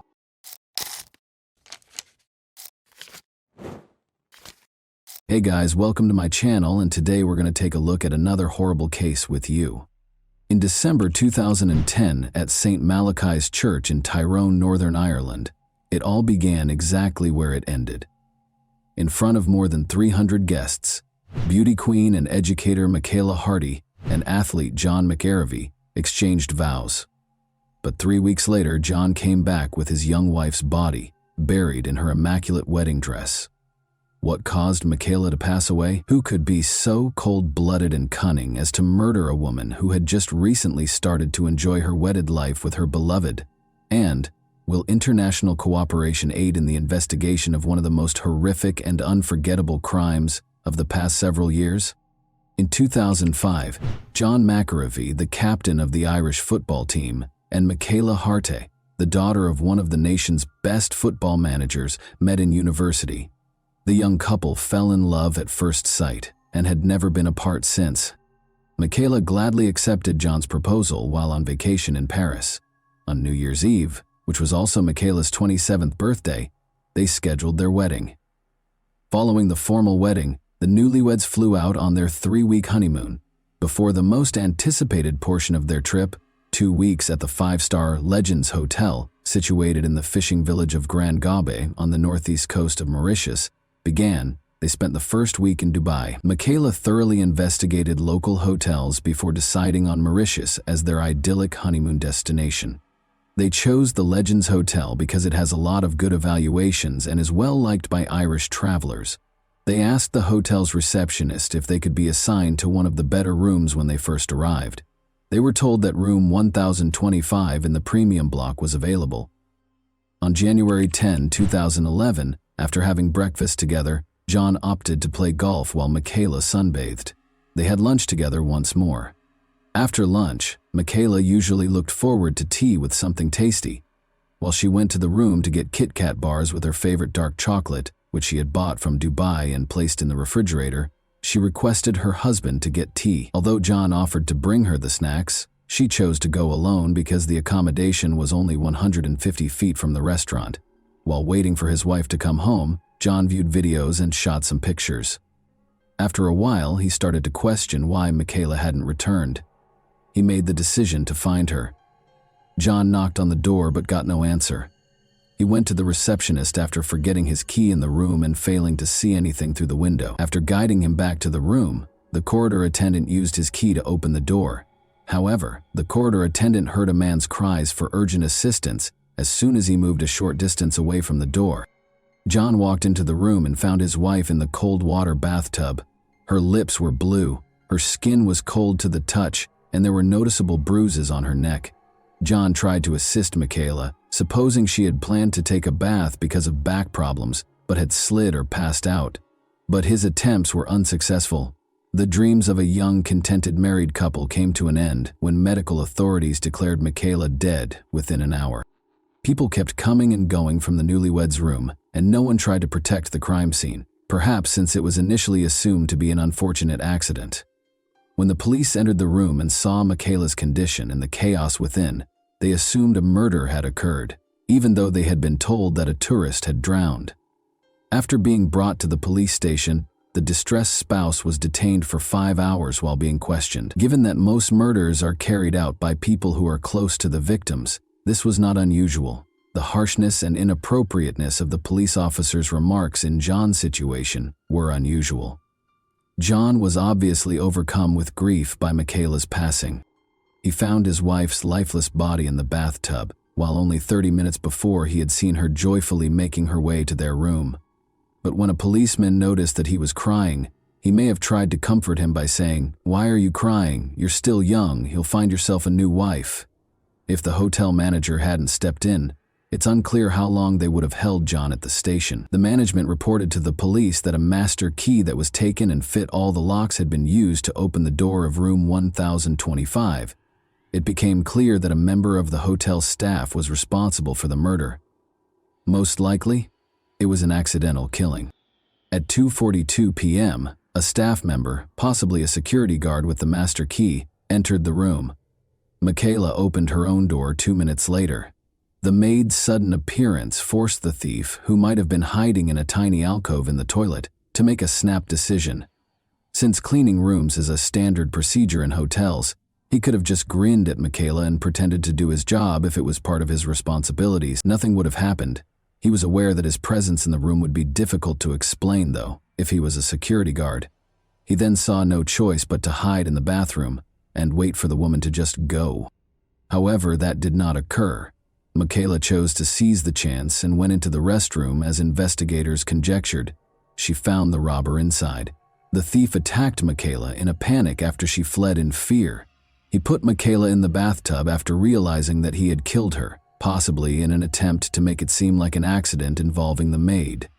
Despite the shock, he may have also imagined that water would wash away any DNA evidence left on his victim. The murderer was still present when John got up from the table at 3:05 p.m. to see why his wife was taking so long. John could have apprehended the murderer at the spot if he had his keycard with him, but by the time he approached the administrator, requested that the door be unlocked, and stepped into the room, it was 3:26 p.m., and the thief, who had inadvertently become a murderer, had disappeared. The cops were under tremendous pressure to release John. It is critical to settle the case as soon as possible when a visitor is slain in a nation that depends significantly on tourism. The local police head claimed that the island had a 100% homicide clearance rate, which gave the impression that the case would be resolved quickly. Given that Michaela was one of 30 persons slain on the island in 2011, and that all cases but Michaela's were resolved by dubious confessions, one might assume he was merely praising the work of his colleagues, but any professional would be cautious. The police once again used admissions to solve every case the following year. The investigators had a perfect crime scene, which may have made up for the police's over-reliance on instinct and intuition, if that's what it is. Surveillance cameras were installed all throughout the hotel, the room was cleaned daily, the security system recorded every entry, and the hotel itself was essentially an invincible fortress with watchful security personnel everywhere. That was not at all the case, as we shall see in a moment. 2 hotel staff members were detained by the police within 2 days after the murder, and 2 of them, Avinash Tribhovan and Sandeep Munia, were charged with the crime. The other staff members obligingly became important prosecution witnesses. Dasan Narayanan, a hotel security guard, was also taken into custody a week later. On the day of the murder, Dasan was on duty. His fingerprints were discovered on a phony key that the robbers used to replace the stolen universal key in the security room, although it was impossible to determine his precise position at the time of the crime. There was nothing Dasan could do to explain how his DNA got onto the room's safe door.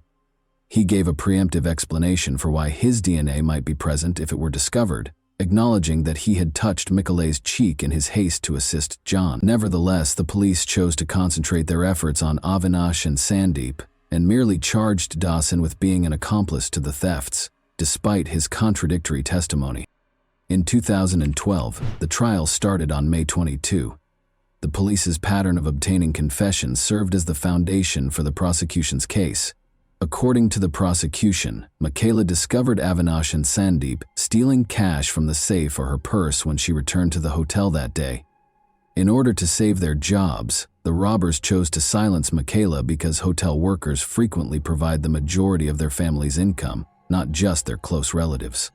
Their colleague Raj Thikoi also provided testimony during the trial.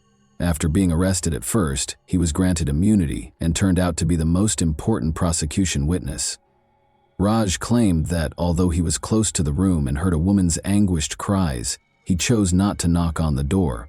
Rather, he hid and watched as Sandeep and an upset, sweaty Avinash left the newlyweds' room. When he later inquired about what had transpired, they responded, "Nothing happened, just keep quiet. If you say anything, we'll involve you in this matter." Prosecutors mostly relied on the confession that one of the suspects, Avinash Triboan, gave, in accordance with standard police procedures, in addition to witness statements. Because of their negligent investigation, it appeared as though the police were being judged alongside Sandeep and Avinash, even though they were the ones who were implicated. The defense lawyers called attention to all of the investigators' obvious flaws, errors, and gaps. First of all, the hotel was not closed when Michaela's death was found, and neither a visitor nor a staff member was questioned. The evidence was compromised since some tests were not carried out and others weren't done until the hotel room was given back to them. Although palm and fingerprints were discovered in the room, their owners were not recognized. However, there was no DNA evidence that Sandeep and Avinash were guilty.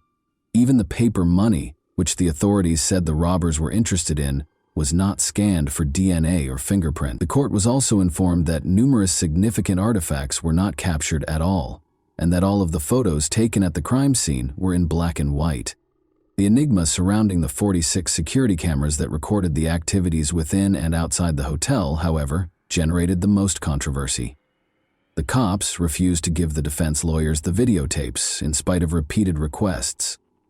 As it turned out, they were unable to conceal the footage, not because they wanted to. Due to their inability to control the cameras, the police officers deleted 90% of the videos. Instead of providing a truthful response when asked to explain how the apparatus operates, they merely hit the button, which also happened to be the record button, and when they believed they were playing back the recordings, they were actually erasing them. International media questioned whether the local authorities were purposefully undermining the probe due to the police's obvious incompetence. Lastly, the defendants asserted that they only confessed after the police tortured them. Sandeep, who reportedly handed the key card, stated that he was forced to make the confession under threat of a firearm. Avinash also refuted his testimony, claiming that he vomited blood after being tortured and subjected to water interrogation by the police. He was also allegedly informed that his wife would be deported and that he would have to move to Ireland to live with John McAvery, who would now require a new wife. Avinash claimed that he only signed the document that was given to him, not even reading his own confession. Even though he and Sandeep were in room 1009 where a VIP customer was scheduled to stay when the murder occurred, another witness said he was coerced into providing false testimony. Sandeep demanded that his subordinate keep the space spotless at all times. He even picked up the mop personally at one point to show how the floors should be cleaned. Telecommunications data also supported Sandeep's assertion that he was speaking on the phone with his sister in Britain at the time of the incident.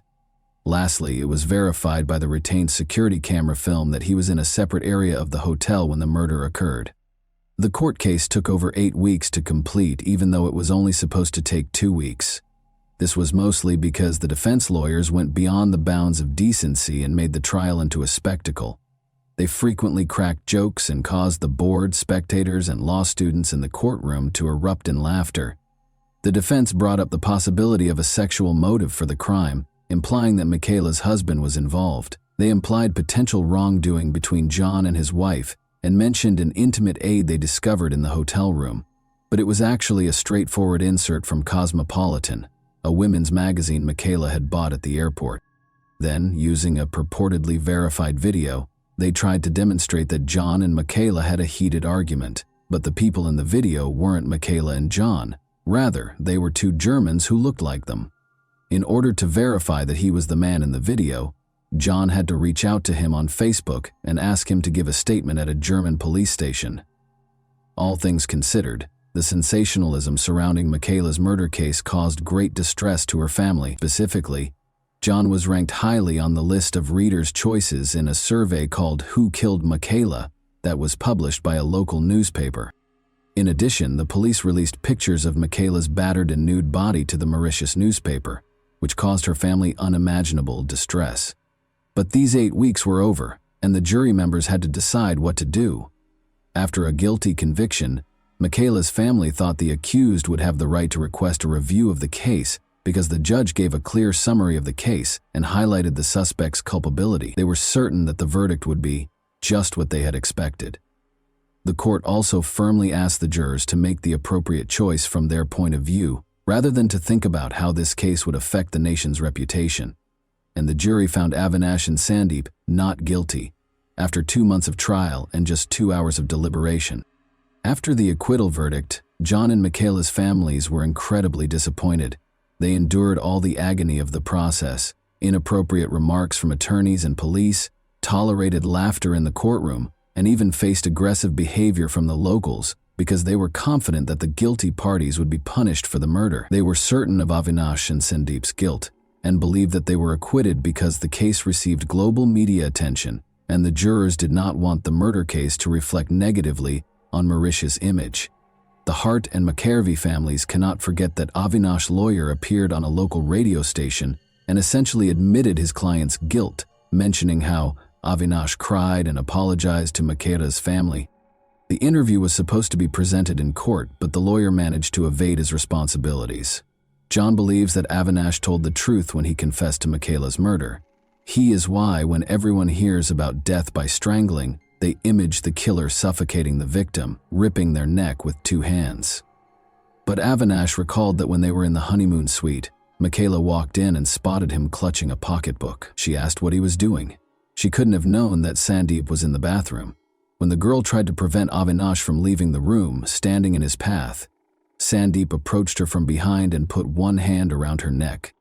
The truth is, the autopsy report was prepared much later, and it confirmed that everything happened exactly as Avinash claimed. If Avinash wasn't certain, how could he have created such a strangulation technique? Avinash added that when Michaela fell, she struck her head on the ground. That was further supported by a bruise discovered on the back of her skull during the post-mortem. Furthermore, in summarizing the case, the judge reminded everyone that Avinash made his confession on January 12 and signed it on the 13th in the presence of his lawyer. Avinash would have been made to sign something else on the 12th if the cops had intended to fake the confession. Furthermore, 3 other doctors evaluated the youngster on separate days, and none of them discovered any evidence of abuse. After the acquittal verdict, a new investigation was launched. The key card that the murderer and thief used to enter the room was the main piece of evidence that the police concentrated on. Even these locks' mechanism, though, is unreliable. It is impossible to pinpoint the precise moment the murderer entered Michaela's room because the 240 locks in the Legends Hotel are not synced, and each one displays its unique time on the security system's dashboard. Because the precise hour of the crime is uncertain, this puts almost every suspect's alibi into doubt. The situation was exacerbated by the discovery of yet another serious weakness in the hotel's guest security. The number of possible suspects could rise from dozens to hundreds as a result of this vulnerability. Mauritian law states that the beach is public property if the hotel owns the guest rooms, dining establishments, bars, golf courses, and other such places. Locals own the island's beaches, and traders and fishermen have always had complete access to the hotel's grounds and the beach. Young boys are used to hanging around on the hotel grounds, and local craftsmen sell their wares to visitors. To put it another way, the hotel cannot guarantee the security of its property, even with cameras, gates, and security guards, and there is no way to confirm who entered the honeymoon room. Consequently, there were no noteworthy discoveries made during the fresh inquiry into the matter. Under international pressure, the Mauritian police examined Michaela's murder many times and even sought the services of a French laboratory for retesting DNA evidence. The discovery of DNA on Michaela's clothing that matched that of one of the suspects was reported as a major breakthrough in 2014, but this finding wasn't enough to justify a new trial. John offered a sizable reward for information regarding the case in 2017, in an effort to bring it back into the public eye. A lawyer called him a few weeks after he got back home to tell him that Sandeep and Avinash would now undoubtedly be arrested. Michaela's family was relieved and thought they would finally receive justice, but the attorney did not name the new evidence that made this possible. But months and weeks went by with no one being taken into custody. The case was formally ended in 2020, but the Mauritius government agreed to revisit it in 2021 after pressure from Irish MPs. A desire to re-examine the matter does not ensure that it will be resolved, which is the problem. It is difficult to investigate any crime after 10 years, not to mention the potential that Mauritius's authorities would not be motivated to track down the murderers. Many investigators have advanced in their careers over the course of 10 years, so if something is disclosed in the case that many would rather keep hidden, heads will roll. Following the trial, the relatives of John and Michaela sued the hotel for $1.6 million. The terms of the out-of-court settlement are not made public, but the funds were donated to a charity set up in Michaela's memory. Both the Legends Hotel, which was renamed the Lux Hotel, and Room 1025, which was renovated and given the new number 1026, are still quite popular. At a memorial luncheon for Michaela in 2013, John, who is now an accountant, met a sweet girl called Cara Brennan. John proposed to Cara, who works as an accountant, in 2015. James McAravey, the couple's first child, was born last year. And that wraps up today's chilling story. If you enjoyed this video, don't forget to like and subscribe so you never miss a new upload. Also, let me know in the comments what part of this story shocked you the most. Thank you for watching, and I'll see you in the next video.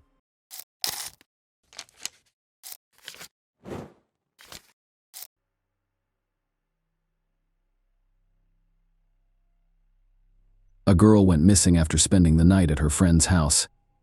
In the morning, the bedroom window was wide open, and all of her belongings remained in the room. Police began looking for her, but no one anticipated the dark secrets they would soon discover in the small town. Amanda Lenke was born on June 7, 1991 in Tennessee. She grew up in a large, friendly family with many brothers and sisters. Later, they relocated with their parents to Spring Hill, Florida, where Amanda attended the local middle school. She enjoyed dancing, writing poetry, and playing multiple musical instruments, and she was a very happy child during school breaks. Amanda would always visit her grandparents in the small town of White Cloud. She enjoys spending time there because she has many friends in the town.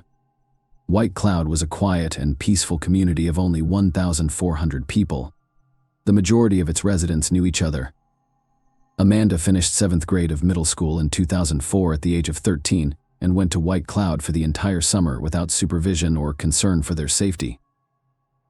Amanda spent time with her friends, went for walks, and enjoyed her vacation. On June 20th, she stayed overnight at her best friend's house. They talked, had fun, and went to bed late at night. In the morning, her friend woke up and found Amanda was not in the room. The bedroom windows were wide open. She went to the kitchen and walked around the house, but Amanda was nowhere to be found. Investigators spoke with Amanda's friend, who stated that she did not hear anything that night and that Amanda never told her she was planning to leave. The friend's parents, brother and sister, were present at the time of the disappearance and did not witness anything. Police attempted to locate witnesses who lived near the house but were unsuccessful. No residents noticed anything unusual on the first day of the investigation. Amanda's relatives were outraged by the police's version, claiming she had no problems at home and was happy to spend the summer in White Cloud. They also pointed out that Amanda had left all her belongings, including clothes, in her friend's room. The investigators decided to check the girl's computer for information that could aid in the search. They discovered correspondence with a specific young man, and based on this, the police assumed Amanda fled to meet him, but there were inconsistencies. There was no mention of a possible meeting among these correspondents, and the conversation was about ordinary and everyday issues. Nonetheless, the investigators considered this sufficient to reassure themselves of their correctness. At the time, they did not reveal all of the investigation's details, but information about correspondence with a specific guy spread throughout the city, leading many locals to believe that the girl simply ran away from home. Despite Amanda's relatives' efforts, the police did not fully utilize their resources to locate her. If the case had been classified as a kidnapping, the FBI and other agencies could have been involved in the investigation. On July 5th, mushroom pickers discovered a human body in a forest near White Cloud and reported it to police. Investigators identified the body as Amanda Lenke, who was wearing the same pajamas she had worn at her friend's house. Medical experts confirmed her identity and determined she had received multiple blows from a heave. They also decided to look into the young man with whom Amanda had communicated online. The problem was that his nickname included the word killer. Police considered the possibility that the victim went to meet him and he murdered her, but this version contained numerous inconsistencies. There was no reason to believe the girl would have gone to meet someone in her pajamas in the middle of the night, and their correspondence contained no hints of a personal meeting. The investigator was unable to identify this individual, and the version of his involvement was quickly abandoned in order to generate new leads. Detectives decided to investigate all of Amanda's belongings, which resulted in a breakthrough. They discovered her personal diary, which contained extremely disturbing information. Amanda wrote shortly before her death that a certain man was harassing her, and the following pages were torn out. Investigators suspected his name had been written on them. This diary quickly became the focal point of police investigations into the man's identity. They spoke with all of Amanda's friends and inquired whether the girl had mentioned anything about this. Several of her friends admitted that she had indeed told them about it, and even named the man Cecil Wallace, who was the stepfather of Amanda's friend, and she had stayed the night for detectives, so this was a huge surprise. They had been looking for the killer all over town and beyond, and in the end, the possible suspect was in the same house as the victim. But the friend's testimony was insufficient to arrest him. Investigators had no substantial evidence against the man. No DNA samples were found on the victim's body, and court documents did not state whether she had been abused. Detectives questioned Wallace, who denied any involvement in the crimes. The police were perplexed as to how the man could have done all of this without being noticed in a small house where his wife and 3 children were sleeping. The detectives were unable to detain Wallace due to a lack of evidence or confession. However, they discovered that Wallace's sister, Candace, worked in the police department handling Amanda's case. She actively assisted her brother and his family during interrogations, literally telling him what to say and how to behave. Other detectives were already handling Amanda's case and questioned the objectivity of the investigation by the local police. However, they could not confirm that anyone other than Candace could be helping Wallace. Investigators questioned the man and his family several times but did not yield any results. They continued to look for leads, but the case stretched on for several years. 4 years after the murder in 2008, detectives turned to the National Center for Missing and Exploited Children for medical help. They dispatched their investigators to White Cloud, where they reviewed all of the case materials, conducted new interrogations, and looked for new leads. Ultimately, they reached the same conclusion as the local detectives: there was insufficient evidence to make an arrest. 3 more years passed, and in 2011, the police received a new lead that changed everything. A 27-year-old Texas girl who grew up in White Cloud visited a news website from her hometown. There, she discovered information about Amanda's murder and began investigating it. After learning that the victim had spent the night at the Wallace house, the woman decided to contact the police and report something disturbing. In 1998, when she was 13 years old, she stayed overnight at Wallace's house because she was friends with his second foster daughter. In the middle of the night, a man entered their room and assaulted both of them, threatening them to keep quiet. The victims were too scared to report the incident, so they never told anyone. However, when the adult victim learned about Amanda's case, she decided to contact the police. The victims were then aged between 13 and 16 years old. In October 2011, police arrested Wallace, 43. After compiling all of the evidence, he was charged with molesting both of these victims and the man who was named as a suspect in Amanda's case for the first time. Detectives had no doubts about his involvement in the murder after hearing everything the other women had to say. At the preliminary hearing, he was granted bail of $150,000, which he was able to pay. Apparently, his sister and other relatives assisted him in gathering the funds. The trial was scheduled to begin in a month. While waiting for Wallace to return to work, the locals were upset that he had been released on bail. They repeatedly protested outside the company's office, demanding that the man be fired. On November 10th, the day of the first court hearing, an unexpected development occurred. Wallace did not appear at the scheduled time, and the police immediately declared him wanted. A few hours later, they discovered his car in the woods near the city. The man was also there. All he had done was commit suicide. Detectives who had not expected such a turn of events were forced to continue their investigation. After the suspect died, they could only rely on strong evidence linking him to Amanda's death. They obtained a search warrant for his home, hoping to find any evidence of her murder. The police searched every corner, tore down some walls and removed floorboards, but could not find any significant evidence. They turned their attention to the suspect's sister, Candace. Detectives were convinced she was covering up for her brother and wanted to know if she knew he had killed Amanda. Candace was arrested in August 2012, following the collection of necessary evidence. She was charged with intentionally misleading the investigation, but this was just the beginning. During the investigation, detectives discovered that Candace had been covering up for her brother when he was dealing illegal substances. She also taught him how to not leave any evidence at crime scenes. And she demonstrated how to properly wipe his fingerprints off surfaces so that experts could not lift them. Candace also advised him to always carry a cigarette containing someone else's DNA in case he needed to plant it at the crime scene. Detectives also concluded that at least 9 people were aware of Wallace's crimes but chose to remain silent. All were family members. The police were unable to establish guilt. Candace's involvement was investigated for 2 years before she agreed to a deal with the police in 2014. She admitted to lying to the investigators, and in exchange, 2 other charges were dropped.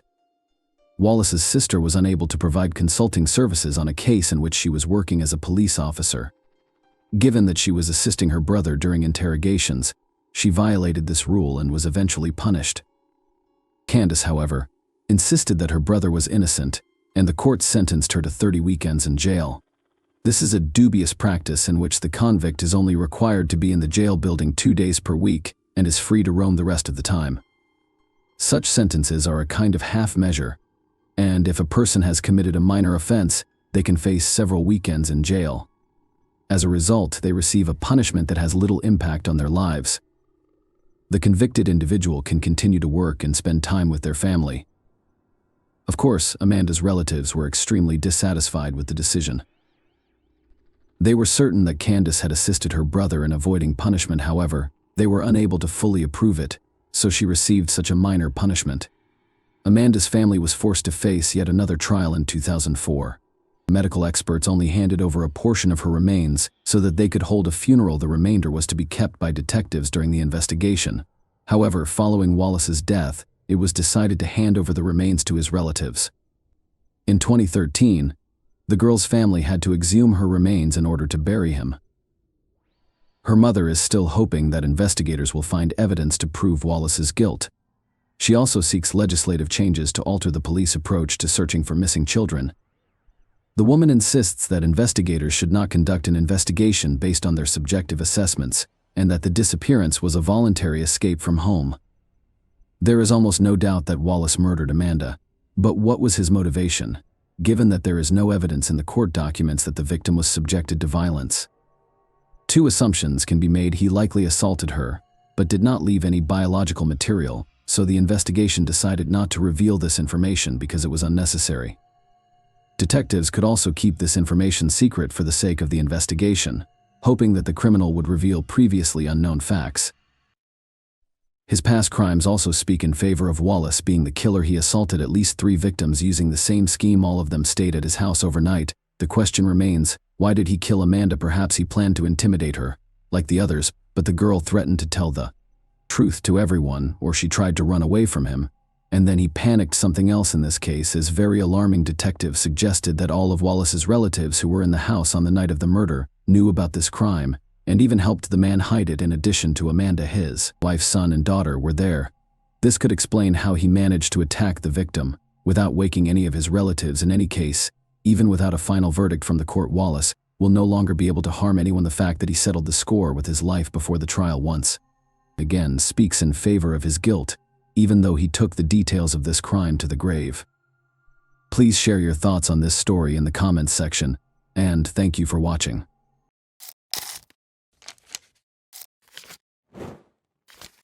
Hey guys, welcome to my channel, and today we're going to take a look at another horrible case with you.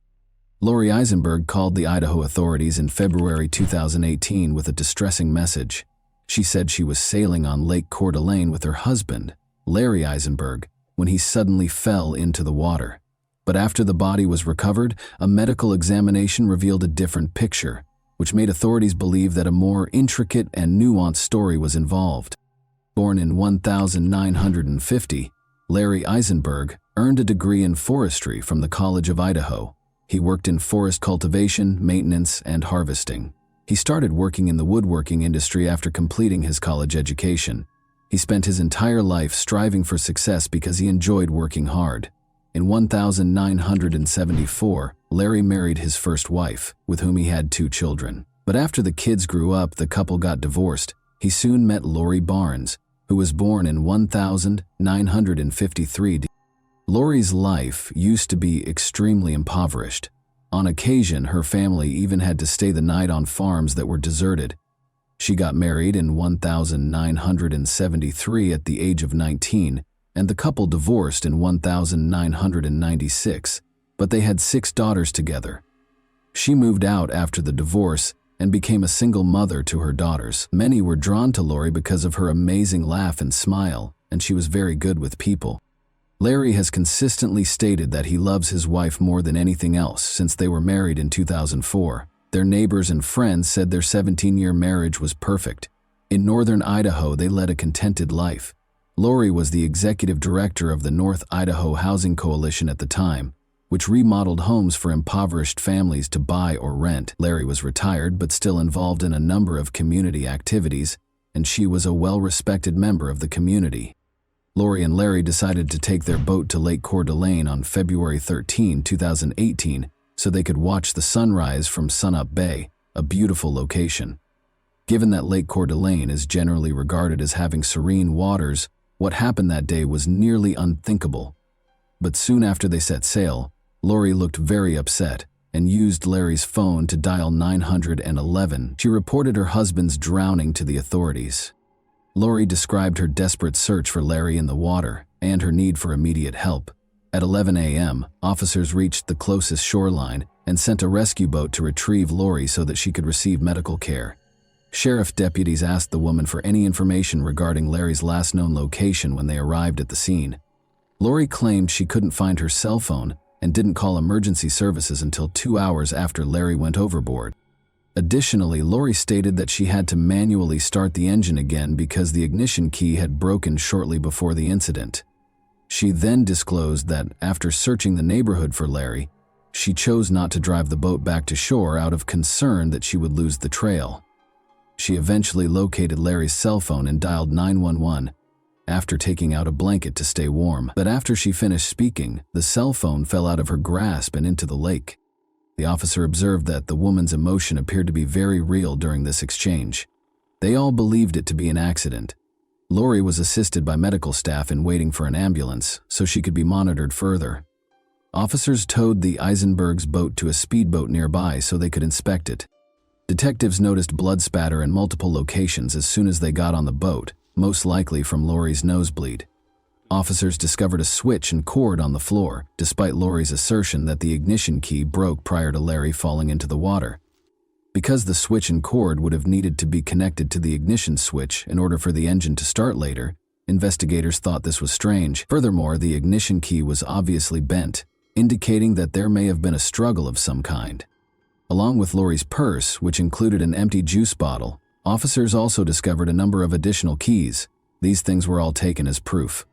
Lori's cell phone was discovered by a deputy sheriff during an examination of the vehicle the Eisenbergs used to tow the boat.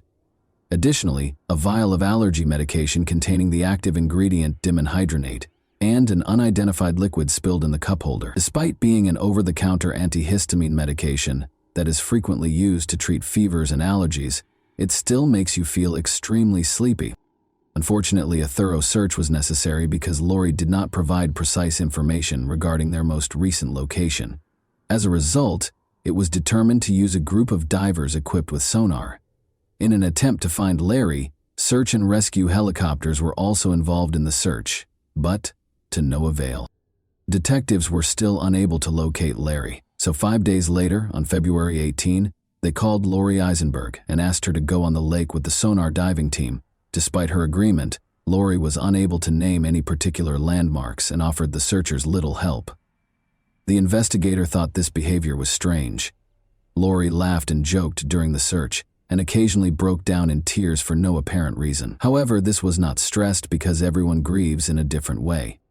However, Lori's suspicious behavior at her husband's house, which was 20 minutes southwest of town, prompted 2 calls to the county sheriff later that day. Police became interested after the callers, who were the Eisenbergs' neighbors, claimed that Lori's family members were assisting her in moving her belongings out of the house. On February 21, 2018, a startling discovery was made that completely changed the course of the case. Due to Lori Eisenberg's potential fraudulent activities, the North Idaho Housing Coalition, where she had worked for years, notified police officers that it would no longer be working with her. It turns out that the coalition's accountant found errors in the report, and that $500,000 was missing from their budget total. That was the amount that only Lori had. Those who knew Lori Eisenberg were shocked by this news because, according to law enforcement, she was a law-abiding citizen with no prior criminal history. Larry's son made the decision to speak with the investigator at this point. He told him about Lori's peculiar actions and the potential role she played in his father's passing. However, the detective was certain that the woman had nothing to do with Larry's death and saw it as merely his personal grievance. However, in response to Lori's fraud charge, a search warrant was issued for the Eisenbergs' residence the following day. Several pieces of evidence were found during the search, including red stains on the floor outside the house, paper towels that appeared to have dried blood on them, black latex gloves, and a Ziploc bag that contained an unidentified white powder. Lori was immediately briefed on the evidence by the investigating detective. She countered that she was unaware of the brown stains in the backyard and that the blood they discovered on the gloves and towels was her own. The red marks on the concrete were later identified by forensic analysis as paint drips that had stained the boards. Lori was arrested on 40 counts of forgery on February 27th. Since the coalition was partially financed by taxpayers, the nearly $500,000 she was accused of stealing would escalate into a far more serious offense. On the following day, one of Lori's daughters posted her $75,000 bail. About 3 miles from the location where Lori claimed Larry fell overboard, Larry's body was discovered floating face down, close to the shore on March 1, 16 days after the tragic event. An autopsy the following day verified that the body belonged to Larry Eisenberg. That's not all, though. Toxicology tests conducted by the coroner's office showed that Larry's blood contained deadly amounts of the antihistamine dimenhydrinate. Experts concur that despite the extremely low frequency of overdoses, the drug is fast-acting and can be lethal if taken in excess in a short amount of time. Although the autopsy results were not made public by the authorities, Lori had previously claimed that her husband took several pills daily and frequently neglected to take the recommended dosage. Larry also had flu-like symptoms, according to Lori. Larry only ever mentioned being sick once, in a message to his friend, but was Larry the one who sent that message? The expert analyst concluded that the last time the cell phone signal was present close to Lori's son's house was when Larry vanished into the lake, despite the fact that Larry's phone had drowned. Given that Lori said the phone fell into the lake on February 13, this was strange. Detectives concluded that Larry's death was most definitely not an accident. As a result of all of this, Lori did not show up in court for her fraudulent fraud case in late May. A warrant for her arrest was consequently issued, but she never showed up. Investigators kept questioning the Eisenberg family's close associates, and soon the idyllic relationship started to show signs of weakness. Despite their apparent happiness, Larry had been very dissatisfied with Lori's recent spending patterns and the fact that she frequently provided financial support for her kids. Investigators also discovered that Larry was one of 3 men Lori had cheated on her first husband with. Furthermore, it was found that Lori herself had handwritten modifications to Larry's will a month prior to his death. According to the will, Larry's children would receive 80% of the estate, while his own would only receive 20%. Authorities chose to make the autopsy results public and declare the case a premeditated murder since Lori was still at large. It was discovered that he overdosed on the antihistamine Benadryl and died from diphenhydramine toxicity. Diphenhydramine, an antihistamine used to treat allergies, is marketed under the name Benadryl. It is also used as a sleep aid because it makes you drowsy. Even at standard dosage levels of 1,0,100 nanograms per milliliter, diphenhydramine induces drowsiness. Larry's body contained a deadly 7,100 nanograms of diphenhydramine at the time of his death. Larry's doctor was questioned by police to see if they saw any indications of a stroke or other medical irregularities, but the doctors said Larry was in perfect health. Investigators concluded that Lori texted Larry's daughter that morning before poisoning her husband, based on all the evidence they had collected. Subsequently, she added the pills to the man's juice. Larry became ill and went overboard near the coast. They also conjectured that before dialing 911, Lori purposefully steered the boat further away from the location. The entire Eisenberg family was uninsured. What was the motive? That was the only question left.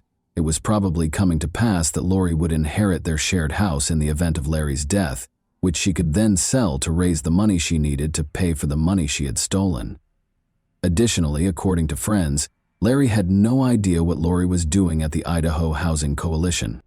2 months after going missing, Lori finally made an appearance at the sheriff's office by herself in July.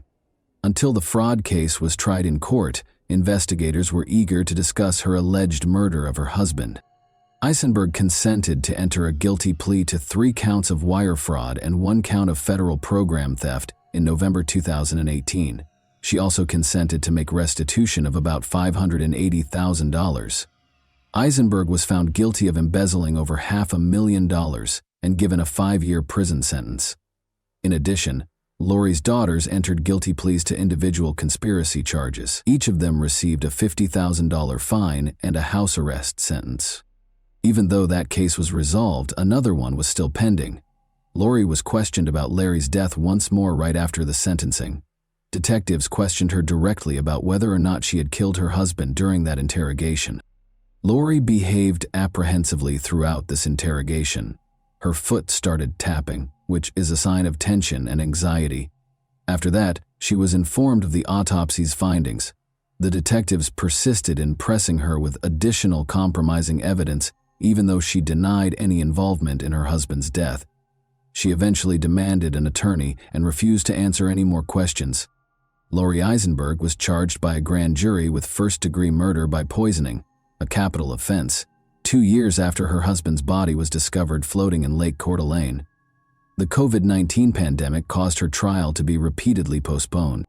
In order to maintain her innocence and admit that she would probably be found guilty if the case went to trial, Eisenberg entered an Alford plea to a lesser charge of second-degree homicide, after initially being charged with first-degree homicide by use of poison.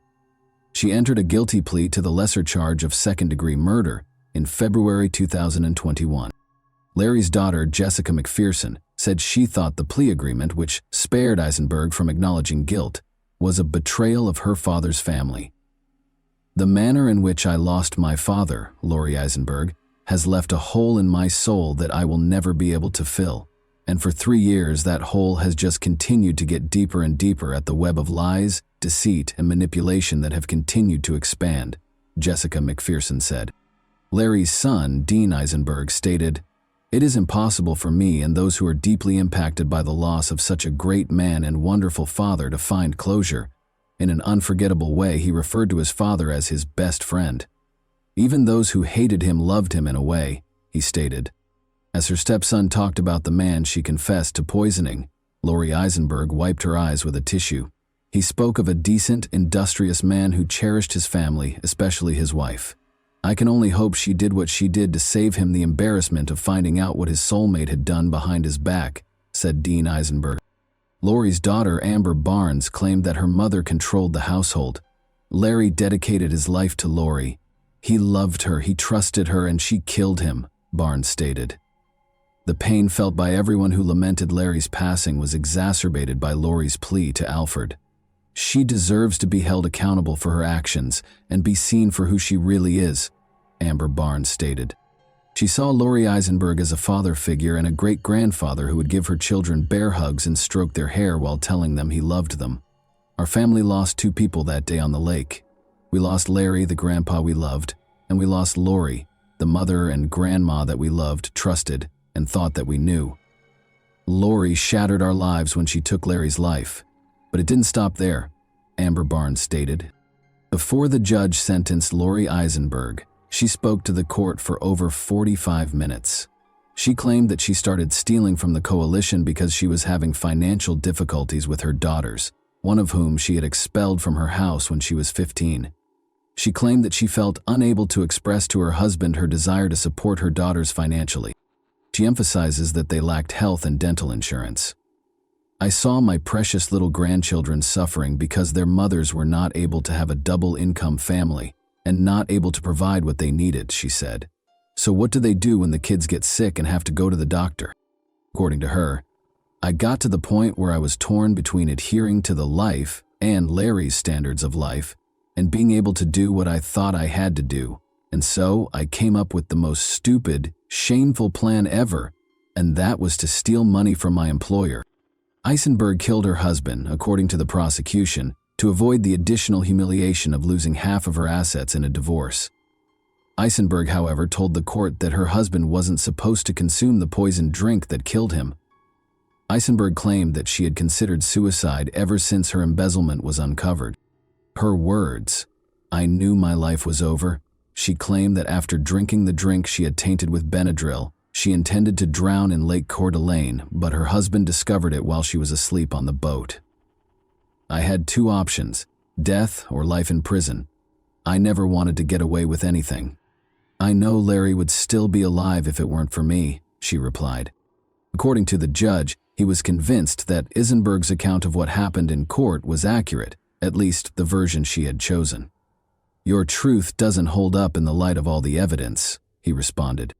Eisenberg was given a life sentence with 30 years fixed and credit for time served, according to the judge's ruling. Following the delivery of the sentence, Larry Eisenberg's family silently embraced it.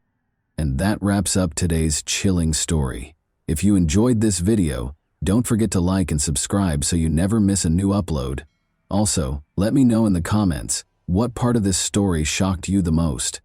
Thank you for watching, and I'll see you in the next video.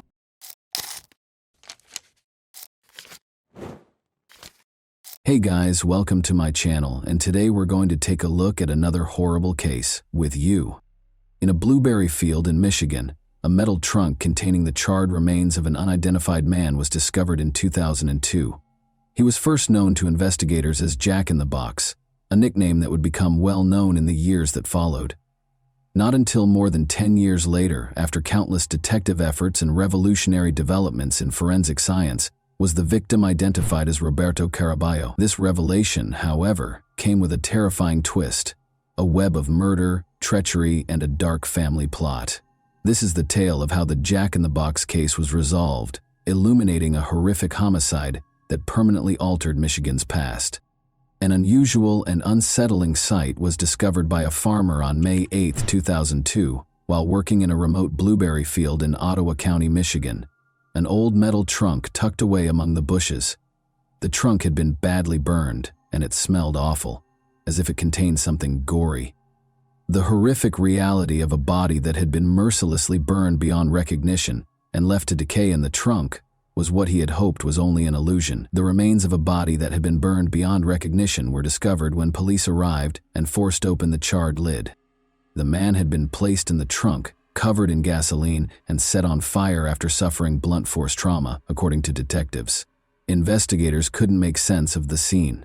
Since the fire destroyed any fingerprints or distinguishing characteristics, the condition of the body made identification all but impossible.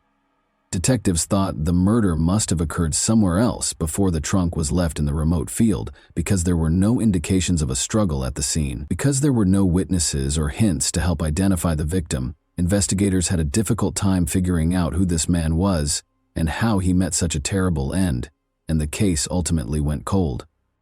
Early leads in the case produced no noteworthy progress, despite the best efforts of law enforcement. In order to gather information about missing people, odd behavior, or anything that might help identify the victim, investigators canvassed the local communities. Due to the limited forensic technology available at the time, detectives were left without answers in the absence of fingerprint identification or DNA database matches. The forensic analysis, which showed that the man was probably middle-aged and had died violently, was the only information available for years.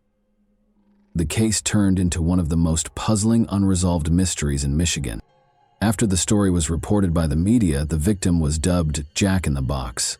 The public and fans of true crime were enthralled, curious about the identity of this man and the reason behind his body's ruthless disposal.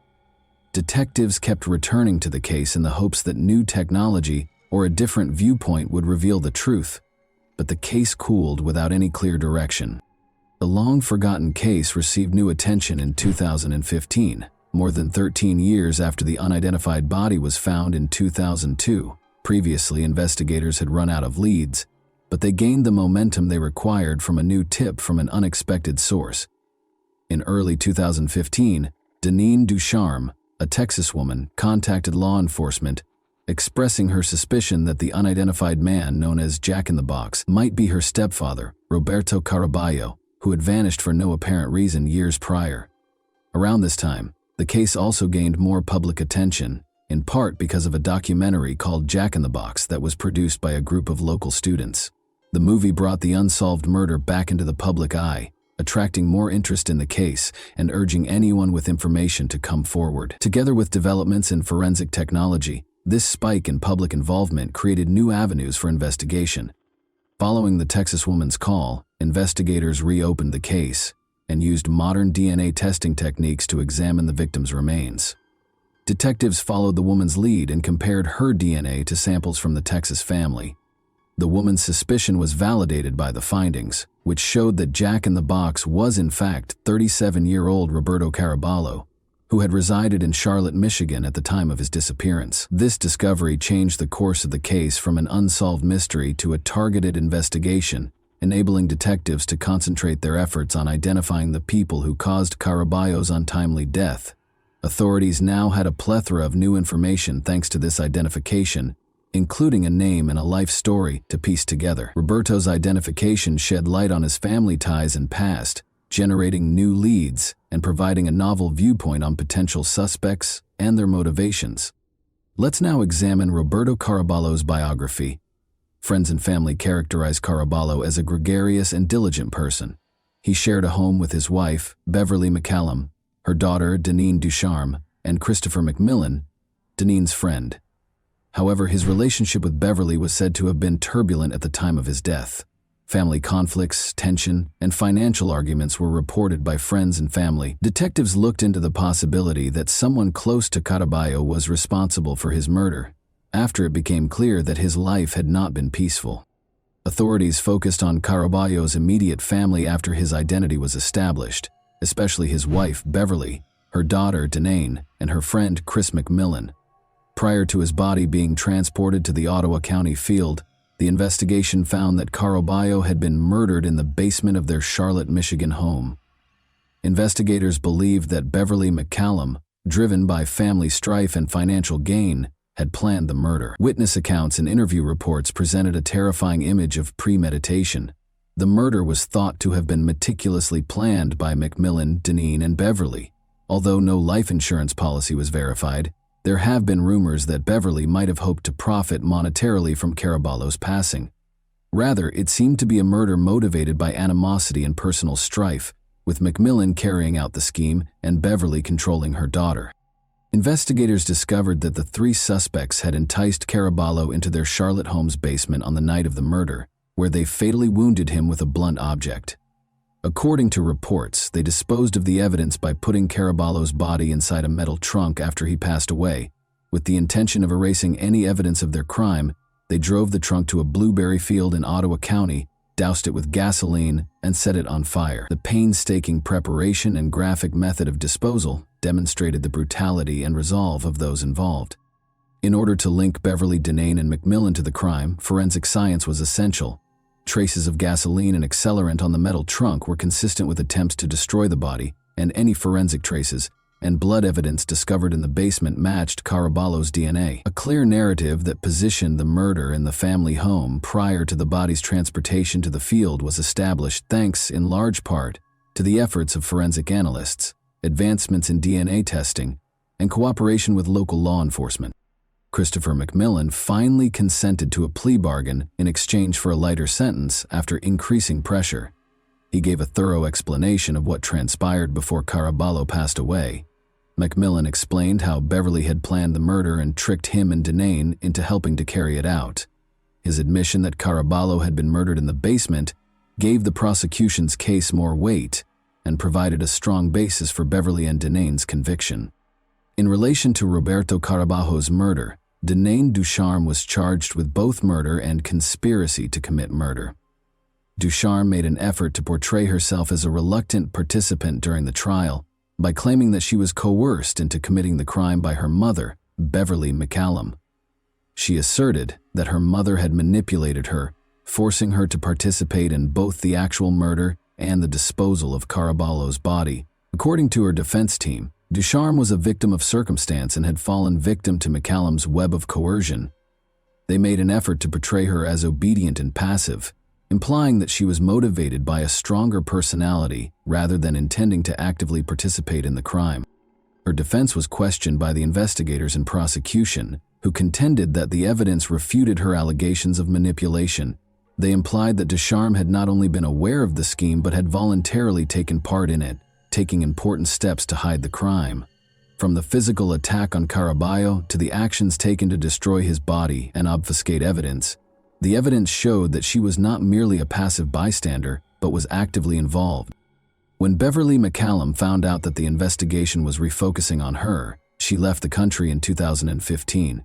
After evading authorities by moving to different countries, she was eventually found in Rome, Italy in 2019. The case became more complicated due to the international nature of her arrest, necessitating cooperation between Italian and American authorities in order to extradite her. Ultimately, McCallum's attempts to thwart extradition were unsuccessful, and she was sent back to Michigan to stand trial for Caraballo's murder. Beverly McCallum and her daughter Denane Ducharme were charged with first-degree murder, conspiracy to commit murder, and mutilation of a dead body at the start of their legal proceedings in Michigan. According to the prosecution, the murder was premeditated, and Beverly was the one who carried out the heinous deed, driven by both malice and financial greed. Beverly allegedly carefully planned Caraballo's murder and enlisted her daughter Denane and friend Christopher McMillan to carry out her plan, according to the prosecution.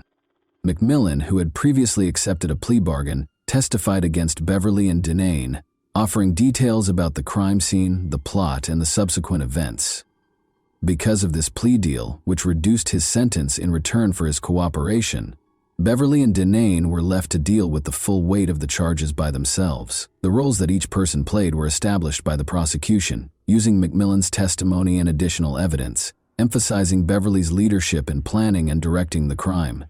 After years of waiting for the case to be settled, Caraballo's loved ones and the community finally felt some justice and closure as a result of the trial and the ensuing court rulings.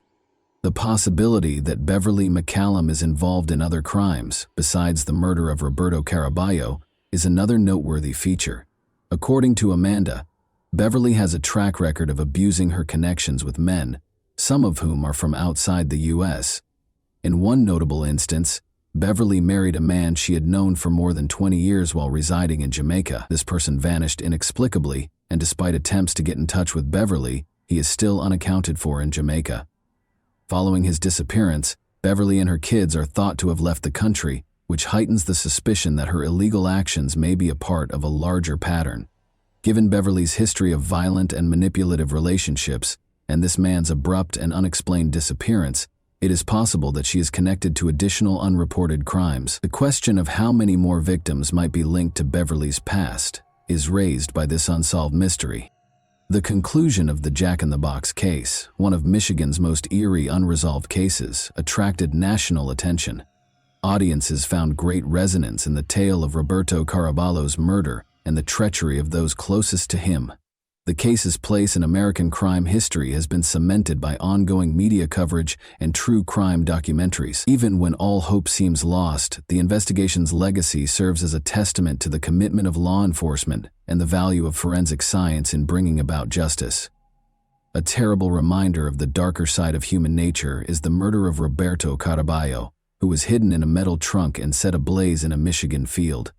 When justice was finally served after years of mystery, a horrifying tale of treachery and family dishonesty was exposed. No matter how much time has passed, Caraballo's memory endures as a reminder of the extent investigators will go to in order to find the truth and provide victims with justice.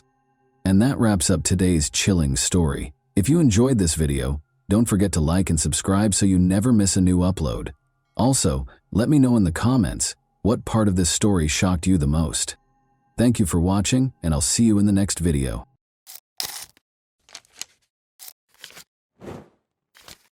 Hey guys, welcome to my channel, and today we're going to take a look at another horrible case with you.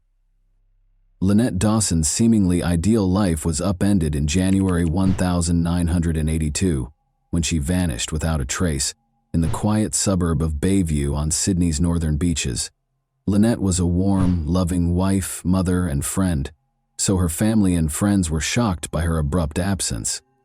Lynette left her 2 young daughters behind when she left the family, according to her husband, Chris Dawson, a dynamic former rugby league player who is now a teacher. However, his story almost immediately sparked troubling questions. Why would a loving mother desert her kids? Why didn't she take any cash, clothing, or even a note with her? Let's explore the complex network of love, treachery, and unresolved issues that characterize Lynette's tale, a tragedy that defies extinction. Lynette Dawson, whose real name was Lynette Joy Sims, was born into a close, and affectionate family. She was the second of 4 children in the Sims family, which included an older brother named Greg and younger siblings Pat and Philip, and she grew up in Sydney's eastern suburbs.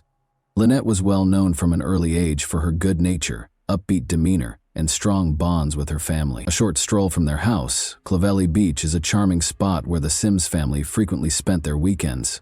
For Lynette and her siblings, the beach, with its crystal-clear waters and expansive views of the coast, became a special place where they created innumerable memories of swimming, family vacations, and spending time together. Lynette married Chris Dawson, a dynamic and athletic man who had gained early notoriety as a rugby league player for the Newtown Jets in March 1970 when she was just 19 years old. The pair appeared to have a dreamlike romance, and Chris was well known for his athletic ability and attractive appearance. Lynette, who was deeply in love with Chris, helped him with his career while they were starting a family. Their union seemed to be a match made in heaven. The couple chose Bayview, a serene and picturesque suburb on Sydney's northern beaches, which is a great area to start a family. Lynette and Chris had 2 daughters, Chanel and Sharon, in the years after their marriage, and the family seemed to lead a happy life. Lynette balanced her commitment to her family with her career as a nurse and then as a childcare provider. She enjoyed taking care of her daughters and keeping their home cozy and loving, and she frequently put their needs ahead of her own. Chris, on the other hand, kept advancing his career by juggling his rugby commitments and teaching job. Chris was the devoted husband and father, and Lynette was the focal point of their seemingly perfect life for many years. But beneath the surface of their contented family life, their marriage was starting to show signs of strain. Chris's relationship with a young student at Cromer High School would soon fall apart due to his growing infatuation with her. Lynette had no idea at the time that her marriage, which had seemed stable, was about to fall apart, and that a string of startling incidents would soon shake the foundation of her family and alter her life forever, ultimately leading to her death. Joanne Curtis first appeared in Chris Dawson's physical education class at Cromer High School when she was 16 years old. Chris was married to Lynette Dawson, had 2 young daughters, and was in his early 30s at the time. They had no idea how Lynette's life would be destroyed by what started out as a teacher-student relationship. Despite the fact that Joanne was a teenager living with her family and that they were very different in age, Chris's love for her grew rapidly. His marriage to Lynette was strained as a result of his growing obsession. She observed his strange behavior and growing distance.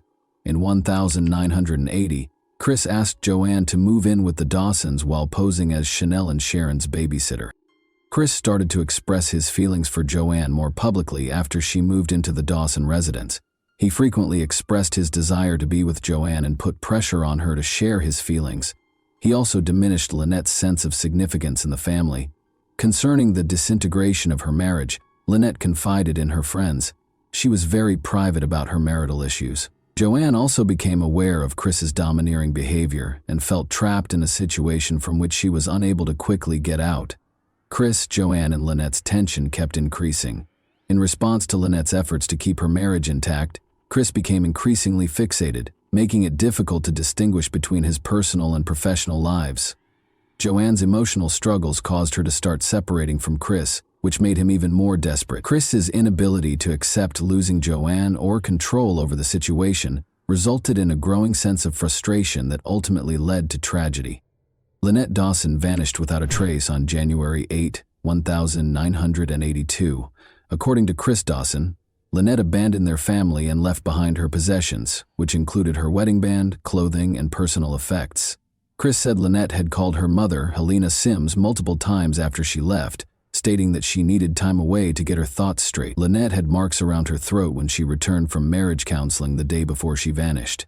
Lynette explained that Chris had wrapped his hands around her neck in the elevator on the way to counseling when her sister Annette asked her about it. Chris claimed that Lynette left voluntarily, raising the possibility that she did so in order to get away from the demands of family life. Helena Sims was taken aback by the news at first, but she did not immediately doubt her son-in-law's justification. Lynette had always been a family-oriented woman and had been a loving mother to their two young daughters, Chanel and Sharon. Even so, her mother, who had only spoken to Lynette a few days prior to her disappearance, struggled to believe that Lynette would abruptly leave her family. Helena was worried at first, but she had no reason to believe that something darker had happened. Tragically, she accepted Chris's story, which turned out to be untrue. At first, Chris's account of what happened to Lynette's family and the police seemed credible. Lynette had told him she was going to spend some time with friends and would come back when she was ready, he said. However, there were a number of obvious contradictions in his story that were overlooked. First of all, it would have been unusual for Lynette to have taken any cash, credit cards, or identification with her. In addition, if Lynette had really intended to leave, she would have made plans for the care of her kids, but she hadn't. Chris Dawson appeared remarkably unconcerned in the days following Lynette's disappearance, even acting as if nothing had happened. However, Chris Dawson's quick response to Lynette's disappearance was what alarmed her family and friends. He moved Joanne into their bedroom a few weeks after Lynette disappeared. A burgeoning scandal centered on Joanne. Chris had started an affair with Lynette in the months before she vanished. It was an inappropriate relationship that was hard for anyone to overlook. Joanne was living with the Dawsons at the time, and Lynette's family and friends were taken aback by her presence in the house following Lynette's abrupt departure. Those who knew the Dawsons found it unsettling that this move was made so soon after Lynette was reported missing. It seemed less like the acts of a man lamenting the loss of his wife and more like a quick replacement. This development horrified Lynette's family, especially her brother Greg Sims. They found it incomprehensible that Chris could move on so fast, especially in such dubious conditions. Greg remembered being extremely uneasy as he watched what was happening. He and the rest of the family started to suspect that Chris was concealing something. Initially dismissed as a straightforward case of a wife abandoning her family, Lynette's disappearance started to take on a much darker appearance. Serious questions were raised by Chris Dawson's actions, particularly his inability to give consistent explanations for his wife's disappearance. Although he was adamant that Lynette had left on her own volition, his actions gave the impression that she had not. Furthermore, the fact that Lynette had always been a responsible mother who would never abandon her kids without a trace added to the family's growing suspicions. Lynette's family rejected Chris Dawson's story as time went on, and no new information surfaced. They started their own investigation because they thought something was amiss and wanted to find out the truth. They had no idea that the investigation into Lynette Dawson's disappearance would take decades, during which time Chris Dawson would continue to claim innocence, while details of his role in her demise would eventually surface. Lynette's family battled to learn the truth about her disappearance over the years. They were left heartbroken and perplexed at the time, but their quest for answers would ultimately result in a trial and a conviction. They clung to hope while pondering countless questions as they attempted to make sense of the bizarre and unsettling circumstances surrounding Lynette's abrupt disappearance. Lynette Dawson's disappearance was initially handled like any other missing persons case. When Lynette's friends and family started to voice their concerns, the police dismissed them, claiming that Lynette was an adult and could leave if she so desired. The investigation's initial dismissiveness and lack of urgency irritated Lynette's family, who knew her well and thought there might be more to the story. Chris Dawson's story went mostly uncontested, leaving them to deal with their mounting misgivings and anxieties. Chris's 1984 marriage to Joanne heightened suspicions that he was responsible for Lynette's disappearance. However, the toxic and domineering nature of their relationship was a major factor in their 1990 divorce. In subsequent interviews, Joanne talked about how she felt trapped and controlled by Dawson during their time together, particularly after Lynette vanished. Chris, however, insisted that Lynette had left willingly, and even said she had joined a religious commune. However, his actions seemed inconsistent with his story, as he quickly rebuilt his life with Joanne and filed for divorce a year after she vanished. This time was especially difficult for Chanel and Sharon, Lynette's daughters.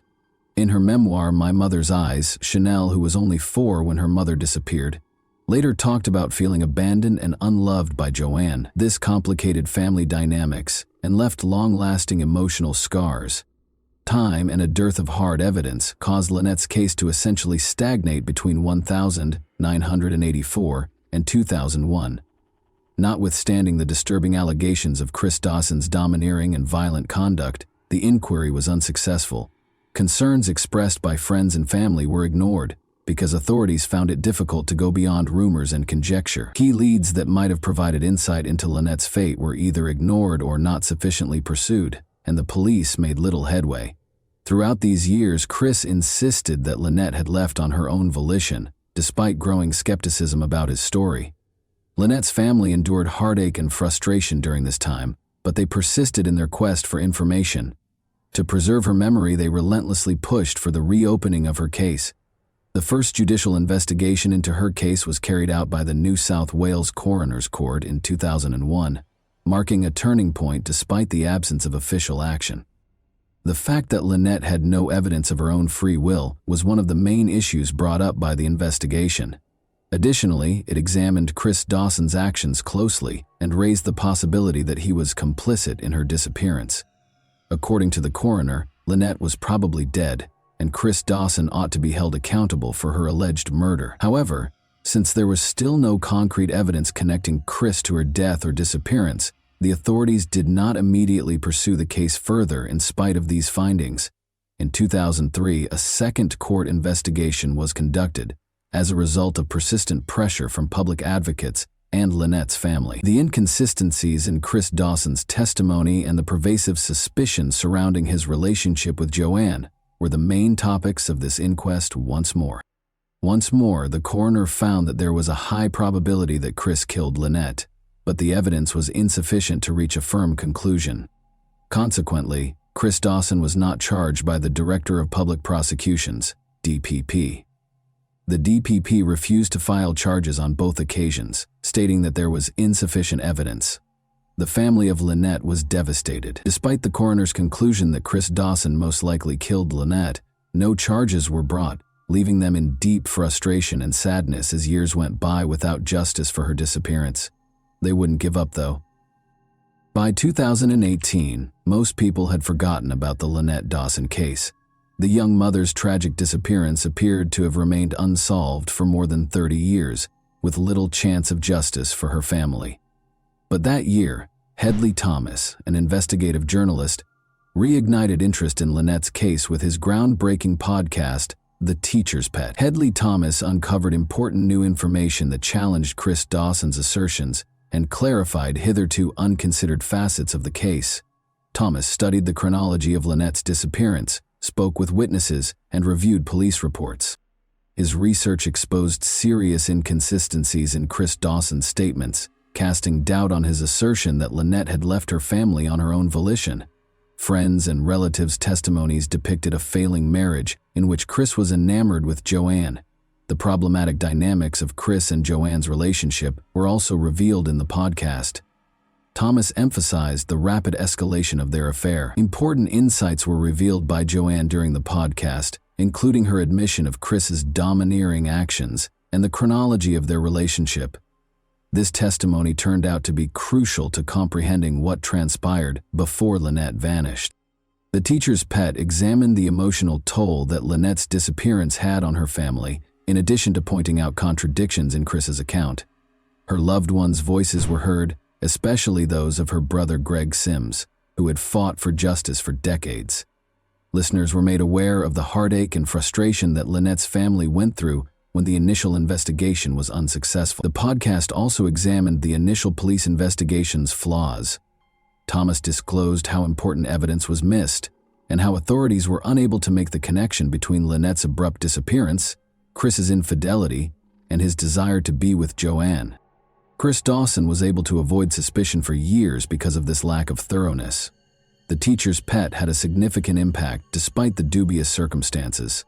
It brought Lynette's case back into the spotlight in Australia, sparking protests and demands for justice.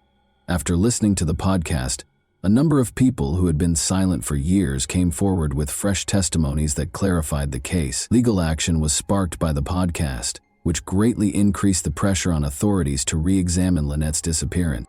Chris Dawson was detained and accused of Lynette's murder in 2018, partly as a result of the disclosures made in the teacher's pet. The case eventually went to trial, which was a major turning point. In addition to uncovering fresh evidence, the podcast inspired public support, demonstrating the ability of investigative journalism to advance justice. Chris Dawson was residing in Queensland when he was arrested. Following his arrest, Dawson's attorneys issued a statement asserting his innocence and vowing to fight the charges. Dawson insisted that Lynette's disappearance was voluntary and that she had deserted her family. He persisted in denying any role in her demise. In 2022, Chris Dawson's trial for his wife's murder got underway in the Supreme Court of New South Wales, which was chaired by Justice Ian Harrison. Because of the case's widespread pre-trial publicity, the trial was held without a jury. Due in large part to the disclosures made public by the Teacher's Pet podcast, Dawson had gained national attention. Without tangible proof, like Lynette's body, the prosecution had a difficult time establishing their case. Rather, they relied on key witness testimony, circumstantial evidence, and a thorough analysis of Chris Dawson's actions prior to and following Lynette's disappearance. Joanne was one of the most important witnesses. Since she had already cut ties with Dawson in 1990, she mustered the guts to tell the truth, which was a pivotal moment in assembling the evidence against him. According to Joanne's damning testimony, Dawson had once brought her to see a hitman to talk about killing Lynette, but he later changed his mind. According to Joanne's story, he was prepared to go to great lengths to get rid of his wife. She also talked about how his domineering and cunning actions intensified following Lynette's disappearance. Joanne recalled how Dawson had moved her into the bedroom soon after Lynette disappeared, highlighting how quickly their relationship had developed and how he seemed unconcerned about his missing wife. Patricia Jenkins, Lynette's sister, provided more details about the Dawsons' tumultuous marriage. She testified that Lynette had told her about Chris's abusive tendencies and erratic temper. Patricia claims that Lynette said Chris was often irate and had black eyes flashing when they argued. In addition, Lynette had voiced concerns about the status of their marriage and her increasing sense of helplessness. Lynette's co-workers attested to her attempts to save the marriage in its last moments. They recalled how, following a counseling session, Lynette and Chris arrived at work hand in hand on January 8, 1982. Lynette vanished a few days later in spite of these efforts, and Chris's subsequent behavior sparked suspicions. Witnesses detailed his repeated assertions that Lynette had left voluntarily, leaving her children unaccounted for, and his lack of urgency in reporting her missing. Since Lynette Dawson's body was never located, the case against Chris Dawson was primarily based on circumstantial evidence. Nevertheless, the prosecution made a strong case based on the testimony of witnesses. When examined more closely, Chris's assertion that Lynette had voluntarily left her family to join a religious commune was refuted. It was mentioned that Lynette abandoned everything she owned, including money and most significantly her 2 daughters, a completely uncharacteristic behavior for a loving mother.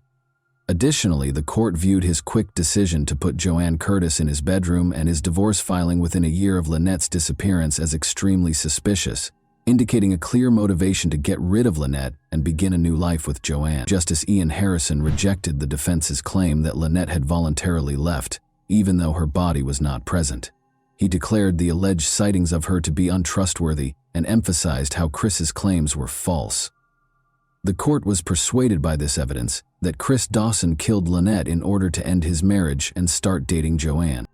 Chris Dawson was convicted of Lynette's murder on August 30, 2022, and given a 24-year prison term without the possibility of release until 2040, when he would be 92 years old. Although Lynette's family received some justice as a result of the conviction, they are still devastated that her body has never been located. In order to properly honor her memory and achieve complete closure, they still hold out hope that her remains will one day be found. And that wraps up today's chilling story. If you enjoyed this video, don't forget to like and subscribe so you never miss a new upload. Also, let me know in the comments what part of this story shocked you the most. Thank you for watching, and I'll see you in the next video.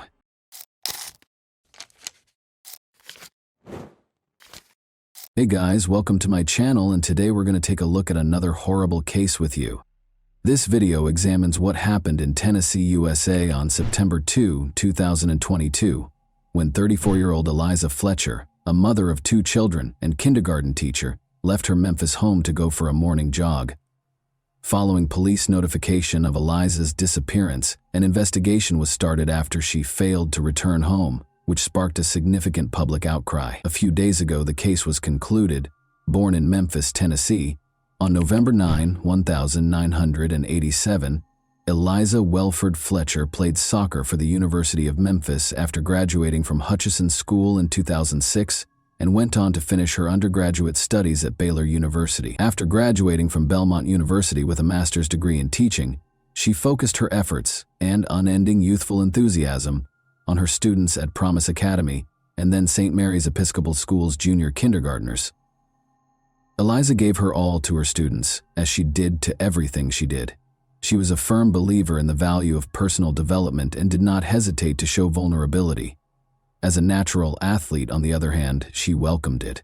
From childhood teams to collegiate competition to winning marathons, Eliza's love of sports was evident.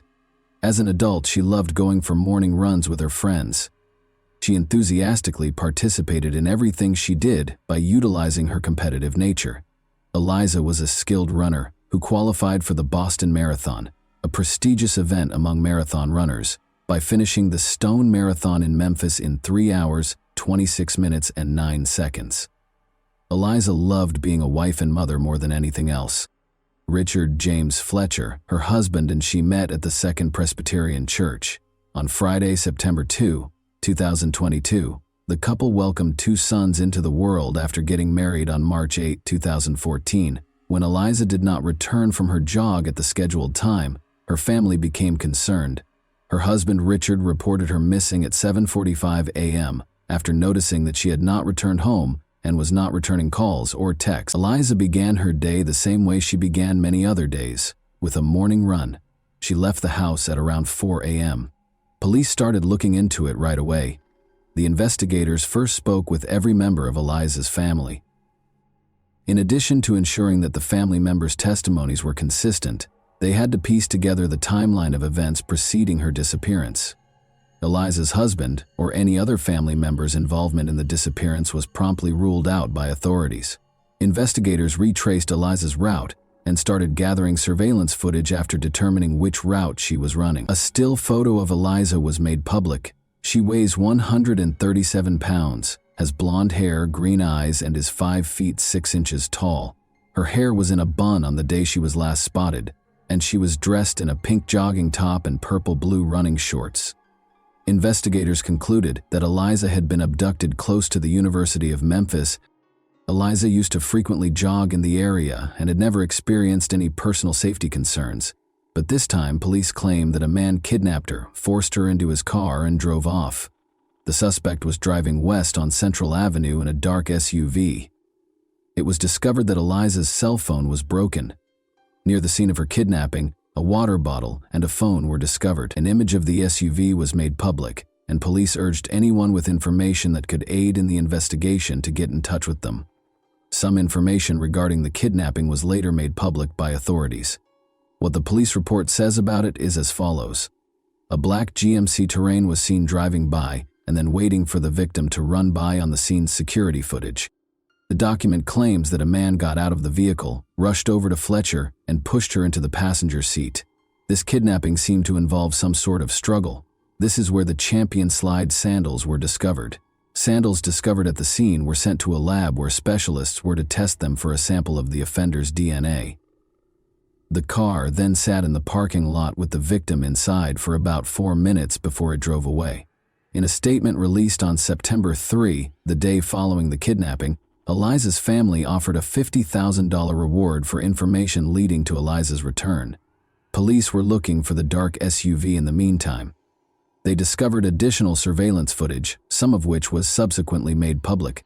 The police statement claims that this video shows the suspect in Eliza Fletcher's kidnapping cleaning the inside of his vehicle. It is clear from the statement that Eliza was no longer in the kidnapper's car at this point, but authorities did find a trash can where the suspect had disposed of the cleaning supplies he had used inside the vehicle. They might be an important piece of proof. The same day, September 3, Memphis police reported that they had found a car of interest and had taken its driver into custody to question him. The DNA sample came from the sandals the criminal misplaced when kidnapping Eliza Fletcher. Upon entering the DNA profile into the database, forensics discovered that the person who kidnapped Eliza was 38-year-old Cleotha Abston. He was released from prison approximately 2 years ago and had a criminal record. Investigators allegedly found that Abston's cell phone was close to the location where Fletcher was coerced into the car, based on cellular records they were able to obtain. Abston was a teenager when he pleaded guilty to kidnapping Kemper Durand on May 26, 2000, and was previously given a sentence of 24 years in prison. According to court records, Abston forced Durand into a car's trunk after kidnapping him at gunpoint. In a victim impact statement, Durand stated that he felt incredibly fortunate that I was able to escape from the custody of Cletty Abston. He then made Durand take money out of an ATM, from which he managed to escape when he caught the attention of a Memphis Housing Authority guard. He and his co-defendant had taken me from the trunk of my car, where they had kept me for several hours, and forced me to drive to the MAPCO station. I was supposed to get cash for Cleotha Abstain using my ATM card.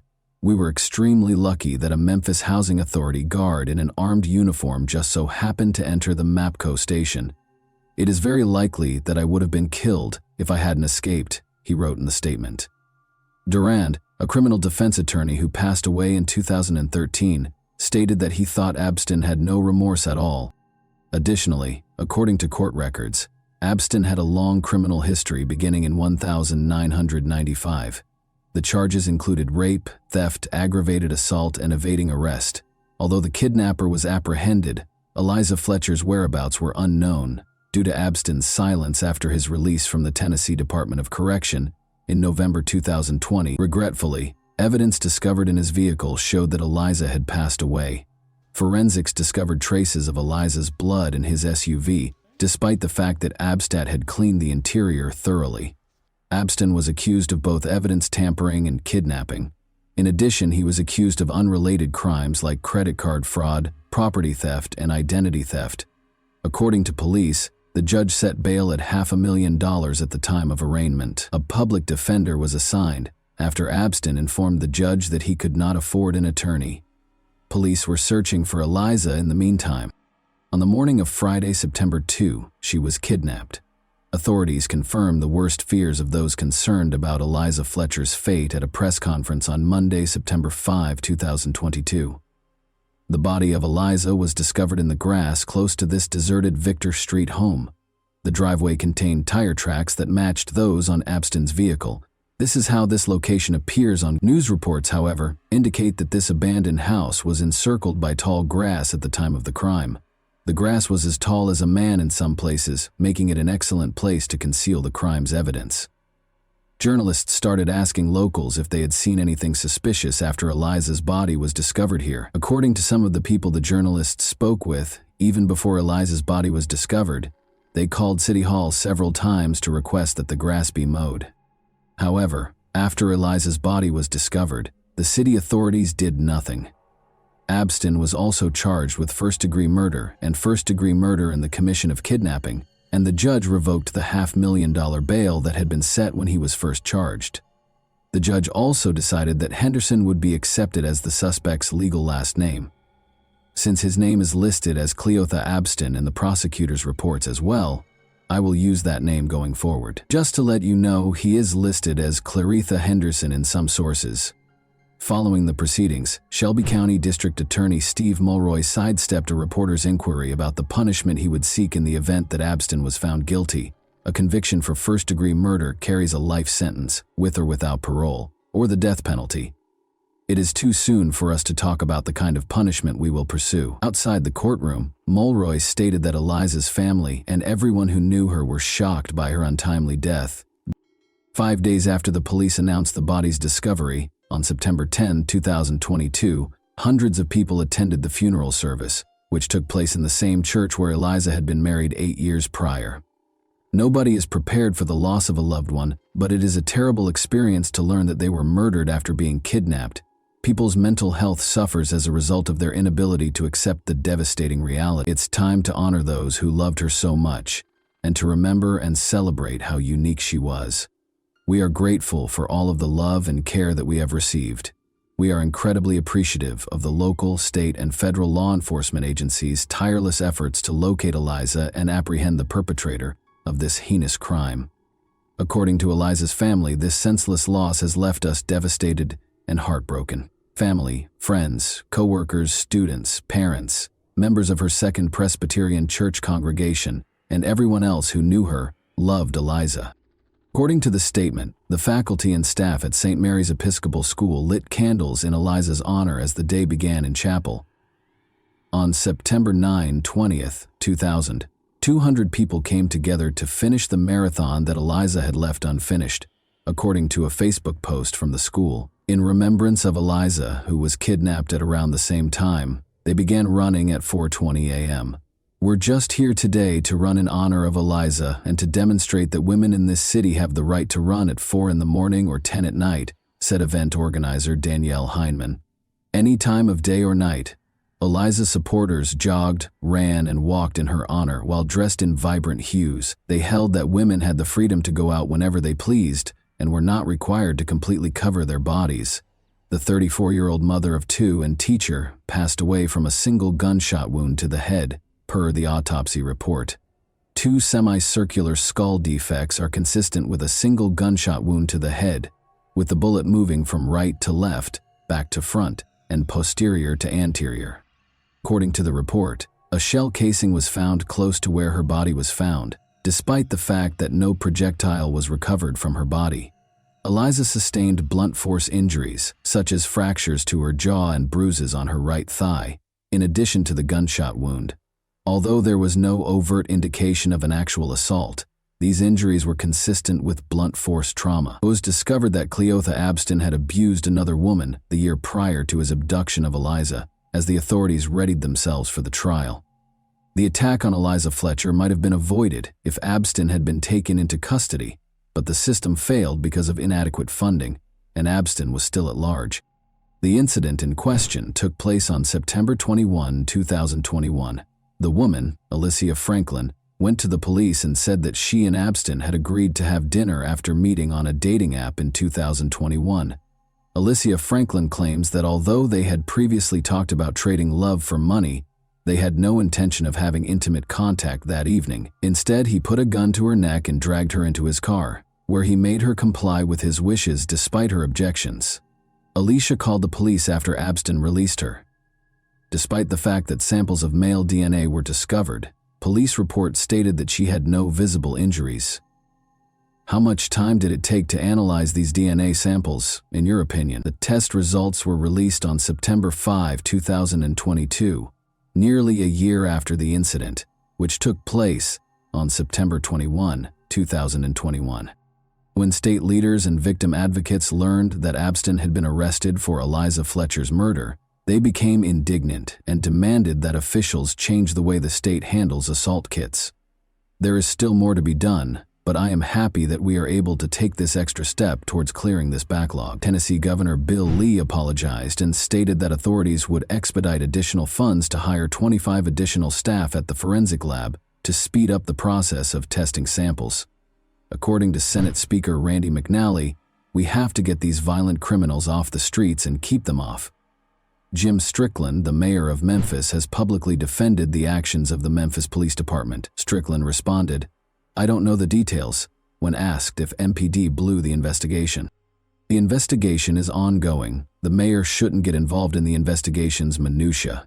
Days after his arrest in connection with Eliza Fletcher's death, Cleotha Abston was finally charged in the case. Alicia Franklin is suing the city of Memphis, claiming that the Memphis Police Department did not conduct a thorough and appropriate investigation into her ordeal. She claimed to have sustained emotional and physical harm that necessitated continuous medical and psychological care. She is requesting damages that are not specified. Additionally, the lawsuit alleges that when investigators arrived at the crime scene, they failed to collect tangible evidence. The Lakes at Ridgeway were also sued by Alicia Franklin.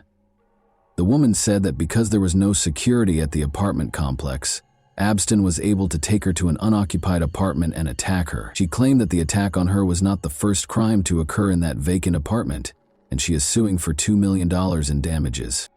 The apartment that Abston used to entice the plaintiff to leave her car was unoccupied and available for Abston to use illegally, the lawsuit said. In the court filing, the woman also claimed that Henderson had made inappropriate and obscene remarks to other women at the complex, but the property managers had done nothing to request that Abston leave. In the Alicia Franklin case, Cleotha Abston was found guilty on April 12, 2024. He consented to a maximum sentence of 8 decades in prison on all counts on May 17, 2024, waiving his right to a sentencing hearing. The sentence is divided into 40 years for the 20 years for the kidnapping and 20 years for the gun charge, which will run consecutively. When making a decision, said Judge Lee Coffey, the judge said that Abston will not be able to appeal his sentence, but he can still appeal the trial and verdict itself in the Franklin case this week. On Monday, October 28, 2024, it was revealed that Cleotha Abston was sentenced to life in prison without the possibility of parole in the Eliza Fletcher case. He also noted that the sentence would run consecutively for the counts he considered, including his lengthy criminal history and multiple disciplinary incidents while he was in custody, including indecent exposures and possessing drugs and weapons. The man accused of the violent kidnapping and murder of Memphis schoolteacher and mother of 2, Eliza Fletcher, entered a guilty plea to several charges, including first-degree murder, aggravated kidnapping, and tampering with evidence, according to a statement issued today by the district attorney's office. The case that has rocked the community was officially ended when Cleotha Abston was given a life sentence without the possibility of parole. With the help of Mrs. Fletcher's family, the resolution was reached. The agreement reached today gives the family closure. In order to avoid years and decades of appeals, the defendant forfeits his right to appeal. The fact that this dangerous individual will never again walk our streets benefits the community as well. In prison, he will perish. Due to the overwhelming evidence against him, Abston's attorney, Uni Ganguly, told the New York Times that he advised Abston to accept the plea deal. A jury probably would have given Abston the death penalty, Ganguly told the Times. A statement from Fletcher's family that was sent directly to Abston was read by District Attorney Steve Mulroy. "We don't know what happened to you, but whatever it was that made you feel the need to harm people doesn't justify or explain what you did. Nothing will ever be the same because of the permanent change you have brought about in our lives. What you did was wicked. There is no other way to put it. You killed Liza, despite the fact that she did nothing wrong and did not harm you. If you had needed assistance, she would have been the first to offer it." And that wraps up today's chilling story. If you enjoyed this video, don't forget to like and subscribe so you never miss a new upload. Also, let me know in the comments what part of this story shocked you the most. Thank you for watching, and I'll see you in the next video.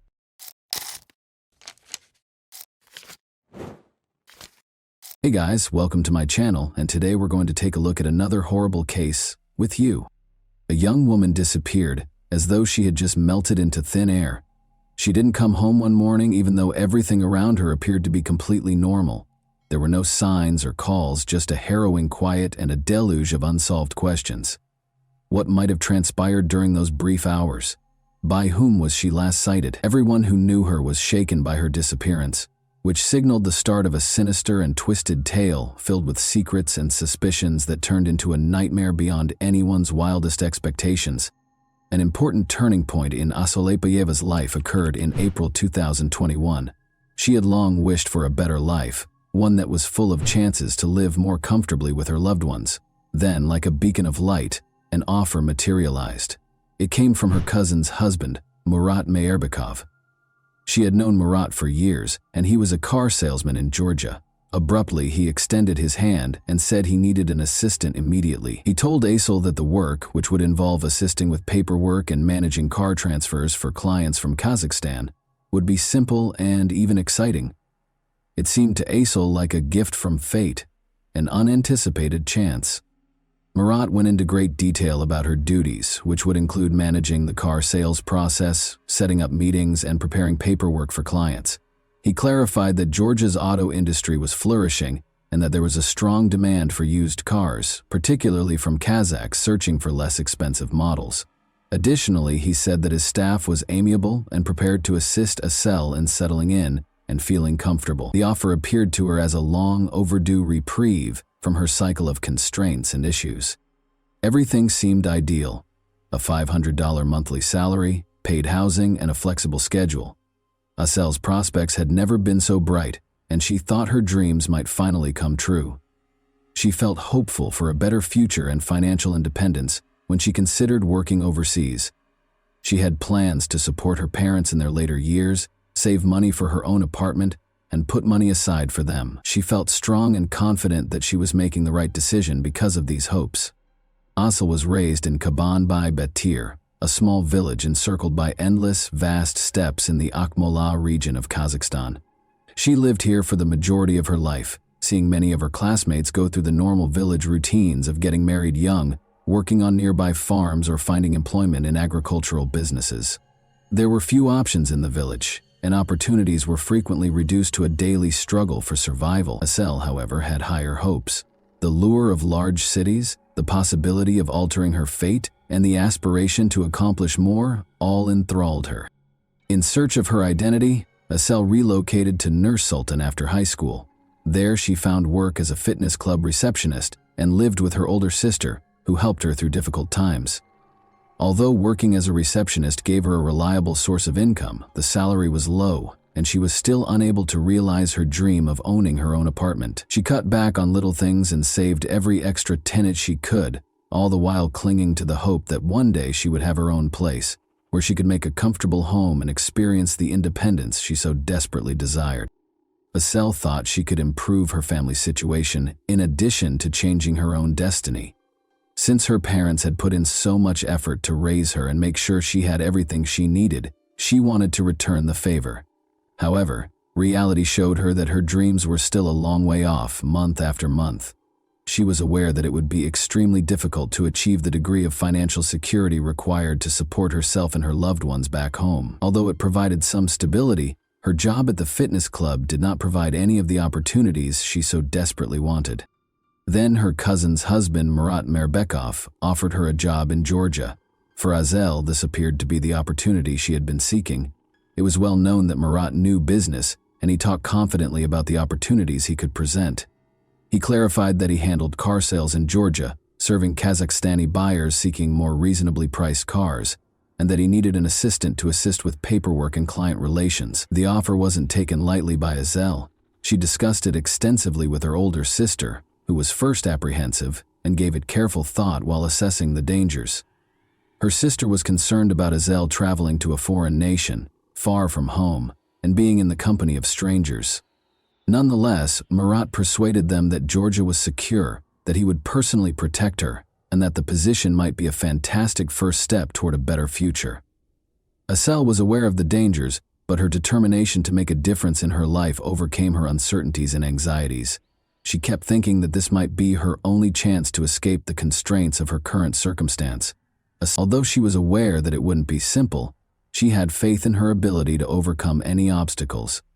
Despite all of her uncertainties and fears, Asel decided to accept the offer because she was sure that it was her opportunity to change her future.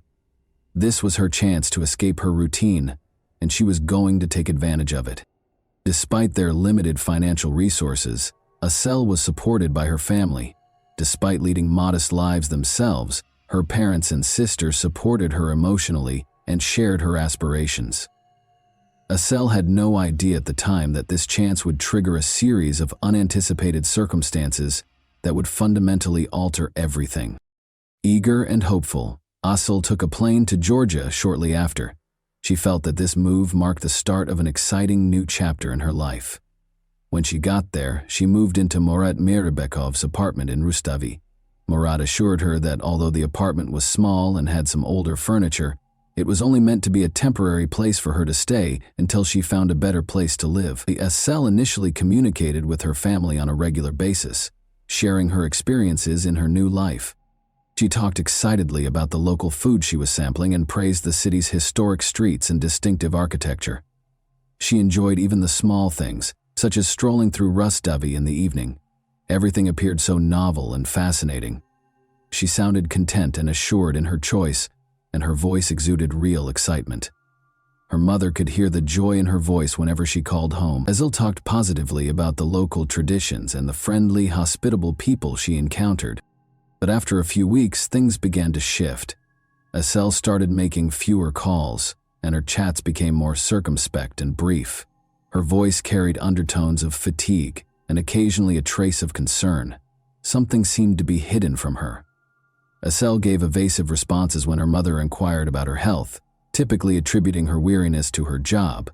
Her words sounded less convincing than before, but she insisted that everything was okay. Her mother became more anxious and made more attempts to contact her daughter, but many calls were not returned. Her family's concerns increased as each conversation became more reticent and brief.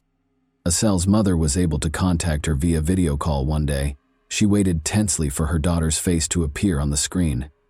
The screen showed a room she didn't recognize in place of the familiar scene. The room looked cluttered and uncomfortable. There were strewn about belongings and furniture that appeared to have been hurriedly moved, as though someone had left in a hurry or didn't care to keep things neat. Her mother was alarmed and inquired as to what was happening and why the room appeared that way. Asel dismissed it with excuses about being busy without providing a clear explanation. She said she had a lot of work to do and abruptly ended the call. With every unanswered question and every fleeting, evasive exchange, her mother's anxiety only grew more intense. A passerby in Tbilisi's Didi Digomi neighborhood discovered the lifeless body of a young woman beneath a high-rise building's windows on the morning of May 16. At first, nobody knew her name, and she was only dressed in a t-shirt. Investigators would soon identify her as Asel Aitbayeva, however. One of the most important pieces of evidence in the case would be her last words, which she recorded and sent to her best friend. Several attempts to reach Asel had been unsuccessful in the hours before that tragic event. When Asel left a voicemail for her friend late on May 5, the anxiety grew. A man's voice could be heard on the recording berating Asel and accusing her of taking advantage of him. He identified himself as Besso. Anger dominated his voice as he threatened Asel, accusing her of betraying him and demanding that she pay the price. A feeling of dread overcame Asel's friend as she heard the message. She was terrified for her friend's safety and realized that things were becoming dangerously out of control. Asel disclosed in the same message that she was shaken and scared after Besso had turned to physical violence. She talked about feeling stuck, having nowhere to go, and not knowing where to look for assistance. The friend tried calling her back right away, but the calls kept dropping, and Asel didn't answer, which only made her anxiety worse. Asel's distant relative, Murat Mirbekov, who had enticed her to Georgia with the promise of employment, was the subject of growing suspicion. Later, investigators would discover that Mirbekov had exploited Asel's precarious position by brutally mistreating her twice and betraying her confidence. He took advantage of the fact that she had no support system and was alone in a foreign country. He then gave her to a man named Besso, either as a promise of payment or in return for a car. Asel was left stranded, essentially trapped, with new threats every day. She felt she couldn't approach the authorities because she was afraid they wouldn't believe her, or that telling them about the situation would make it worse. Any potential escape seemed unattainable due to the overwhelming sense of helplessness and isolation. The intensity of Asel's fear for her life was made clear in her last chat with her friend. Her voice was filled with fear and desperation, and she was clueless about how she would ever escape this predicament. Although her friend wanted to help, he was unable to act quickly enough. Asıl's body was found beneath the windows of that tall building on the morning of May 6. Georgian authorities confirmed the identity of the man involved in the tragic case of Asıl Aytbayeva. He was Besik Tordua, a 57-year-old Georgian with a troubled past who was known in criminal circles as Beso. He had a history of aggressive behavior and had previously served a 10-year sentence for auto theft. Beso had already left Tbilisi and was making his way toward the border in an attempt to avoid capture by the time news of Asıl's death reached the public. But the police moved quickly, and he was captured in a day. In the meantime, the man who had invited Asıl to Georgia, Murat Mirbekov, returned to Nur Sultan as soon as he learned of her death, apparently in an attempt to avoid any repercussions. As they attempted to piece together the circumstances surrounding Asıl's premature death, her family, friends, and the authorities were left in a state of uncertainty. Asıl had contacted a friend a few days prior to the tragedy, requesting a loan of 1,000,000 tenge, roughly $220, to pay for travel expenses. She probably didn't want to worry her family, so she didn't call them, but in the end, her independence backfired. The fact that her friend was unable to help because of financial concerns among her loved ones. Her family vehemently disagreed with the Georgian police's initial assumption that Asıl had purposefully leaped from the window. They were aware of Asıl as a vibrant, upbeat young lady who was planning her future. She had thought that the Georgia job opportunity would help her get better off financially and get closer to her goal of owning her own apartment. To the police, the conclusion seemed unimaginable. The injuries on Asıl's body that didn't fit the description of a normal fall from a great height particularly worried her mother. Asıl's mother noticed some unsettling details as soon as her body was returned to Kazakhstan. Her arms and legs were unharmed, and she did not have any of the common fractures that happen after a fall. Oddly, she was holding her arms across her chest, which is not the proper position in these situations. Additionally, her head was free of the typical trauma associated with falls from high altitudes. The internal injuries, which included a ruptured spleen and other organ damage, were even more worrisome as they raised the possibility of serious abuse. Her body also had several burns that resembled cigarette marks before she died, and some of her teeth had been knocked out, which raised the horrifying possibility that she had been tortured. The family's suspicion that Asıl had been abused in her last hours was only strengthened by these disturbing findings. Her mother was shocked that her daughter would act in such a drastic manner. When her body was returned home, the disturbing details that surfaced only raised more unsettling questions, none of which seemed to have definitive answers. According to an examination, Asıl had been mistreated prior to her passing. In an effort to create the impression that Asıl had committed suicide, her mother insisted that her body had been placed beneath the high-rise's windows after she had already passed away.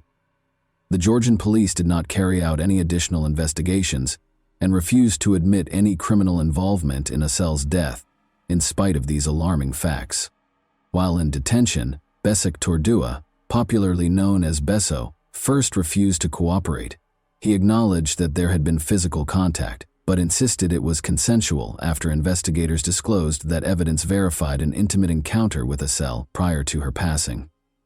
Besik Tordua claims that it all began on April 30, 2021, when he learned that Asıl had been severely abused twice by her captor, Murat Mirbekov, who had brought her to Georgia. Beso said he was furious and made the decision to discipline Mirbekov.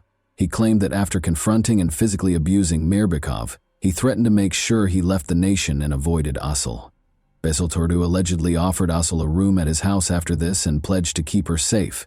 He asserted that Asıl spent a number of days with him and that he made an effort to look after her, assisting her in overcoming the trauma. He maintained that they developed a mutual sense of trust and that any intimacy they had was voluntary.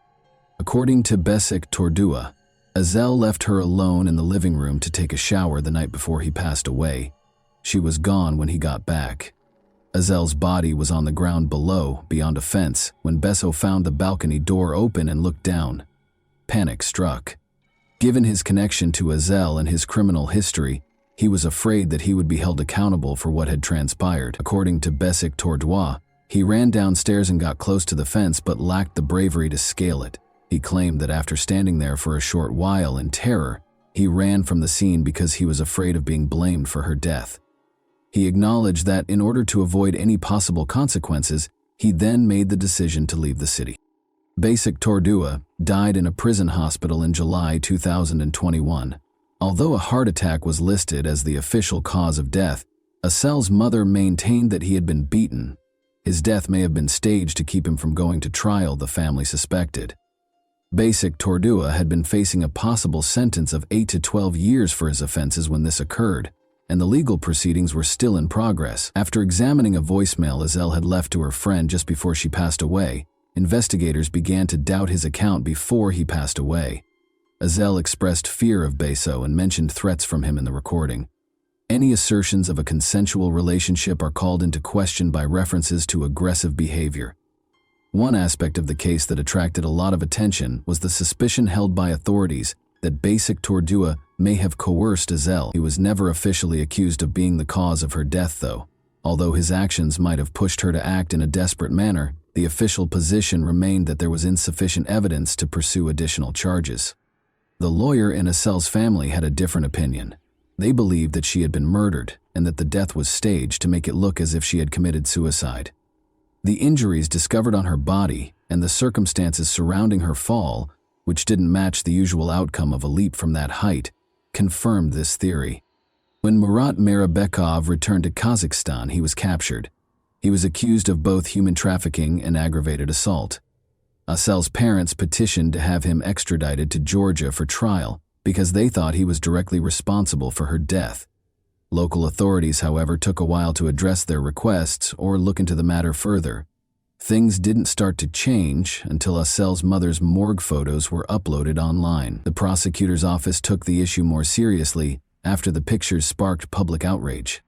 Journalists and the general public both took notice of Asel's untimely death and began their own online investigations.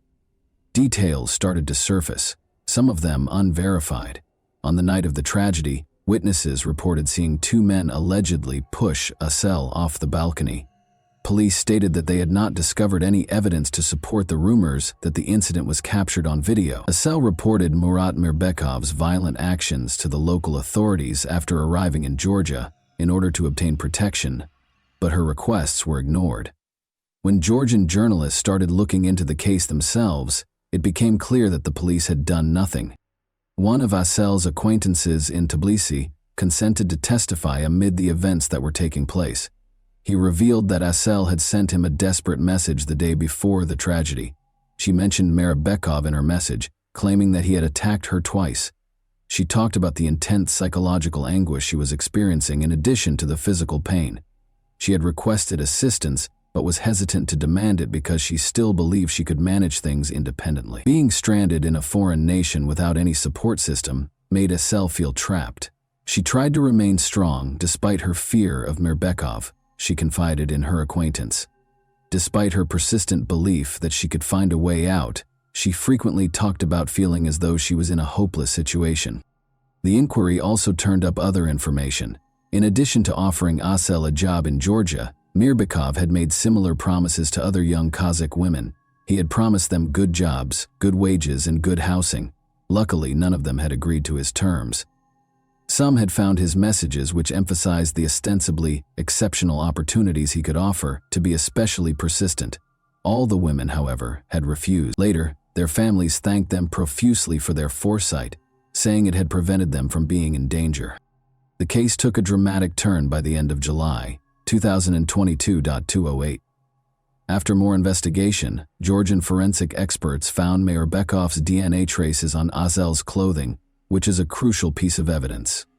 This bolstered the prosecution's case in court and validated witness statements. Ultimately, the work of investigative journalists and the new evidence obtained through forensic analysis started to provide a more comprehensive picture of what Asel had gone through in her last days.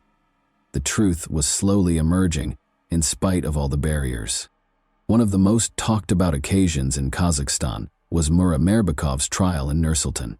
The case gained even more public attention when Georgian investigators, who were invited to the proceedings, presented the evidence and conclusions they had gathered.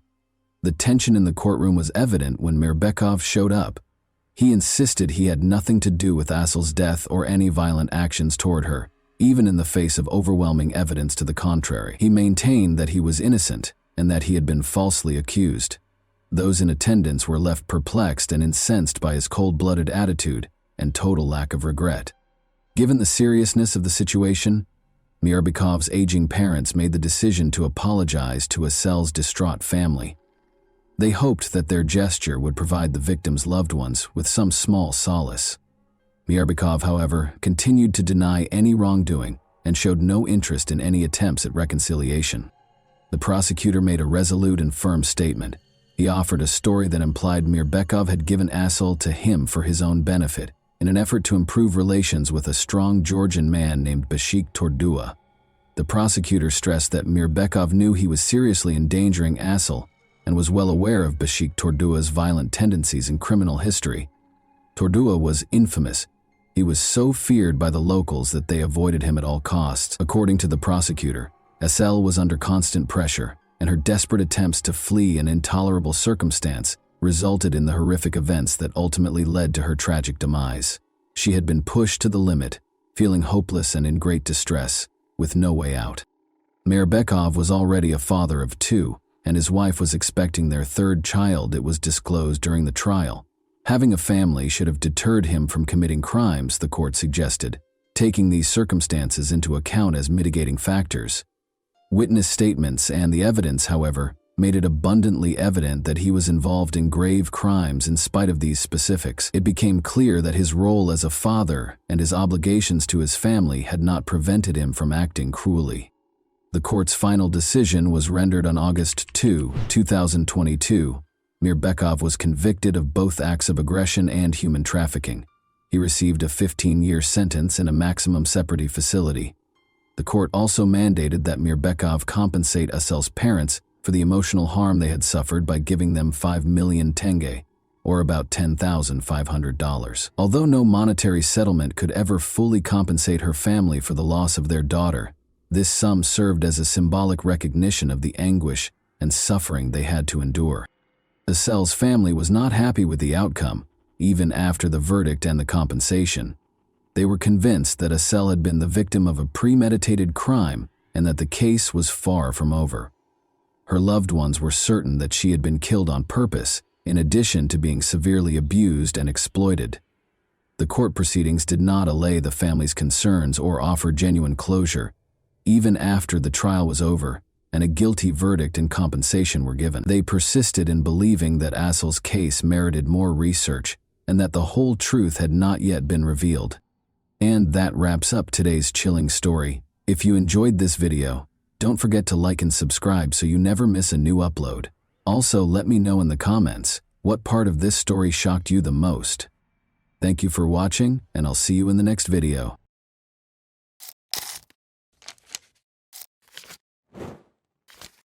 Hey guys, welcome to my channel, and today we're going to take a look at another horrible case with you. Sometime between 7 and 7:30 p.m. on the evening of May 30, 2012, 19-year-old Brittany Wood got ready and left her mother's home in Mobile, Alabama. Everyone thought Brittany was going to see a friend, but that wasn't the case at all. Brittany's real destination was her uncle Donnie Holland's house, but no one around her knew it. But what started out as a routine visit would turn into a terrifying experience for the family and the police. On June 1, 2012, 2 days later, the police discovered something horrifying. A terrifying crime scene was revealed when Donnie, Brittany's uncle, was discovered in his car with a gunshot wound to the back of his head. A layer of mystery was added by the startling and bloody scene, which grew more intense as Brittany Wood mysteriously disappeared. Did Brittany contribute to Donnie's demise, and, if so, what motivated her to act in that way? Or did someone else kidnap Brittany in addition to killing Donnie? Brittany's dream has always been to work as a hairdresser and eventually open her own salon. But the little girl, who was only a teenager, would meet a man named Andy Woods. As their relationship grew, their lovely daughter Peyton was joyfully born in 2009, when Brittany was only 18. At first, Brittany relished the independence of youth, but the arrival of Peyton marked a significant shift in her life. But when Andy and Brittany split up a few months after Peyton was born, her life took an even more dramatic turn. In spite of the split, the couple decided to share custody in order to keep their relationship cordial and beneficial for their daughter's welfare. Following this, Brittany started dating and had a number of short-lived relationships. Spending time with her family, especially her brother Derek, whom she viewed as her protector, brought Brittany joy.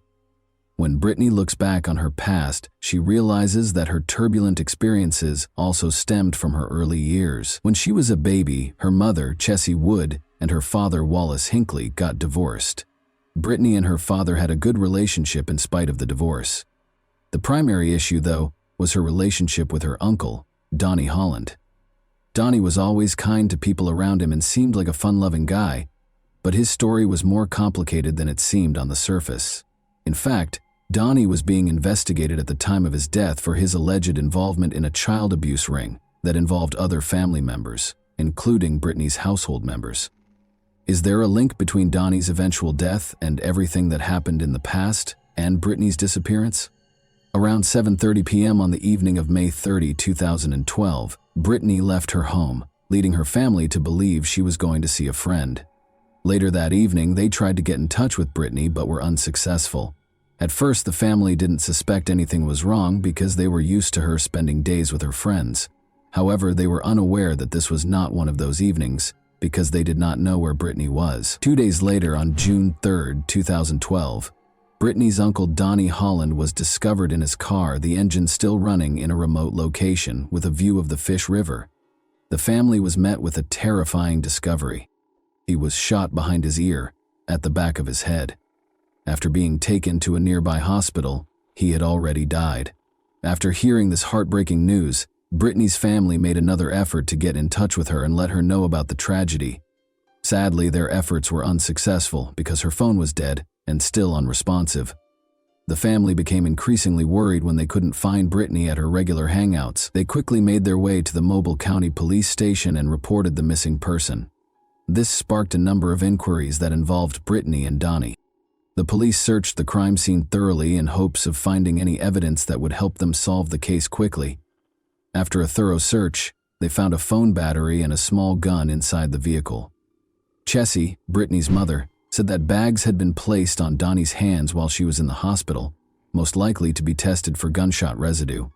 Why these bags were taken out without being tested is still unknown, though. Along with the investigation, the police spoke with Wendy Holland, Donnie's wife, and Jennifer Gonzalez Moore, their friend, who found Donnie's body. When they discovered Donnie about a mile from the main road, they said he was still gushing blood. The reason for their search and the details of the interrogation, such as whether Donnie was still alive, are still unknown. There was a strong suspicion, though, that Wendy was somehow involved in this incident. Presuming the gun was the one used to shoot Donnie, the police collected it along with the phone battery, but when Brittany's best friend, Tiffany Bailey, acknowledged that the gun was Brittany's, things took an unexpected turn. Tiffany disclosed that just before she vanished, Brittany had bought the gun for protection. Suspicions were running high and people started wondering if Brittany or Wendy and her friend were involved. But there was still another way to look at the story. Donnie was being investigated at the time of his death for allegedly being a part of a troubling child abuse ring that involved multiple members of his own family. He died from a gunshot wound while sitting in his car just half an hour before he was supposed to meet with the investigators to talk about these claims. According to former Baldwin County Sheriff's Office Detective Eric Winberg, Donnie probably expected to be arrested and killed himself just before the scheduled police meeting. The search for the truth started amid the assumptions and suspicions. Examining phone records was the first step in the investigation. The battery that was discovered in Donnie's vehicle turned out to be that of Brittany's cell phone. Additionally, it was verified by the call logs that Donnie and Brittany actually met on May 30, 2012, the day she vanished. According to the documents, Donnie had driven Brittany to the house near Styx River after picking her up at her mobile home. Brittany's text logs showed that she was messaging non-stop until 11:30 p.m., when she suddenly stopped. Early on May 31, they arrived back at Mobile, just as her phone died, ending the opportunity to gather any more information. As a result of these disclosures, the police force's investigation into Brittany took extreme action. Volunteers, the search and rescue team, helicopters, dogs, and boats were all mobilized in the ensuing extensive search. The Styx River Basin, the last place Brittany's phone had pinged, was within a 5-mile radius of the operation. The intensive efforts produced no evidence of her whereabouts, even after multiple interviews with her friends and family. Brittany's daughter, meanwhile, yearned to see her mother. But after the search for Brittany was unsuccessful, attention returned to Wendy. Police reported that Wendy was seen removing items from Donnie's phone the day he was found dead, which may indicate an effort to hide something that was first disregarded. When the investigation came to a standstill and the police began to focus again on Wendy, this action took on greater significance. The case came to a standstill after the car's DNA results produced no solid proof. Eventually, there was no more evidence to connect anyone to Donnie Holland's murder. As a result, it was formally declared a suicide, and the case was closed. Many questions and controversy were raised by the decision to close the case as a suicide. Detective Eric Winberg confirmed that the gunshot residue test was not performed because it was a procedure carried out by the Alabama Department of Forensic Sciences. Becca Johnson, a private investigator who was actively involved in the search for Brittany Wood, expressed skepticism, saying, "Generally it's 4 to 5 hours till unpreserved gunshot residue is gone and, hands in bags, it's being preserved." Cameron Busey, a firearms expert at the time, noted that if Donnie had shot himself, the bone fragments and brain matter would have probably lodged in his hands. To ascertain this aspect as well, no test was carried out. Furthermore, Busey emphasized that it would be extremely uncommon to hold the gun behind one's head. "I don't know of any suicide that was done in that position." Nevertheless, in spite of numerous worries and observations, suicide was officially declared the cause of death, and no hard evidence surfaced to refute this finding. Even though Donnie's case ended in a surprising way, the investigation went further to understand its complexities by looking into the possibility that a family member was involved in the crime. The family had been concealing a troubling past for years, but the investigations revealed it. They discovered that Donnie Holland was the leader of a child abuse ring in which at least 11 other friends or family members participated. For decades, they had been mistreating and taking advantage of children, including their own. Further evidence connecting the family to these allegations was found by the police as they looked through Brittany's Facebook profile. 11 family members were arrested for their roles in the abuse ring, including Donnie's wife Wendy and Brittany's adored brother Derek. The fact that Brittany's mother, Chessie, was charged with child abuse despite claiming innocence only served to heighten the seriousness of the situation. One of the accusations against the mother was that she had assaulted another female relative who was underage. As the investigation went on, details from Brittany's friends, whom she had confided in, came to light. It was revealed that when Brittany was only 9 years old, she had also been abused by Donnie. Brittany's friends claimed that she intended to confront Donnie and report him to the police. An important question was brought up by the revelation. Did Brittany kill Donnie in retaliation? Although the hypothesis had an interesting history, it was only speculative because there was no hard evidence to support it. Given the backstory and her subsequent disappearance, particularly after her gun was discovered, the audience might have assumed in a simpler plot or motive that Brittany was the cause of Donnie's death. However, evidence is crucial in legal proceedings, and no additional inquiry into her involvement was conducted in the absence of adequate proof. In addition to the idea that Brittany was seeking retribution, another theory surfaced. Could a previous victim have killed Donnie in retaliation and then abducted Brittany? Although the reason behind Brittany's abduction was never revealed, her mysterious disappearance raised suspicions that she was still alive. Despite a number of theories, it was indisputable that Brittany's family was about to face legal repercussions. Still, Brittany's mother, Chessie, was upset that her daughter had not yet been found. A young victim testified against Wendy Holland, Donnie's wife, in court on December 9, 2014. The victim's first memories of abuse by adult relatives, including the defendant Wendy Wood Holland, who was 35 at the time, were horrifyingly described in the testimony. The teenage girl testified that the relatives frequently participated in adult group activities, mentioning that Brittany Wood occasionally participated in these activities. During the biggest case in Alabama, which involved the prosecution of 10 people. Teresa Hines, the prosecutor, inquired as to how frequently such incidents happened. The answer was, it happened a bunch, according to testimony from a man who subsequently entered a guilty plea. He once engaged in an inappropriate six-way encounter with a group of relatives, which included Wendy Holland and the girl. Derek Wood, Brittany Wood's 23-year-old brother, entered a guilty plea to the charge of having inappropriate contact with the victim. He claimed to have interacted inappropriately with Wendy Holland too many times to count, beginning when he was about 13 years old. Derek was imprisoned for 3 years after his case was sealed, and he was classified as a juvenile offender. As a defendant in a related case, Brittany's mother, Chessie Wood, who was also charged with child abuse, showed up at court with her son but was denied entry. She also said outright that her relatives were at fault. During his testimony, Dustin Kent, the brother-in-law of Wendy Holland, claimed to have participated in a six-way inappropriate encounter between Wendy, the alleged teen victim, and his wife Wendy Kent, Wendy Holland's twin sister. Dustin Kent, who also entered a guilty plea to sex charges, claimed that in October 2011, he first saw Wendy Holland having inappropriate relations with the alleged victim. Dustin Kent entered a second guilty plea in Mobile County 1 week after the first one, this time for assault and sodomy charges stemming from inappropriate interactions with 2 separate 13-year-old family members in 2008. He received a 17-year prison sentence. After that, Brittany's other uncle, Randall Scott Wood, pled guilty in Mobile County. All of the defendants were found guilty on charges of child abuse in quick succession. Wendy's identical twin sister, Mindy Kent, was also imprisoned after being found guilty by Mobile County jurors of sodomy and child abuse under the age of 12.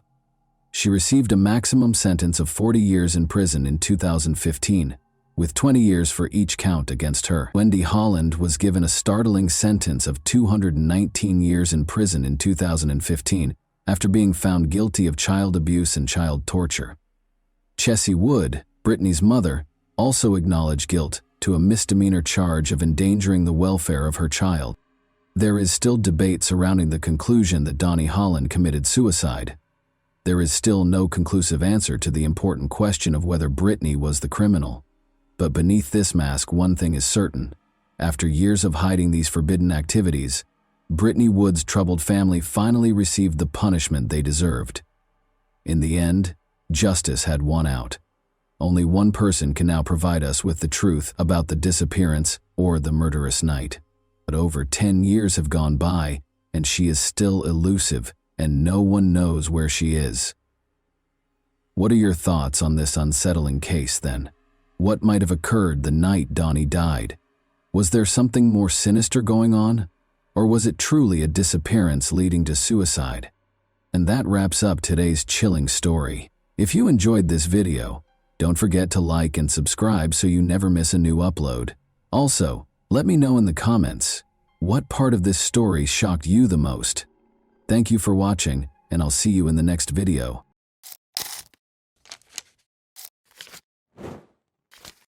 Hey guys, welcome to my channel, and today we're going to take a look at another horrible case with you. Many people can get to the point where they suspect a loved one of betraying them. Others may give in to the influence of fantasies of retaliation against the betrayer, while others may decide to end the relationship due to such suspicions. However, what if a katana were to make these fantasies come true?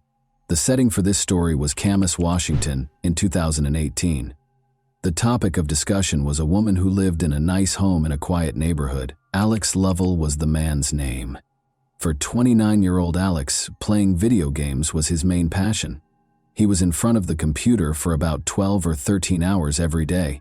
Alex took his pastimes so seriously that he routinely performed shoulder, wrist, and hand exercises. He even worked on a unique mouse control method to improve his efficiency as a gamer or player. At the age of 30, Alex's girlfriend Emily Javier was not pleased with his obsession. After 2 years of dating, the young couple noticed that Alex was spending more and more time playing games and having less time for her. Emily, of course, did not like this situation. When Alex made the decision to pursue a career in professional gaming, her patience reached a breaking point. Emily struggled to accept a gaming rival, even though she was somewhat comfortable sharing her boyfriend's gaming habits. When she found the Tinder dating app on Alex's phone, her resentment reached new heights. She became very suspicious of this. She therefore realized that Alex had found another girl when she saw red hairs in the shower and scratches on his back. even though her hair was then dyed green. Convinced that he would simply deny everything, Emily started to plot a retaliation that would enable her to permanently get rid of him, rather than confronting him head-on. She considered purchasing poison, getting a gun, or hiring a killer. No, she purchased a katana at a shopping center. That was the only thing she could think of right now, driven by anger. She therefore made the decision to give herself an additional week to polish her strategy. She entered the question, how to kill someone with a sword, into a search engine while she was at home with the katana. Not surprisingly, her question was answered in a rather direct manner. In order to start their last journey to the Hawaiian Islands with Alex, the girl bought plane tickets at the same time.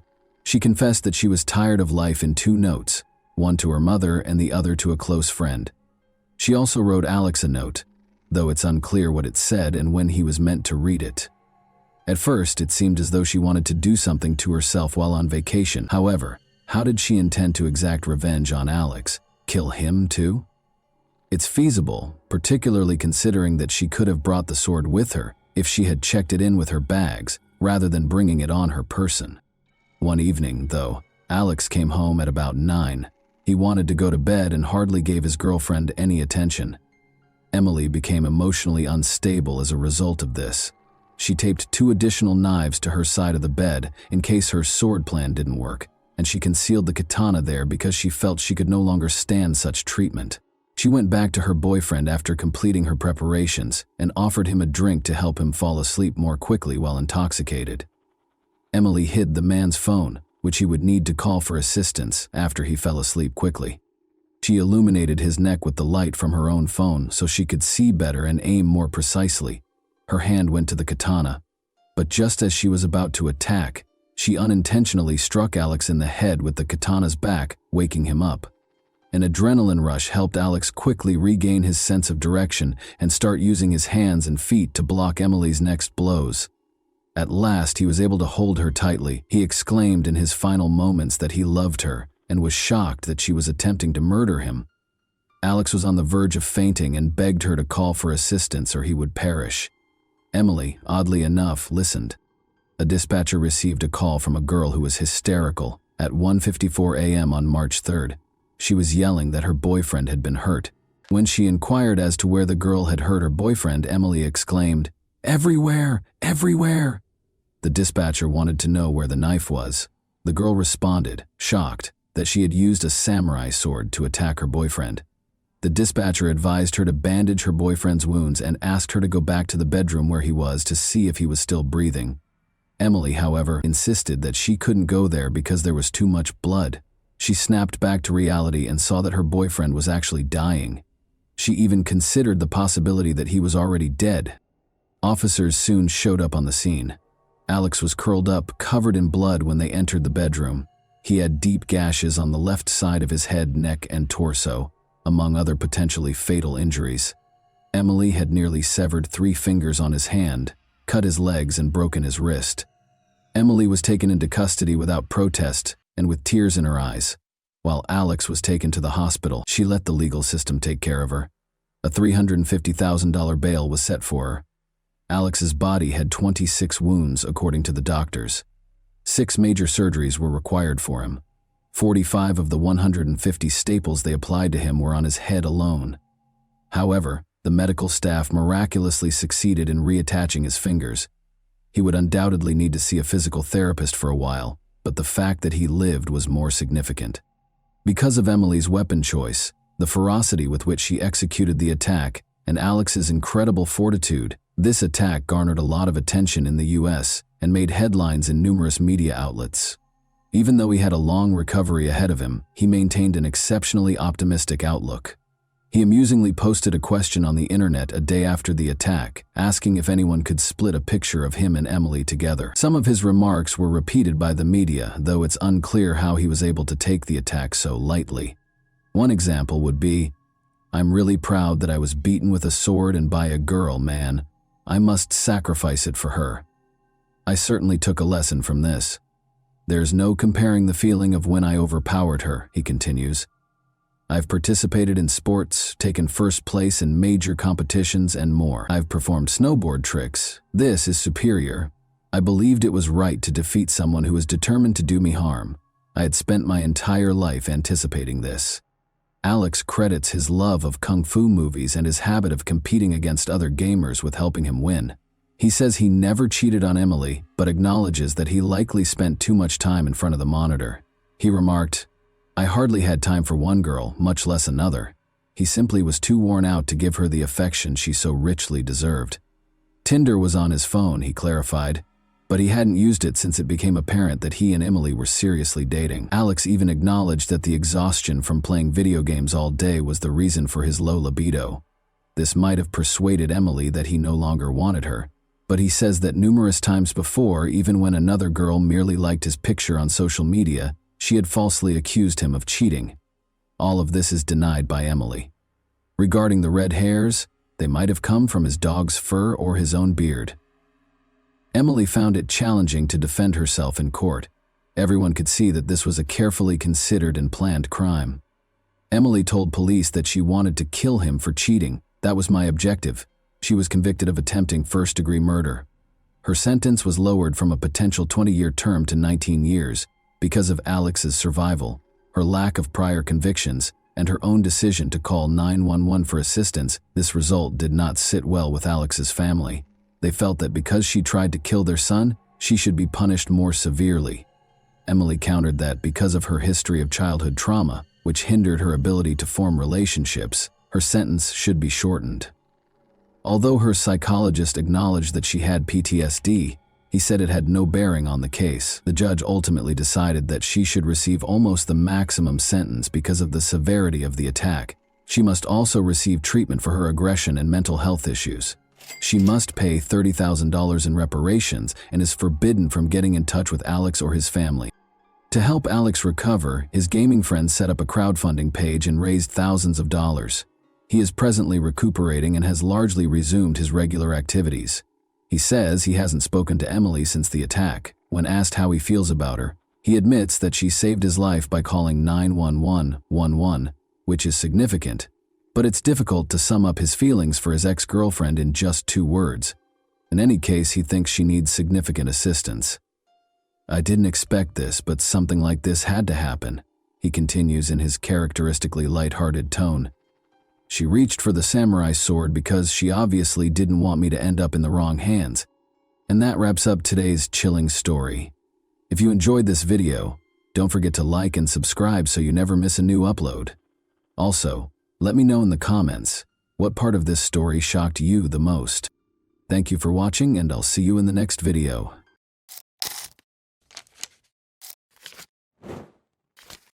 Hey guys, welcome to my channel, and today we're going to take a look at another horrible case with you.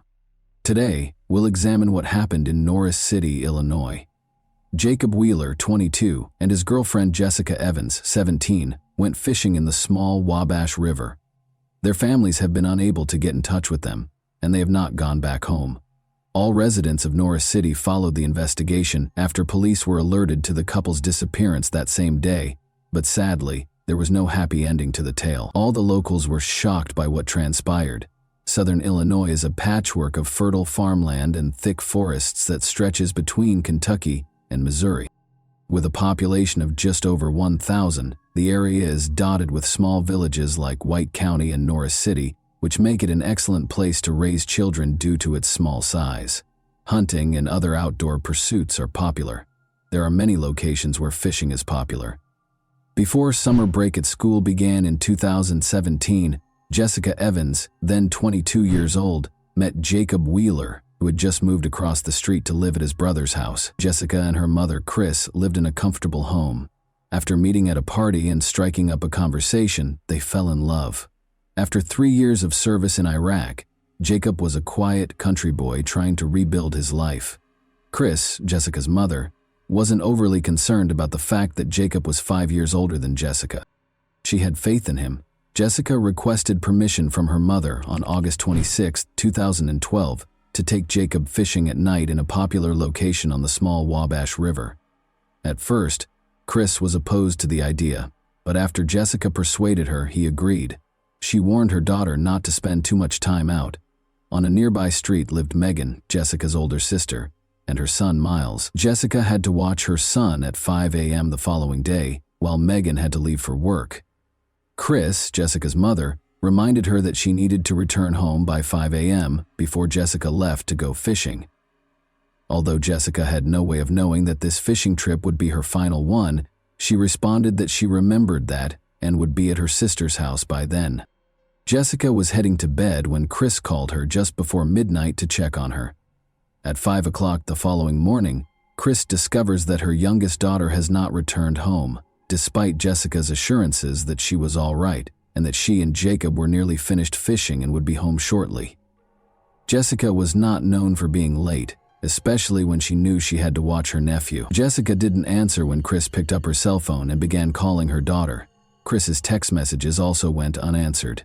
Chris knew right away that something wasn't right. She was certain that she would have alerted Jessica if her plans had changed. When Chris arrived at Jacob's house, his brother Jeremy informed him that Jacob had also not returned home. By 9 in the morning, Jessica's family was starting to worry. But Jeremy wasn't concerned because he knew Jacob could take care of himself. Chris feared they were stranded somewhere or that Jacob's pickup had broken down.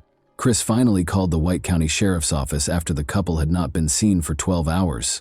Sheriff Doug Mayer wasn't overly worried when he got the call about the missing couple on Sunday night while he was lounging around his house. Maybe Jacob and Jessica had escaped, he thought. He needed to know where they had disappeared to, but he assumed they were safe. In order for the phone company to track down Jessica's cell phone, the sheriff chose to execute a warrant to search it, which could take hours. Meanwhile, as instructed by the family, the sheriff's deputies went to the fishing spot where Jessica and Jacob were expected to be. There were only gravel roads leading to the remote location. A 50-foot overgrown trail led the deputies to a popular fishing location. There were clear indications that someone had visited. Although there were a few packages, there were no indications of any criminal activity or problems. Although the campfire had been extinguished, the area was extremely clean. Jacob had left his pickup truck behind. The sheriff had trusted his instincts about the young couple thus far. He didn't initially think that something negative had occurred. He did believe that they had most likely traveled somewhere voluntarily. Ultimately, Jessica's cell phone carrier provided the records to the sheriff's deputies. Attempting to track the phone and determine which tower it was closest to was a great way to locate them. They discovered that a tower in the campground area was the source of the signal. That was the implication. Jessica was somewhere close to where she and Jacob had gone fishing, and her phone was still on. The sheriff was not prepared for it at all. If Jessica and Jacob are still alive, why aren't they returning their calls if the couple had just fled? The news that Jessica and Jacob were missing spread swiftly throughout Norris City, raising concerns among the locals as investigators started to worry that the two were stranded somewhere, gravely hurt, or worse. When the sheriff's office discovered that Jessica's cell phone was still in the area where the couple had gone night fishing, they became concerned that something horrible had happened. At dawn the following day, officers from the White County Sheriff's Office returned to the fishing site with a platoon of volunteers and neighboring law enforcement agencies. The search party set out to look for any sign of Jacob and Jessica, and their families also joined in the search, but after 3 hours of searching, they found nothing. Jessica, Jacob, and the pickup truck were nowhere to be seen. The pickup had to be there, though, even if something were to happen to Jacob and Jessica. However, what if they abandoned the phones and fled? They would eventually leave an electronic trail if they did flee together. While the bank statements showed nothing noteworthy, the police checked their bank cards to see if there had been any payments. However, one clue was found in Jessica's phone records.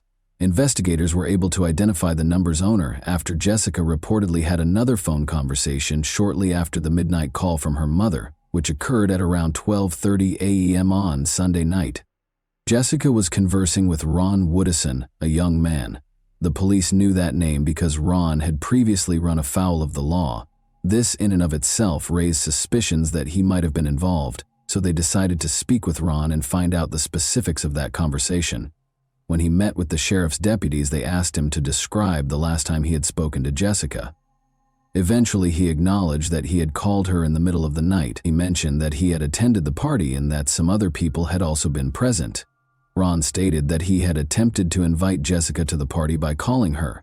Ron was just informed by Jessica that she was occupied with fishing. He had been told not to call Jessica by Jacob when he reached for the phone, and Ron claims that they had a rather heated exchange. Jacob was mostly to blame. The fact that Ron had called his girlfriend really annoyed him.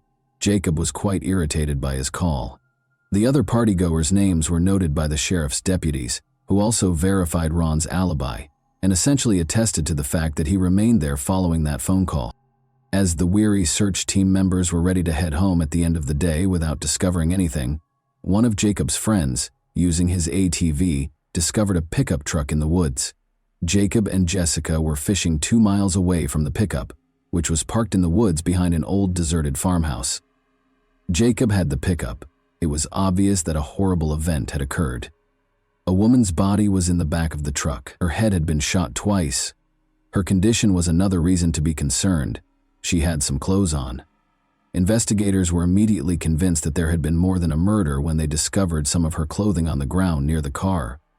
In a community like this one, it wasn't necessary for the victim to have identification because some of the investigators had known Jessica for their entire lives, and they had just discovered her. Almost 36 hours after Jessica failed to show up to watch her nephew, everything changed in that instant. She was shot and found dead in Jacob's abandoned pickup truck by the sheriff's office. Given that she was nearly completely naked, it was clear that she had intercourse with a man prior to her passing and opposed it. Authorities hoped the coroner would be able to apprehend the offenders if that was the case. While police searched the area surrounding the pickup truck for evidence, they were fortunate to find DNA. It is clear that Jessica's 2 head wounds were consistent with the 222 caliber shell casings. It was clear that Jessica had been shot where the pickup truck was parked, because the 2 shell casings were discovered on the right side of the vehicle, next to a sizable blood stain. Investigators started looking into Jacob's pickup. The oddest thing was that Jacob wasn't there, even though it was packed with personal belongings and fishing equipment. When the police searched, they found a clue. They discovered blood inside the pickup truck's driver's side cab. Samples of blood were sent for DNA analysis. They had to find Jacob, and they had to determine who owned it. The police couldn't help but wonder if Jacob was the person who had shot Jessica, or if he was just another victim. In an attempt to locate Jacob, police kept searching the area. They had to think of him more as a suspect at the time. Doubts weren't limited to the investigators. There were some members of the community who thought Jacob was involved in Jessica's situation. Many conjectured that Jacob had been trained to kill after years of service in the army. Maybe it was Ron's late-night phone call that triggered Jacob. When Jacob believed he was going to lose Jessica, investigators started to wonder what kind of mood he might have been in. The police secured a search warrant for Jacob's brother's home the day after Jessica's body was found. They made a significant discovery, but they were unable to locate Jacob, who they assumed was hiding in the house.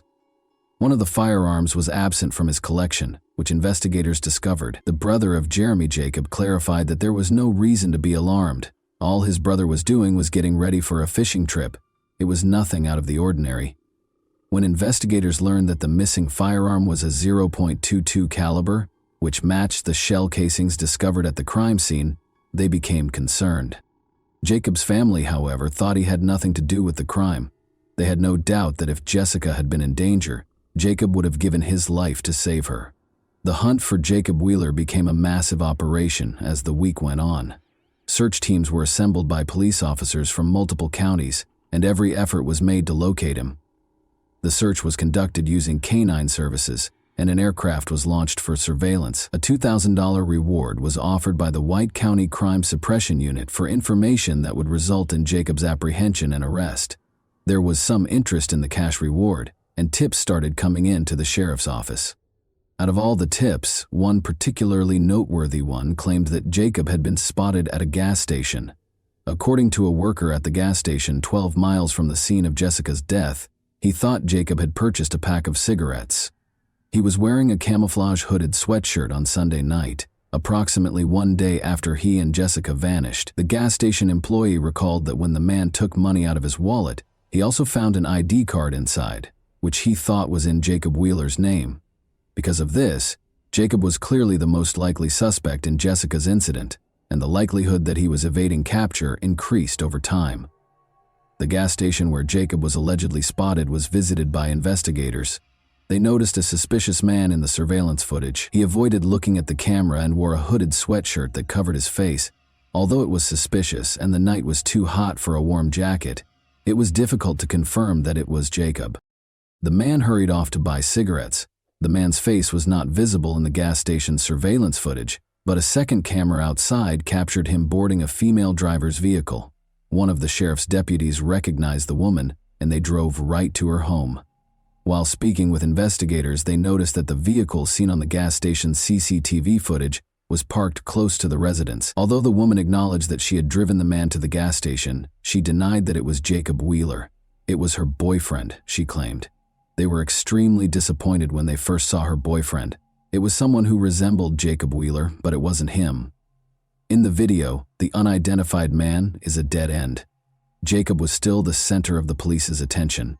The detectives suspected that his brother Jeremy was hiding him and were certain he was still alive. His brother and father were certain that Jacob couldn't have killed Jessica, so they searched his house at night in an attempt to catch him off guard. But even after a second search, they couldn't find any evidence that he was home. Wheeler wanted his son's name cleared. It was difficult because he was certain that he was searching for Jacob's body rather than his own. Harold, Jacob's father, called Sheriff Meyer 6 days after the disappearance to inform him that he had found something that everyone else had missed. Just a quarter-mile from Jacob and Jessica's campsite, he claimed to have spotted what appeared to be auto parts in a wooded area. When investigators looked into this information, they did discover some auto parts. These were components that were fastened to the pickup's fenders. It was definitely not Jacob Wheeler's pickup truck, but there was damage to the trees in the area where they found these parts, indicating that someone had driven the pickup into the woods and between the trees, damaging the vehicle. The investigators had no other leads and were unsure if the find was related to the crime, but it was unquestionably of interest. There was a serial number on one of the parts. The police were able to identify the exact type of pickup truck by looking it up online. Once more, locating this truck in a small city cannot be difficult. A man who drives a car like this was known to one of the sheriff's deputies. It was White County native Danny Costin, a 36-year-old electrician. Could he have been a part of such a violent crime, though? Danny was never one to cause trouble. His criminal history was clean. He lived in White County and was easily located. Investigators made the decision to speak with Danny at his place of employment. In the parking lot was his pickup truck. The parts discovered in the woods matched the truck's extensive damage. Sheriff Meyer questioned Danny while the investigator examined the pickup truck. He inquired about his pickup truck's damage. Danny clarified that he had attempted to fish on the small Wabash River but struggled to get the boat started due to his extreme drunkenness. He remembered the date, but not much else about the evening. It was around 1 in the morning on the night that Jacob and Jessica went fishing, and he reported that during his entire stay in that section of the river, he never saw anyone else. In the meantime, researchers made a significant finding. In the rear of Danny's pickup truck, they discovered a significant amount of blood. When they told him about it, he appeared taken aback. The sheriff advised Danny that this would be a good time to tell him anything he wanted to. Analysis revealed that the blood in the back of Danny's pickup truck was human blood, despite Danny's claim that he witnessed Jacob shoot Jessica twice while he was in the woods that evening. Danny was taken to the police station and subjected to additional interrogation by investigators. He claimed to be intoxicated. He saw Jacob and Jessica when he descended to the small Wabash River. He was alone with Jessica because Jacob had gone into the woods. According to Danny, Jessica allegedly began approaching him on her own. He claimed that he and Jessica drove off in his truck and parked behind an old deserted farmhouse 2 miles away. They allegedly made intimate consenting contact. Then, as Danny said, Jacob discovered them in the dark. After he and Jessica got into a fight, Jacob shot Jessica. Danny claims that he was afraid when he saw Jacob approaching and managed to grab him, which led to a struggle between them. The gun went off somehow, wounding Jacob. According to Danny, the shot was unintentional. Panic set in. He loaded Jacob into his pickup truck. He concealed the body where no one could find it because he was worried that no one would believe him when he claimed it was self-defense. Danny gave a detailed account of where he had left Jacob's body. Danny's story was disbelieved by the police. Jessica didn't seem likely to do that. Although Danny's account of Jessica accompanying him and Jacob unexpectedly appearing didn't make much sense, they now knew that Danny had shot Jacob, proving that Jacob's family was correct all along. Danny Costin was taken to jail after being arrested. The investigators then proceeded to the location where Danny claimed to have left Jacob's body. They had to venture a bit farther into the woods because it was a dirt road. They searched for 6 days before locating Jacob, who had been shot in the head. The evidence they discovered did not support Danny Costin's account of what transpired that evening. The driver's seat and the door of Jacob's pickup were covered in blood, and it was Jacob's blood. Danny's story simply didn't fit it. He claimed that after Jacob killed Jessica, they got into a fight in the woods, and Jacob was accidentally shot and killed. According to what Danny had previously said, he loaded the body into the back of his own pickup truck and drove it to a faraway place. So where did Jacob's pickup truck's interior contain blood? After being reinterrogated, Danny Costin agreed to tell the truth after being made aware of discrepancies in his testimony. He claims that the woods were too dense when he attempted to drive his truck to the water that evening in order to launch the boat. He was also inebriated. He attempted to enlist the aid of Jacob and Jessica. When Jacob realized he was intoxicated, he advised against it. Then Danny requested assistance from the couple to get home. Jacob concurred. Danny climbed into the back of Jacob's pickup truck after he and Jessica got inside. For some reason, he chose to use his .22 caliber pistol. He got out of the truck's back and left. Through the downed window, the driver shot Jacob in the head. Everything took place in front of Jessica. She began to scream out of terror. Then he pulled Jacob out of the truck, Danny said. He swore under interrogation that he had no idea why he killed Jacob or what he was doing. Danny was then informed by Jessica that she would stop at nothing to prevent him from killing her. Danny Costin was questioned by the sheriff about whether Jessica had promised to have sex with him in return for his allowing her to live. Costin answered, "She promised to follow my instructions." He went to a remote location.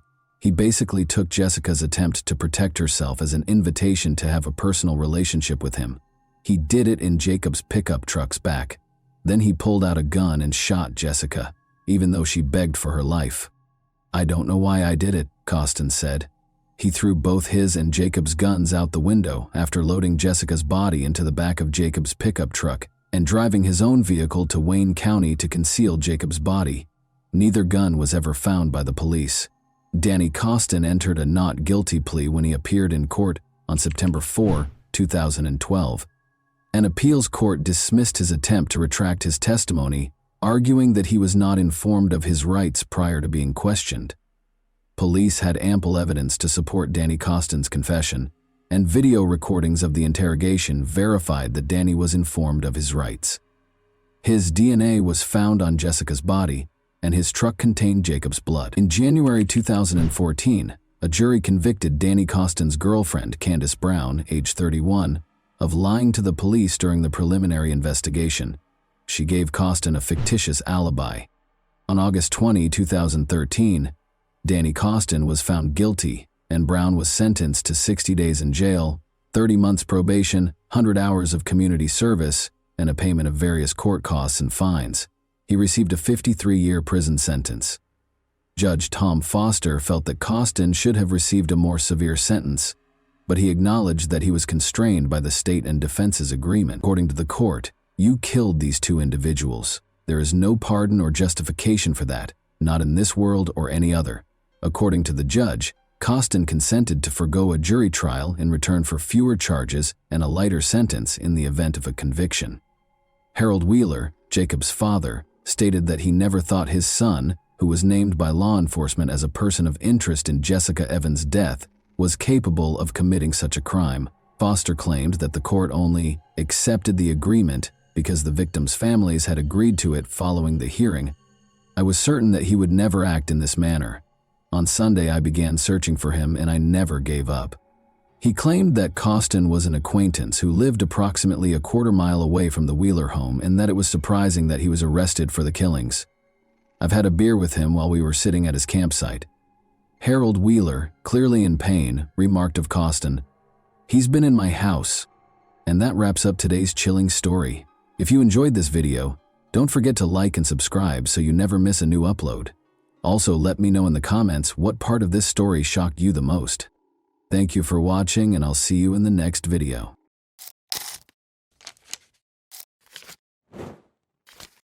Hey guys, welcome to my channel, and today we're going to take a look at another horrible case with you. Investigators' work is a true art that calls for in-depth knowledge, intuition, and frequently extraordinary perseverance. It goes beyond simply carrying out official responsibilities. Investigations instantly conjure images of dramatic plots with swift resolutions and striking revelations. However, the reality of daily life is very different from this illusion. Investigators deal with a variety of difficulties, each of which calls for a unique strategy. By gathering evidence and reconstructing events, they attempt to paint a full picture of the incident. However, some crimes go unsolved even after many hours of case file research. This could be because there is insufficient evidence, there aren't enough witnesses, or there is conflicting and unclear evidence. The intricacy of the investigator's job is further compounded by the fact that many incidents appear clear-cut at first, but upon closer examination, they become considerably more complex. In some cases, the original versions prove to be totally unworkable. For instance, a crime that seemed to be motivated by jealousy may actually be the consequence of a series of events. Because of this variability, the investigator needs to be especially adaptive and flexible. The instances when a little-known piece of evidence that was previously dismissed as irrelevant turns out to be a clue are especially impressive. Sometimes a fingerprint, an object thrown at the crime scene, or even a word that was dropped by accident can alter the entire investigation and force a fresh perspective on details that appear familiar. These kinds of surprises call for a true investigator to be able to see the invisible and cut through the most complex web of falsehoods and misinformation. In the video for today, we examine one instance that was not initially what it appeared to be. This story, which was set in Canada, caught the public's attention right away because of its peculiar plot. The 34-year-old Nicole Porciello, also known by her last name Hasselman, was a patient and kind person, a true mentor to many children who were occasionally lost in the complicated maze of adolescence. She worked in student support services at Templeton Secondary School. For Nicole, the workplace at this school was more than just a place of employment. It was a second family, a place of friendship, and a place of sincere support. Nicole was viewed as an inspiration by her coworkers because she was always helpful and responsive. Teachers, administrators, and other school employees became friends with her.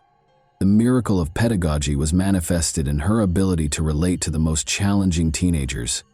In addition to her professionalism, Nicole's colleagues adored her for her genuine warmth and kindness outside of work. In 2018, Nicole was a mother raising her 10-year-old son. Like her son was a kind and sensitive boy. By investing in both with sincere passion and concern, Nicole was able to balance her career and raising her child. She tried to set an example for him by always opening her heart to the outside world and improving it slightly. Regretfully, Nicole's family and friends' lives were irrevocably altered on January 16, 2018. A 2017 charcoal gray Kia Sorento SUV was involved in a collision in the 8000 block of Barnett Highway on November 16 at around 10 p.m., according to Burnaby Police. Emergency personnel showed up on the scene. The car's mangled body appeared even more menacing after colliding with a lamppost. A man was trapped inside the car, his life now hanging in the balance. Their sirens broke the evening silence in the glare of the warning lights. In coordination with law enforcement and medical personnel, rescuers promptly surrounded the area. They came to see that time had turned into an unseen foe. Every delay has the potential to become tragic. They moved swiftly and accurately. It was a mastery refined by years of practice and training, not merely a skill. As this was going on, another team of rescuers activated specialized equipment. Hydraulic cutters seized the metal and violently tore it apart with a menacing crack, but the operators stayed composed and focused. It was astounding how much hope and faith in the team's professionalism could be sparked by this procedure, which at first glance seemed frightening and noisy. There was no movement from the man in the car. Physicians fumbled around him, prepared to give him medical care. After several minutes of arduous labor, the rescuer's commander finally signaled that the victim could be pulled out of the steel embrace. The man was then carefully removed from the damaged car and placed in the compassionate care of the medics. Emergency services functioned as a well-oiled machine, with each component fulfilling its essential function. Immediately, medical professionals started administering first aid while closely observing the man's condition. They carefully moved the victim to a stretcher and transported him to the ambulance after ensuring that his condition was stable. Preparations for the man's transfer to the closest hospital, where he can obtain more specialized care, have already begun. Jan Popel was the victim. As soon as he was brought to the hospital, the medical staff performed a thorough examination and diagnostics to rule out any potential hidden injuries. Thankfully, no severe injuries were discovered, although they did note a few bruises and a minor concussion. Jan's life was not in danger, and the patient's condition was stable. After receiving the required medical attention, the man was monitored for a while to make sure he fully recovered. According to reports, Jan, a real estate agent, battled an addiction to illegal substances.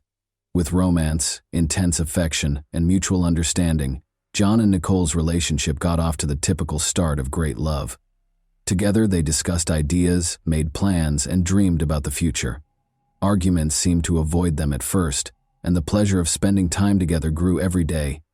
But as time went on, Jan started exhibiting qualities that Nicole was unable to overlook. His need for control was initially seen as compassionate, but it eventually devolved into an obsessive mania. He asserted that by shielding Nicole from harmful external influences, he was causing her to become estranged from her friends and family. She even checked her social media and cell phones. His jealousy was unrestrained, and he now found it difficult to conceal his aggression. His desire to dominate only grew with each new conflict, and Nicole was caught in a psychological trap that was difficult to escape.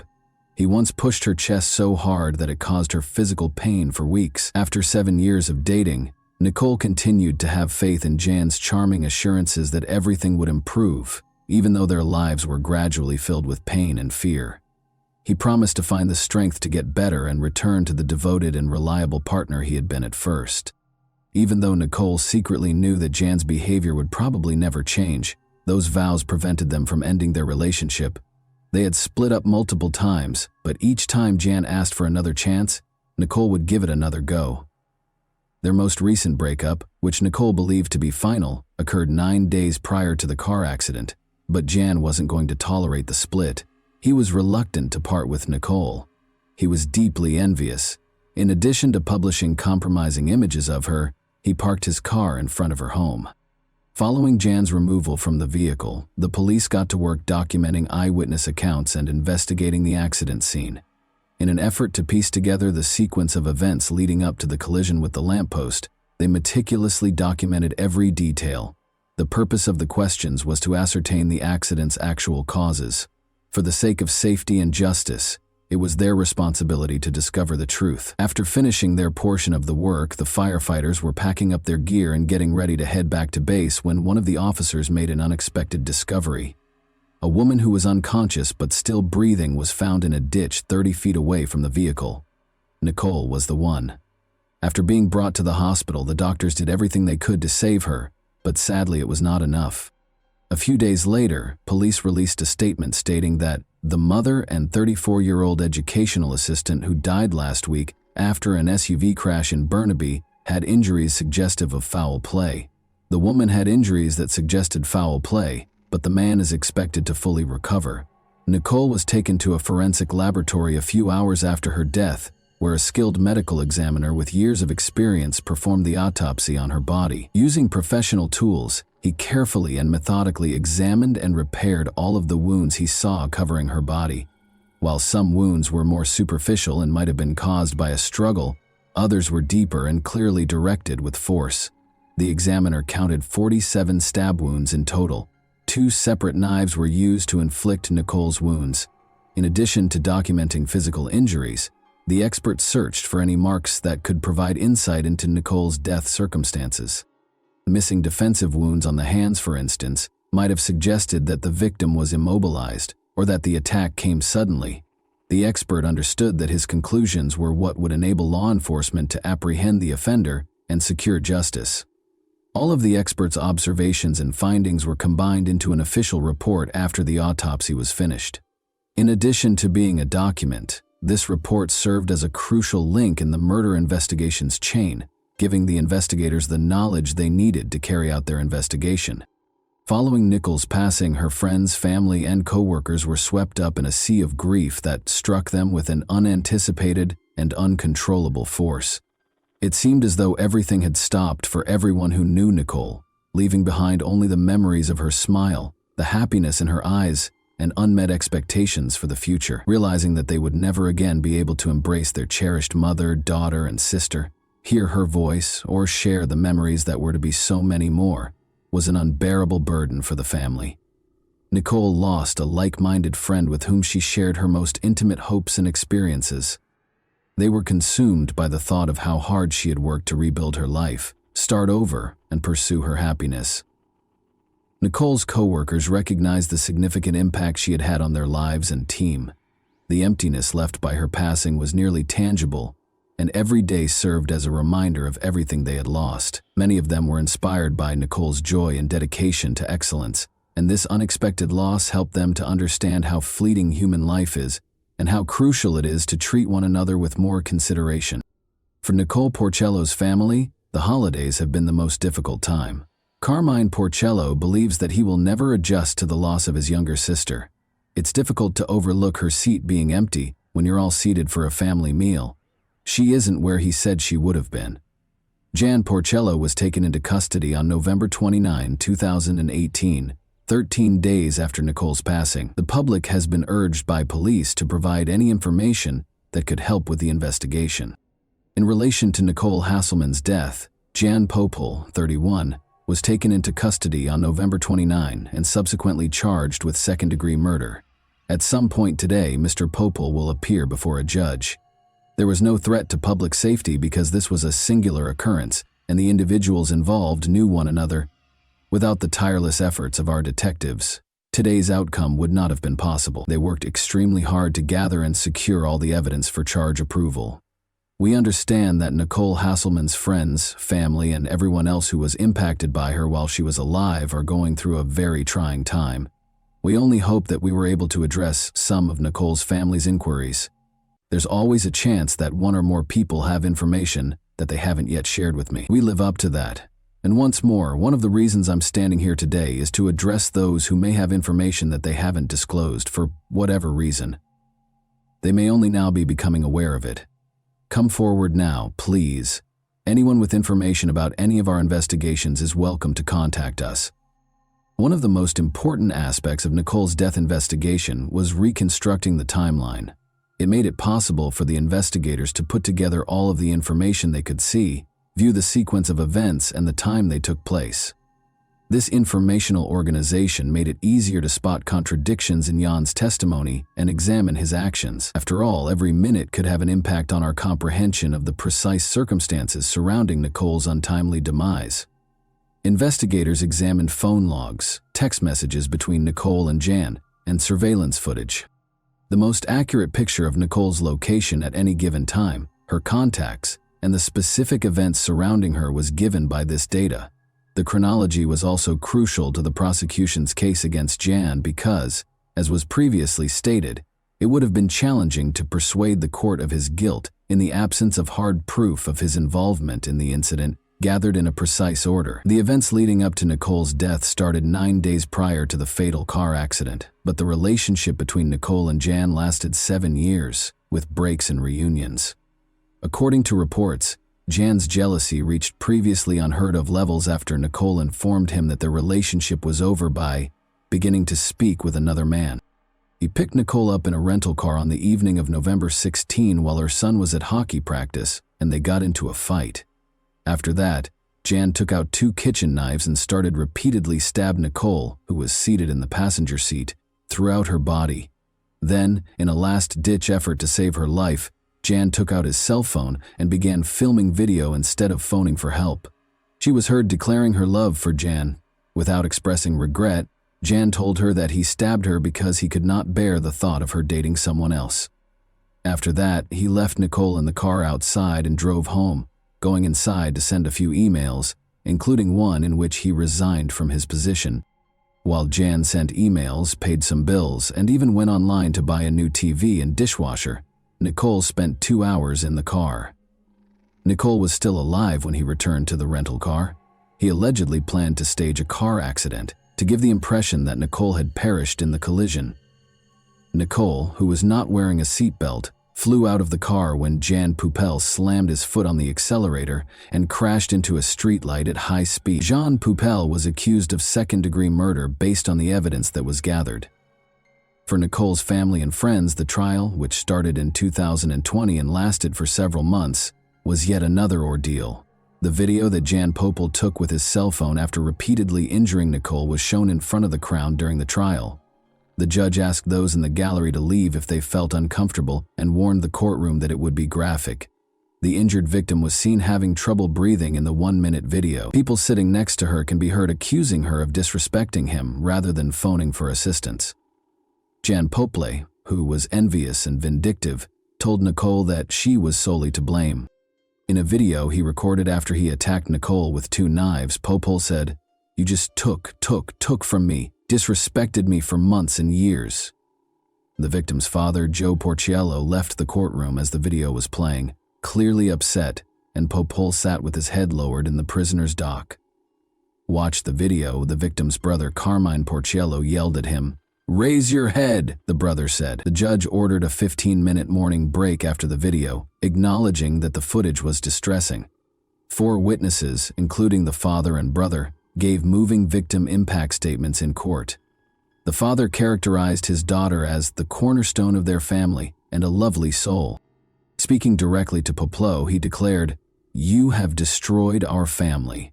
The brother claimed that the crime had turned him into a zombie and that he was furious with the accused, saying, "We cannot forgive you for what you have done."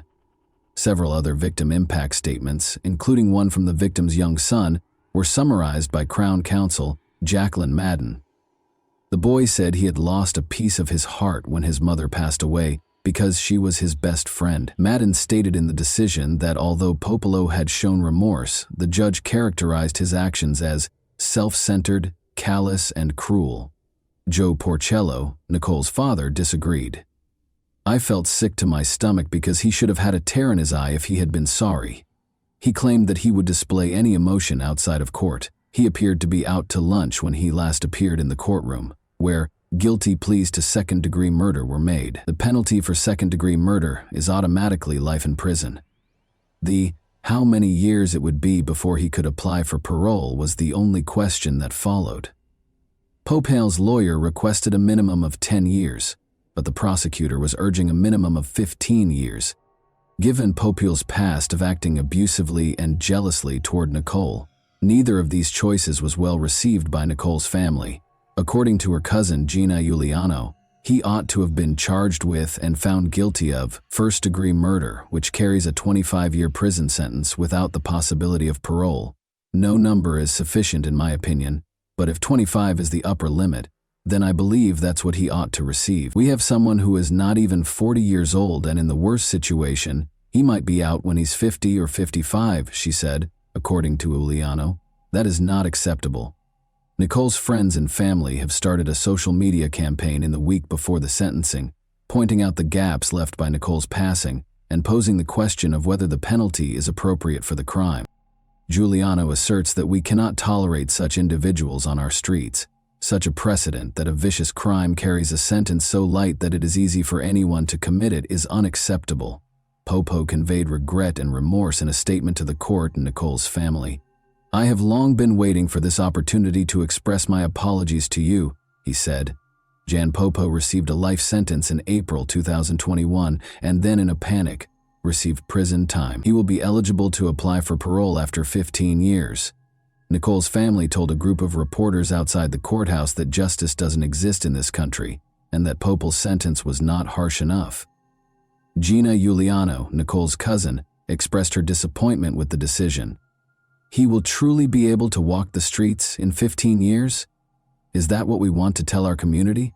she asked. And that wraps up today's chilling story. If you enjoyed this video, don't forget to like and subscribe so you never miss a new upload. Also, let me know in the comments what part of this story shocked you the most. Thank you for watching, and I'll see you in the next video.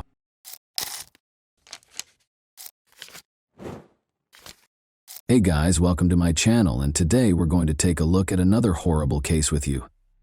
French television producer Sophie Toscan de Plantier was brutally murdered in December 1996 outside her vacation home in West Cork, Ireland.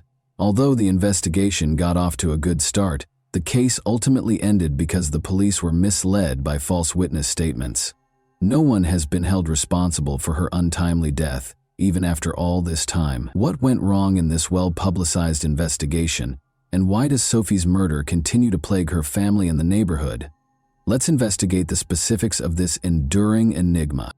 On July 28, 1957, Sophie Toscan du Plantier was born in Boulogne-Billancourt. She was born into a wealthy French family that appreciated the arts and raised in the energetic city of Paris. She developed an early interest in the film industry and later became a television producer. She wed Daniel Toscan du Plantier, a well-known figure in French cinema, in 1991. They became a vibrant couple and reared Sophie's teenage son Pierre-Louis from her first marriage. He had a particular place in her heart because he was her only child. They had a close relationship based on mutual respect and trust. Sophie made it a point to be actively involved in his life, from supporting him at events to helping with school projects. They loved spending time together, whether it was traveling around Paris or hosting comfortable movie evenings at home. Sophie's and her husband's lives were frequently in the spotlight in the busy city of Paris, where they both worked in the film industry. Sophie's tenacity was apparent in all she did. She put a lot of effort into achieving her goals. Young and fervent, Sophie never let anyone discredit her aspirations or goals. She pursued her profession while upholding her moral principles because she firmly believed in justice. Pierre-Louis, who saw his mother as a role model, was among those who admired her bravery and strength. Every day he was inspired by her tenacity and resolve, and their relationship gave them both strength to handle the difficulties of life in the spotlight. But the bustle of the city might be too much to handle. Sophie frequently fled to Shull, a quiet village on Ireland's west coast, in search of tranquility. Even though the surroundings were serene, Sophie was unaware that this would be her final journey. Shull, which has a population of only 700, is renowned for its breathtaking landscapes and welcoming community. Attracted by the serene waters and striking cliffs, artists and writers congregate here to find inspiration. After making multiple trips to Ireland as a teenager, Sophie bought a cottage in Tourmore in 1993, which she used as a vacation getaway. Her maiden name, Munoz, was well known among the locals. Sophie arrived alone in Ireland on December 20, 1996. She couldn't wait to spend Christmas in her comfortable cottage in Dunmanus, West Cork. She used this small sanctuary as a place to unwind and rejuvenate after a long day of work in Paris. Sophie fell in love with the local charm as soon as she arrived. She ran errands at the village shops and talked to her amiable neighbors. Since they had known her since she was a young girl, the locals gave her a warm welcome. She felt at home in the stunning scenery and cool winter air. But beneath the quiet, a horrible event was on the horizon. A tragedy that would permanently alter the close-knit community was set to upend the tranquil days.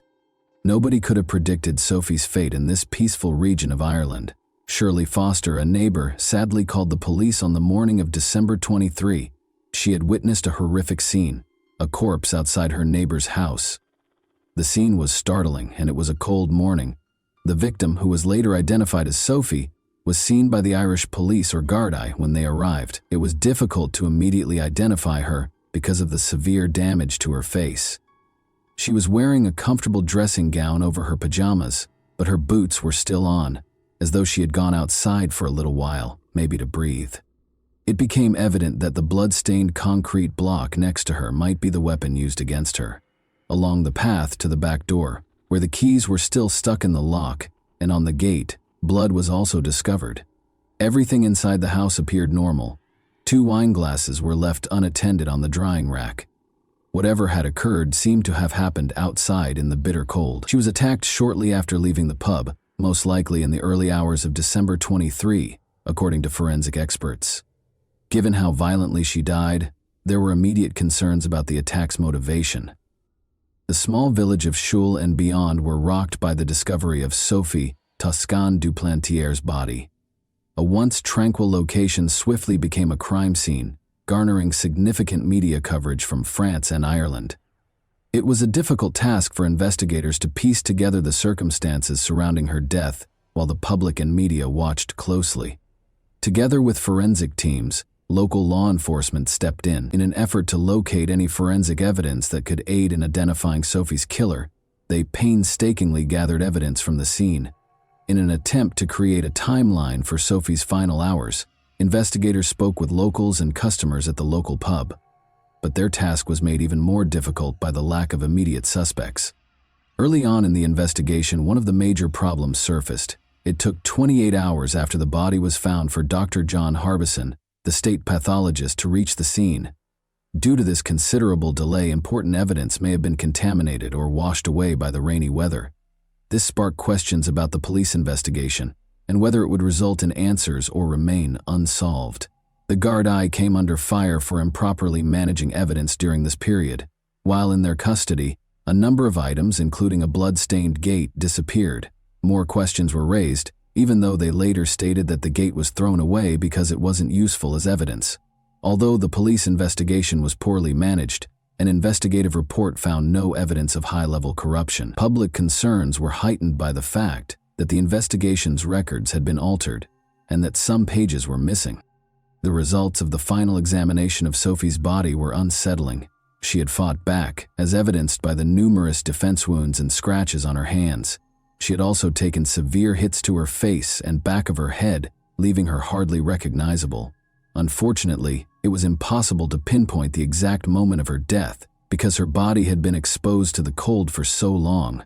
Clarity was scarce at the actual crime scene. There were no signs of a struggle inside the cottage, except for some blood traces on the back door and gate. Sophie appeared to have gone outside for a specific purpose because she was wearing her boots over her pajamas. The keys left in the back door suggested that she may have gone outside for a moment, or that someone in the kitchen may have trapped her there. On the counter were 2 wine glasses. They could have been used by Sophie the day before, so their presence did not prove that someone else had been in the cottage. In general, there weren't many hints left at the scene. Only one blood sample from the collection was found to be unrelated to Sophie. Although DNA testing was still in its infancy at the time, it turned out to be the investigators' only meaningful lead. Given the scant evidence, the police started tracking Sophie's whereabouts ever since she moved into the cottage. By contacting local businesses and talking to anyone who might have seen her, they attempted to piece together her last days. As the investigation progressed, it became evident that finding answers would be difficult. The small village of Schull was rocked by Sophie's murder. The fact that a married mother was murdered just before Christmas added to the shock of the first murder in almost a century. The locals couldn't believe such violence could occur in their peaceful neighborhood. The villagers gathered to grieve and support one another, and they stayed up to pray in Sophie's honor. This sad incident sparked important conversations about safety, particularly for women, and the value of being vigilant even in quiet rural communities. The media significantly influenced public perception of the case as the investigation went on. There was a moral panic brought on by the coverage. The murder of Sophie was widely covered by the media as a change from a multicultural safe village to one that is now afraid. Crazy theories about what transpired were frequently included in the stories. Others offered strange theories, such as the idea that Sophie was killed by a horse, while others conjectured about French hitmen. 2 London-based crime podcasters made the decision to delve deeply into the case and produced a multi-episode series that attracted the interest of major networks like Netflix and Sky Atlantic. This renewed interest sparked crucial conversations about how crimes against women were portrayed in the media and the necessity of responsible reporting, even though these documentaries frequently concentrated on sensational elements, and the question of who did it. For researchers, these developments brought up 2 important questions. First, how closely did the sensationalized stories that frequently accompany cases of violence against women resemble the recent media coverage of Sophie's case? There was also the question of whether documentaries and podcasts could offer a more serious examination of these crimes, going beyond sensationalism. Some important details that helped tell her story were discovered by the police as they investigated her last days.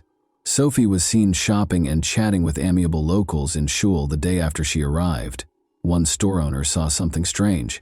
Sophie was being watched intently by a man wearing a black coat and hat while she was shopping, and he followed her after she left. Sophie made the decision to walk to 3 Castlehead the night before her body was found. The ruins of Dunlough Castle can be seen along this lovely track, which also offers breathtaking views.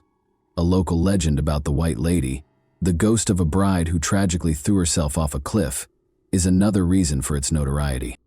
When people saw her, they assumed that something horrible was going to occur. Sophie said she saw the White Lady while out for a walk.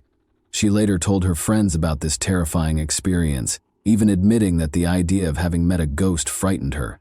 She returned to a nearby pub for tea after seeing her friends, where she engaged in conversation with the locals.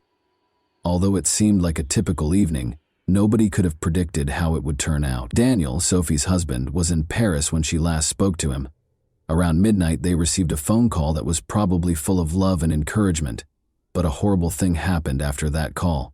Sophie was murdered sometime between midnight and the time her neighbor discovered her. This demonstrated how urgent and intricate it is to comprehend the events leading up to her terrible destiny. Daniel Toscan, Sophie Toscan Duplantier's husband, was the first person the police looked at as a suspect in her murder. Sophie had learned that Daniel was having an affair, and the couple had made the decision to split up. Strangely enough, Sophie had recently made the decision to break up with the man she was seeing. To alleviate the stress of her separation, she decided to spend the holidays by herself in Schul prior to her trip. Daniel and Sophie's lover were in France on the evening of December 22, not in Ireland. There was a lot of gossip in the little town of Schul as the police started their investigation. People in the area thought that tourists might have been involved in Sophie's murder. But according to the police, the murderer was probably a local who knew the routes to her isolated cottage. Police continued their investigation, concentrating on a man named Ian Bailey, who was born in Manchester, England. Ian was born on January 27, 1957, and in the early 1990s, he relocated to Ireland. He sought a more tranquil life after a challenging divorce and worked as a freelance journalist, occasionally publishing under the name Ian Bailey. In addition, he worked on fish farms and had a market stand where he sold poetry and pizza. From 1992 on, Ian and his partner Jules Thomas resided in Goleen. Despite his enjoyment of life in Schul, he was perceived by many residents as conceited and intrusive. The couple hurried to the crime scene to collect information for a story after learning that Sophie's body had been discovered on December 23, 23 p.m. Ian was adamant about writing about the murder, the first in Schul in a century, even though the police advised them not to divulge any information. Sophie's tragedy garnered international media attention because she was a well-known person. Ian started writing about Sophie's relationships and other aspects of her life. According to the article Sophie's Tangled Love Life, she had been inviting different men to her cottage. Sophie's family promptly made it clear that she was only seeing one man, and that they had broken up with him prior to her trip. This clarification caught investigators' attention and sparked additional rumors. Some neighbors insisted they had met Sophie, despite Ian's claim that he didn't know her well. He persisted in speculating that Daniel was responsible for the murder, implying that he did so to protect himself from financial loss in their divorce. The violent nature of the crime, according to the police, did not align with this theory. A crucial piece of information was revealed on January 11th. At 3 in the morning, an unidentified caller claimed to have seen a man at a bridge close to Sophie's home. December 23. He wore a black coat and hat just like the man a store owner had seen on December 21 after Sophie. The shop owner, Marie Farrell, turned out to be the source of the tip. Because she was at the bridge with another man and didn't want her husband to find out, she had filed an anonymous report. Police named the man as Ian Bailey and made him the primary suspect based on her description and other witness statements. Ian had scratches on his face and arms when he was interviewed a few days after the murder. These came from cutting down a Christmas tree, he explained. His injuries could not be inspected later because no photos were taken of them. Ian named him a suspect and implied that Sophie's ex-husband had hired a hitman, but police believed a local person was responsible for the crime. Despite keeping a close eye on him, they were unable to present a compelling case. Ian Bailey was taken into custody by the police on February 10, 1997. in order to establish a solid case. Police discovered evidence of a fire in his yard when they searched his house. Ian said the fire had occurred earlier in December, but a neighbor had reported seeing smoke coming from his house a few days after the murder. There was no evidence at his house or studio that connected him to Sophie's murder, according to the police. Jules Thomas, Ian's partner, was also taken into custody and interrogated. She claimed that after spending the night of the murder at a nearby pub with Ian, they drove to a vantage point where they could see that Sophie's and the neighbors' homes had lights on. However, Jules stated that he woke up in the middle of the night because of work, whereas Ian stated that he slept through the entire night. Ian lied and claimed to have gone to his studio when he was questioned about this. It was not until 9 a.m. that Jules saw him the following morning and saw what she believed to be a previous wound on his face. But there wasn't much evidence against him. Blood traces discovered at the scene were highly contaminated and did not match anyone. The timeline was made more difficult by the cold, and important pieces of evidence, like the gate from Sophie's house, which also contained blood traces, had been lost. After reviewing the case, the Director of Public Prosecutions was unable to formally charge Ian. There was no solid evidence linking him to the crime scene, even though he was detained for 12 hours and insisted on his innocence. He was consequently set free. Ian was furious because he felt he was losing control of the story when the media started to name him the primary suspect. His mental state appeared to deteriorate as the investigation went on.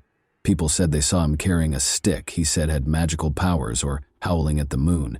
A condition known as howling at the moon occurs when someone expends time and energy attempting to accomplish an impossible task or obtain an unachievable goal. Some neighbors even claimed that Ian had confessed to killing Sophie as more information surfaced, but they later claimed it was just dark humor.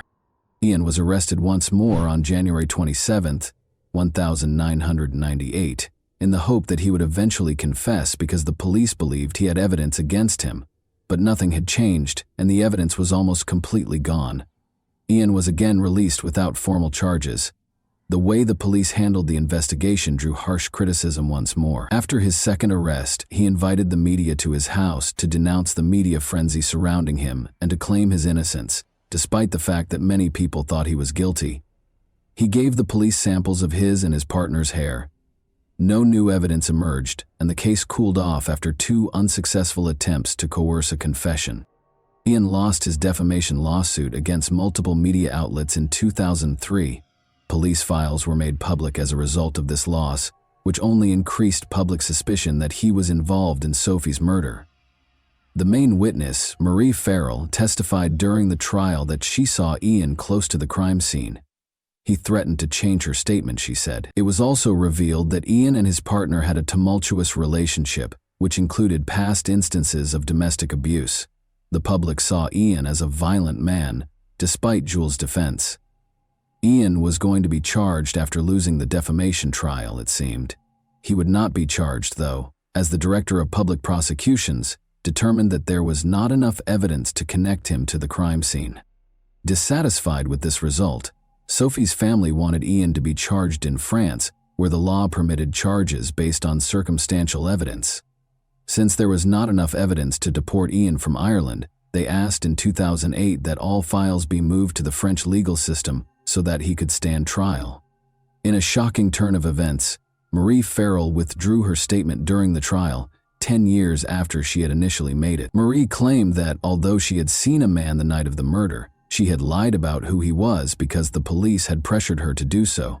She emphasized that her initial testimony was false and clarified that Ian Bailey had never threatened her. This retraction revealed a number of issues with the inquiry.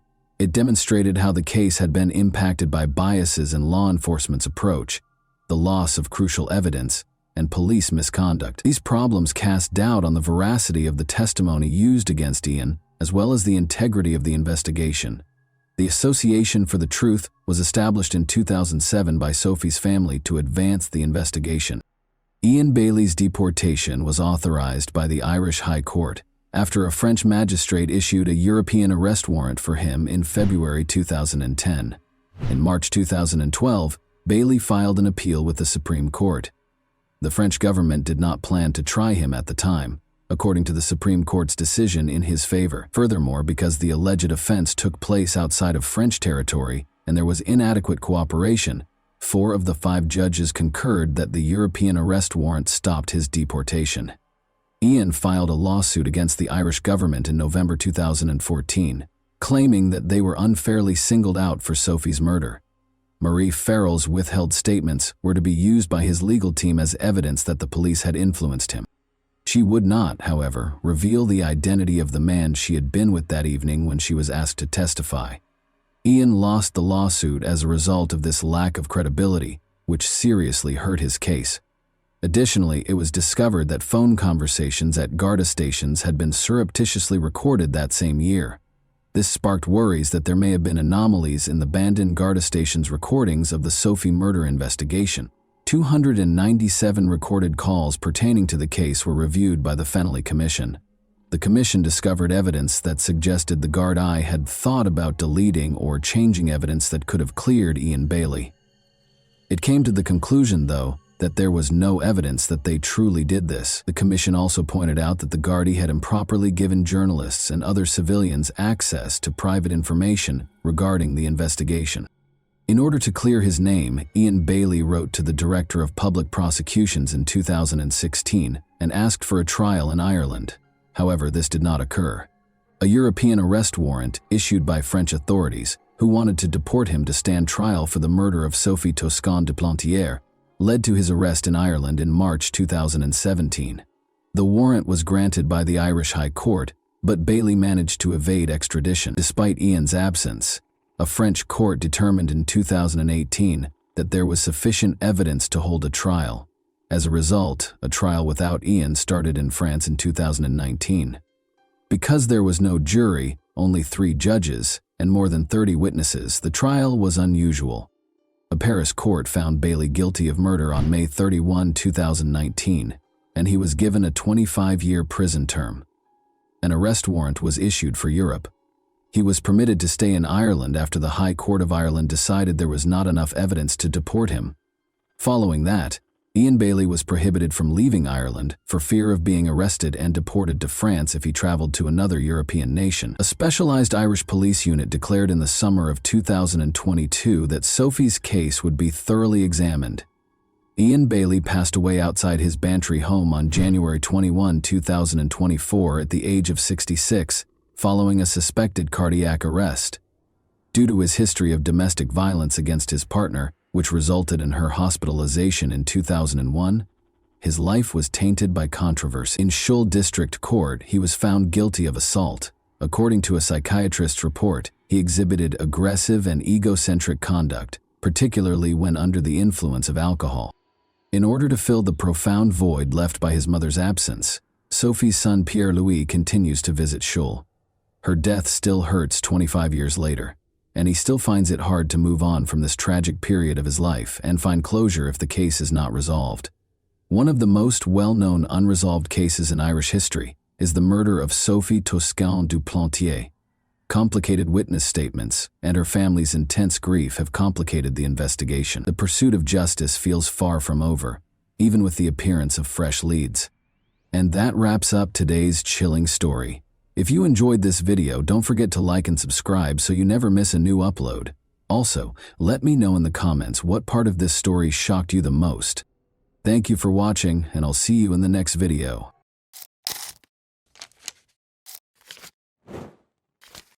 Hey guys, welcome to my channel, and today we're going to take a look at another horrible case with you. The funeral of 15-year-old Holly Newton, who was described as a popular girl who was loved by many, took place in Hexham, England on February 17, 2023. To honor the helpful and compassionate teen who was attacked in the sleepy country town on January 27, hundreds of people joined a procession towards Hexham Abbey. Some people are just too good for this world, and Holly was one of them. Michaela Trussler, Holly's mother, said to mourners at her service about her shy daughter who loved to perform for others.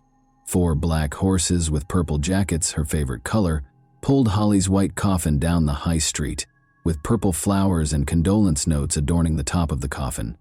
A single read, "Till we cross paths again, sweet Holly in the sky, rest soundly. I will always love you. Therefore, we will examine events that occurred in England in 2023 today. When Holly Newton's story made the news on television, she was only 15 years old.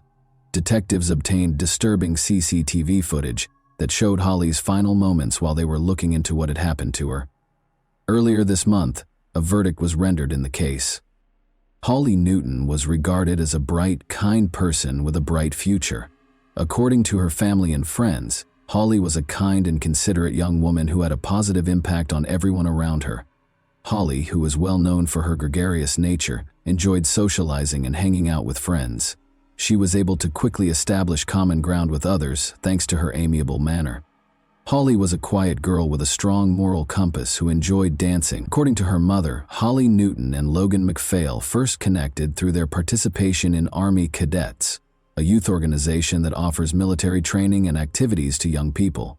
This setting frequently brings together individuals who share interests in outdoor activities, discipline, and teamwork. They started off as a normal adolescent couple. They spent time together in social circles and with similar interests. But as their relationship developed, Logan's domineering behavior made it more and more problematic.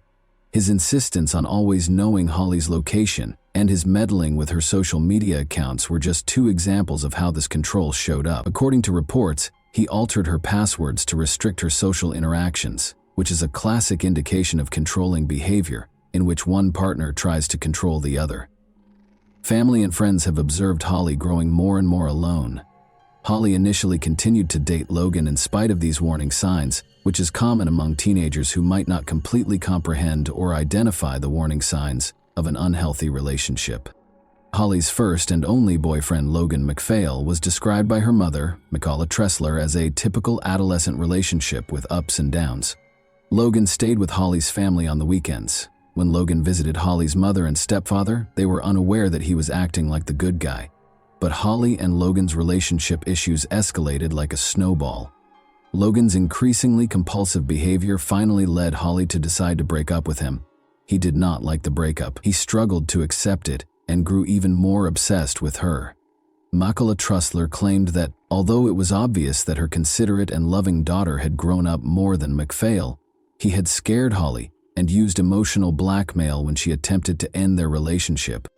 She added that MacPhail had been obsessed with Holly and believed that if he couldn't have her, then no one else could, and that I was unaware of the magnitude of the turmoil Holly was going through at the time. She also claimed that she was unaware of the emotional pain Holly was going through when she attempted to end her relationship with MacPhail, and that warning signs of his domineering behavior were not identified until it was too late. MacPhail reacted angrily to the split. Holly made it clear that she wanted to move on, but he still tried to control her life and started following her around town. On the evening of January 26, MacPhail showed up without permission outside her Halt Whistle home, and the police had to escort him back to his Bertley residence. In fact, Holly and her parents were scheduled to meet with the police to talk about their concerns regarding MacPhail. However, a tragic turn of events occurred when MacPhail showed up at their Halt Whistle home without permission and demanded to speak with Holly on the evening of January 26th-noon-middle hour. Michaela Tressler, Holly's mother, called Northumbria Police a mere. Holly pleaded for the meeting to be rescheduled so she could go out with her friends after school on January 27, which was originally planned for around 4 p.m. The police meeting was rescheduled for the evening, but Holly suffered a terrible incident just hours before the scheduled time. CCTV was used to reconstruct the events that transpired the day after MacPhail unexpectedly appeared outside Holly's home. He was unable to come to terms with Holly's breakup. He left school early the next day, carrying a kitchen knife in his backpack, and took the bus to Hexham, where he waited for Holly to leave town. He was wearing all black, with a baseball cap and black face mask to hide his identity. For approximately 45 minutes, MacPhail accompanied Holly and her friends as they explored a shopping mall and a recreation center. Additionally, he repeatedly called Holly's loved ones via voicemail in an attempt to persuade her to meet with him in person, while Holly went to a takeout place on the town's high street with the boy. Then he went up to her and asked if she would like to speak with him in an alleyway nearby. MacPhail followed him and then attacked Holly violently, stabbing her several times. Her friend left the store when he heard Holly scream, and stepped in to stop him from getting stabbed in the leg and shoulder as well.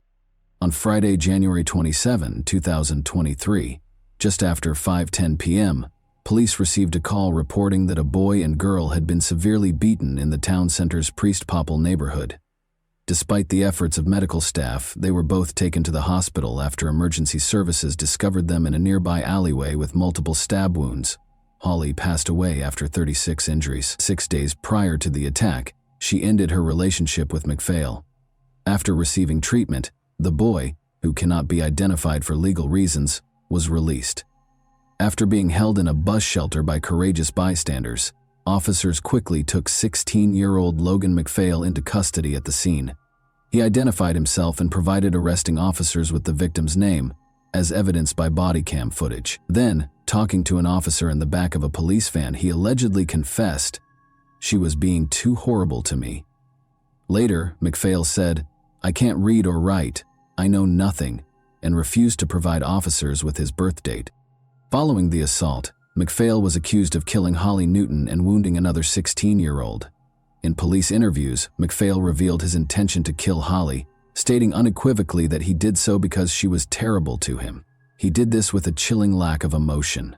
McPhail's legal team claimed that his autism diagnosis and learning disabilities rendered him ineligible to enter a plea, which caused the case to take 18 months to reach court. This would have indicated that he was unable to fully understand the criminal proceedings, but the judge decided that he was able to follow the trial's progression after hearing testimony from a number of experts. Jurors disagreed with the defense team's assertion that he was unaware of the repercussions of his actions because of his numerous problems. To give yourself the best chance of attacking Holly without anyone noticing, you told McPhail that you wanted to get her into the alleyway, which was out of sight. I'm glad you chose to attack Holly because you could tell by her responses at the bus stop that she was not amenable to the idea of getting back together. Despite your feelings of jealousy and resentment, you were still able to figure out where you could attack her most effectively. So you waited for the right moment. After convincing her to move a bit further into the alleyway, you waited until one of the onlookers had left before pulling the knife from your pocket and attacking her in a vicious and brutal manner. According to the judge, Holly suffered severe knife wounds to her jaw, skull, backbone, and shoulder during the murder. It was a horrible thing to do to stab her head in that manner, Justice Hilliard continued. Holly was in such terrible shape that her mother was prevented from seeing her in the ambulance and alley. You applied so much force that the knife broke and the blade became distorted. It was extremely uncommon to see a knife so damaged, according to the pathologist. You knew how final death was, so I'm sure you planned to kill her. According to the judge, McPhail probably carried the knife that day in order to intimidate Holly by hurting himself, and made plans to attack her once it became apparent that their relationship would not be continued. Justice Hilliard added shortly before the murder that she had the right to end the relationship if she so desired, and spend time with anyone else she wanted. As he concludes his sentencing remarks, Mr. Justice Hilliard states that he considers how significant McPhail's relationship with Holly was to him, given the circumstances of his chaotic home life. Your speech impairment hindered your ability to form friendships and relationships with other people, so you placed a high value on your relationship with her. This made its ending all the more difficult for you to process and work through, the judge adds. He claims that although McPhail has also apologized, he has attempted to place some sort of blame on Holly. The judge tells McPhail that it was evident from your testimony to the jury that you had convinced yourself that Holly had mistreated you. She also notes that your initial response at the scene was to accuse her of being terrible to you. I believe that this belief lessens or moderates the amount of regret you felt prior to the verdict being announced. In a devastating statement, Holly's mother described the day she found out what had happened to her daughter. Despite having admitted manslaughter, McPhail was found guilty of both murder and intentionally wounding the teenage boy. He claimed during his trial that he wanted to return some of Holly's belongings, including clothes, teddy bears, and slippers, but he had none of it with him when he was taken into custody. For willfully injuring a fellow young man who attempted to halt the assault, McPhail received a life sentence with a minimum of 17 years and an additional 5 years. McPhail was informed that he would only be released when it was safe to do so, even after serving the minimum sentence. Detective Darren Davies of Northumbria Police said following the sentencing that the case was truly devastating, and that McPhail had cruelly taken away Holly's future. Naturally, nothing can undo the terrible things that happened that night. But I hope the outcome today will give her loved ones a sense of closure so they can try to move forward. Detective Davies added, "The choices he made that evening have permanently altered the lives of countless people, and he will now have plenty of time in his cell to reflect on that. Given the suffering this incident has caused so many people, we would implore everyone to reconsider carrying a weapon of any kind." And that wraps up today's chilling story. If you enjoyed this video, don't forget to like and subscribe so you never miss a new upload. Also, let me know in the comments, what part of this story shocked you the most? Thank you for watching, and I'll see you in the next video.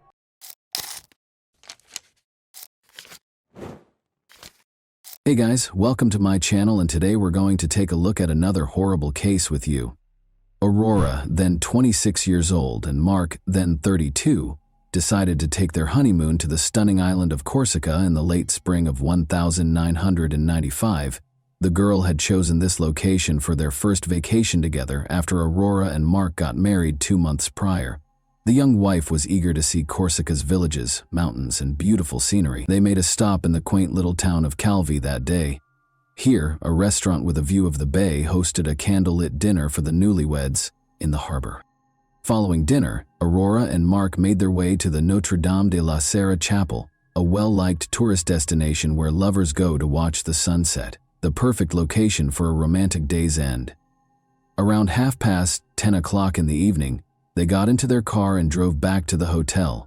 Right at the end of the railing, some animals abruptly leaped onto the road in front of the car, putting the young couple on a very dangerous road that descended sharply. The car plunged off the cliff as Mark swiftly turned the wheel. Aurora remained calm in spite of the dire circumstances. Before the car fell, she jumped out and opened the door. Mark was less fortunate. He and the car fell 140 meters. Aurora was alive, but she was in shock. In the middle of the night, in complete darkness, she bravely decided to go down barefoot to assist her husband. After locating Mark inside the vehicle, Aurora dragged him out. She washed his face and pulled him by the legs toward the sea. The girl then ascended the cliff once more in order to signal for assistance and stop a passing vehicle. Calvi firefighters showed up on the scene. Her husband was down there with a head injury and unconscious, and Aurora was screaming and sobbing in hysteria. In order to save him, she pleaded with the rescuers to descend as soon as possible. The firefighters immediately made their way to the cliff's base in an attempt to locate Mark, but their search was severely hampered by the night's darkness and the uneven ground. Just finding the car, which was empty, took them 30 minutes. But they saw that the man had a serious head injury and there was a lot of blood. When divers signaled that they had found something at 6 a.m., the weary firefighters were about to give up after hours of unrelenting searching. Mark's body was 3 meters deep in the water, floating next to the car. Unfortunately, it was too late for the newlyweds when they managed to bring his body to the surface. After compiling a report on yet another regrettable incident along that particular stretch of road, the police closed the case. The body of Mark was taken back to his home country of Belgium. The young widow was in complete despair. She spent several days in a specialized clinic after being unable to handle the grief on her own. As Mark's family hurried to comfort her, she proclaimed that she didn't want to see anyone and cut herself off from the outside world. Mark's family didn't press because they understood her mental state. She had lost her husband on their honeymoon when she was 26 years old. However, her actions captivated Mark's family more and more in the days that followed. Slowly, suspicion replaced concern. His parents strongly objected to Aurora's insistence that her husband be cremated. She left the farewell ceremony earlier than anticipated on the day of the funeral, shocking the family even more. The relationship between her and Mark's family has grown more complex ever since. When she got back to the family home, she changed the locks and refused to let her mother-in-law in, who had come to pick up some of her son's sentimental but cheap possessions. Aurora listed the house for sale in the weeks that followed. In addition to the EUR 25000 she received from the sale of the house, there was more. After her husband passed away, it was discovered that she had gotten 7 insurance payouts. Aurora was given EUR 75000 in total. The Van Burr couple, who were shocked by their daughter-in-law's actions, took legal action and complained about the suspicious death. As a result, the coroner demanded that Mark's death circumstances be looked into. Investigators started by researching the couple's lives in order to comprehend what truly transpired that night. Mark Vander, 31, was employed at a reputable financial firm in Brussels in April 1994, about a year prior to the incident. Everything in his life seemed to be going well, or nearly so, and he had a great job, devoted parents, and amiable co-workers, but he had yet to find a woman he wanted to live a lifetime with. Mark wanted to start a family because he was old enough. In Brussels, Mark and Aurora met at a bar. Aurora was selling ironing boards door to door at the time, which wasn't a very lucrative job. There was immediate chemistry between Mark and Aurora. Mark was enamored with the attractive girl and fell in love with her right away. Their lively relationship left Mark's friends in awe and jealousy. Mark was shy, a little overweight, and uninterested in sports, whereas Aurora was very attractive, athletic, and fit. However, Aurora moved in with Mark a few weeks after they first met. Seeing that their son was content with her, the future husband's family embraced her as their future daughter-in-law and the mother of their grandchildren. When the young couple decided to tie the knot a year later, nobody was shocked. The girl asked Mark to put half of the house in her name, among other requirements for her future husband. Although this might have seemed strange or improper, Mark, who was incredibly in love, accepted all of the bride's demands. The young couple exchanged vows on March 11, 1995. Only the bride's twin sister was present from her side of the family, but the entire husband's family was present at the wedding. The husband's family gradually realized that their daughter-in-law avoided discussing her family and evasively responded to all inquiries about her background, education, and relatives. She acted as though she was from a wealthier family than theirs. More than a year after Mark's passing, on September 5, 1996, Aurora received an invitation to be questioned at the police station. She reaffirmed her earlier claims that she and Mark had gone to a chapel after dining at a portside restaurant. A wild animal unexpectedly leapt in front of their car on the way back. An unfortunate accident happened when Mark turned the steering wheel. Aurora opened the door and leaped out just before the car plunged off the cliff. No more information could be gleaned from her by the police.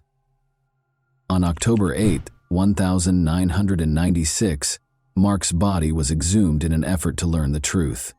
Some of the injuries were caused after death, according to the forensic expert. Although the body had many wounds, none of them were bleeding, suggesting that Mark passed away before the car plunged off the cliff. The widow was nowhere to be found when the police wanted to question her again. 2 years after the incident, the detectives made the decision to look into the crime scene in Corsica. The newlyweds' car plunged into the ravine, and Belgian police officers were at the edge of it. Armed only with photographs and without the car, the task became more difficult. However, the expert was able to reconstruct the car's pre-fall trajectory. A person's reaction to an unexpected event on the road, such as an animal running out, is to turn the steering wheel but not all the way around. Under no circumstances could the car have ended up where it was found if it had veered off the road and fallen into the water. The expert also observed another contradiction in the accident theory. When firefighters arrived on the scene, they reported that the bushes growing on the cliff's top had been crushed. The bushes would have been cut off if the car had sped down. It was clear from the crushed vegetation that the car had remained on the bushes for a while before descending gradually. Additionally, blood droplets were discovered unevenly distributed between the car and the water following the incident, indicating that the body was carried rather than dragged. Could an 80-kilogram man have been carried by Aurora, who weighed less than 50 kg? Aurora's version of events did not match the investigation's conclusions. The car was pushed off the cliff, according to the expert's conclusive findings. The investigators were now interested in learning what transpired following the incident. Did Aurora come down to assist Mark? Did she have the bravery and strength to go barefoot down the rocks? It was possible, as hard as it may seem to believe. Since Aurora Martin was a skilled athlete and a champion rock climber, the police found it difficult to deny that she had truly gone down to assist her husband. For them, it was a dead end. Since there was still no update on the young lady, the investigators made the decision to learn more about her past. Really, who is she? What secrets are concealed by her evasive responses? In actuality, the girl had a very challenging upbringing, devoid of both a loving family and a quality education. Her mother moved to Germany after her parents divorced when she was 12, so she hardly ever saw her daughter. Although her father was not very involved in her life, she led a carefree life with her two sisters. With lofty aspirations, the girl left her childhood home when she turned 18. Aurora entered beauty pageants in hopes of becoming a model but was not very successful. She thus found employment as a bar hostess and occasionally as an escort service model. At the age of 24, Aurora made the most of her beauty and lived life to the fullest. In February 1993, she went to a rock climbing club one day as usual, where she met Peter Schwett, who would be her fateful encounter. He shared her love of mountaineering and was young, attractive, and wealthy. She was 24 years old and he was 23. At first sight, it was love. Aurora was able to move on from her previous life next to Peter. This tale sounded too good to be true. In fact, the investigators discovered an oddity while looking into Peter Schwett's past. He was a widower for a young man his age. The circumstances surrounding his wife's death were suspicious. 2 years earlier, on his 21st birthday, Peter was serving in the German army in Belgium. Peter liked going to clubs, and one night he met Ursula Deschamps, a young student, while he was out with friends. They fell in love quickly, and 3 months later Peter proposed to her. Ursula soon learned, though, that Peter was not content with a single woman. Other surprises were in store for her. At their house, Ursula discovered counterfeit documents and substantial sums of money. She wanted to tell the police what she had discovered. Their young marriage became strained, and they made the decision to file for divorce. However, Peter was supposed to teach his wife how to drive, so he and Ursula got into a convertible and left on a trip on the evening of August 29, 1992. The outing was peculiar for soon-to-be ex-houses. Peter was behind the wheel and driving as fast as he always does. The car crashed into a canal at high speed after he lost control. Although Peter was able to flee in time, he was unable to save his wife, who perished in the water with the car. He remembered that even though he touched her hand, he was unable to grasp her and drag her to the surface. A few days later, Ursula's body was discovered. Nothing from the autopsy would raise any questions about the girl's drowning. Peter provided a convincing explanation of how he had gotten out of the car through the rear window when the police recreated the crime scene. However, Ursula's family never thought it was a sad accident. First of all, Peter had never lowered the top of a convertible before. Second, Ursula could swim very well. An expert who later examined the case claimed that Ursula had time to get out of the car because drowning takes 3 minutes or so as the water fills the car. The Belgian police, however, handled it as a regrettable mishap brought on by the driver's carelessness. The case was closed after the young widower received a sentence of 3 months in prison. Investigators couldn't help but notice coincidences between two scenarios, 2 crime scenes and 2 cases. In both instances, a traffic accident occurred. The car ended up in the water after the driver lost control. While the other spouse's body was not discovered in the vehicle, one of the spouses was able to flee in time. Since Aurora and Peter were now the primary suspects in the murder of Mark Vander, detectives had an immediate need to locate them. Although investigators suspected Peter of Ursula's murder as well, it was possible to drop the possibility of charging him with the same crime again because Peter had already served 3 months in connection with that case. In the meantime, the police discovered the likely cause of Ursula's death and the reason Peter became so rich following the death of his wife. He was able to leave the army and woo the stunning Aurora after receiving an insurance payout of $1,500. After a year of romance, the young couple broke up in early 1994 for unspecified reasons. The girl registered with a marriage agency during this period. According to her, the perfect man would be well off, have a flat of his own, be amiable, and not be overweight. Her relationship with Mark Van Burr began in April 1994. The girl insured Mark in August 1994, 4 months after they first met. It's interesting to note that the documents had Aurora's signature rather than Mark's, indicating that he was obviously ignorant of this. She signed the paperwork on his behalf, claiming that his hand was hurt. Before long, a regrettable incident happened. After selling the house and getting the insurance money, Aurora vanished. She wasn't hidden for very long, though. Investigators discovered her trace in Luxembourg 2 months after Mark was murdered. She opened a bank account and deposited EUR 275000 into it. She and someone named Peter Schwett were the only ones with access to the account. Had they gotten back together and relocated to Miami, Florida? Before an article in a major French newspaper referred to them as diabolical lovers and detailed the police suspicions against them, the couple had been living a lavish lifestyle for nearly 2 years, complete with fancy apartments, cars, and a yacht. Peter and Aurora grew extremely wary. They only used telephone booths to make calls and altered their appearance. Before Peter was taken into custody in a supermarket parking lot, they were able to remain hidden for a while. He offered the police the roughly $50,000 he was carrying in exchange for their release, but they turned him down. Aurora was taken into custody by the police in the apartment where the lovers were hiding 2 days later. Aurora and Peter made every effort to evade extradition. Nevertheless, they were sent back to Belgium on December 3, 1998.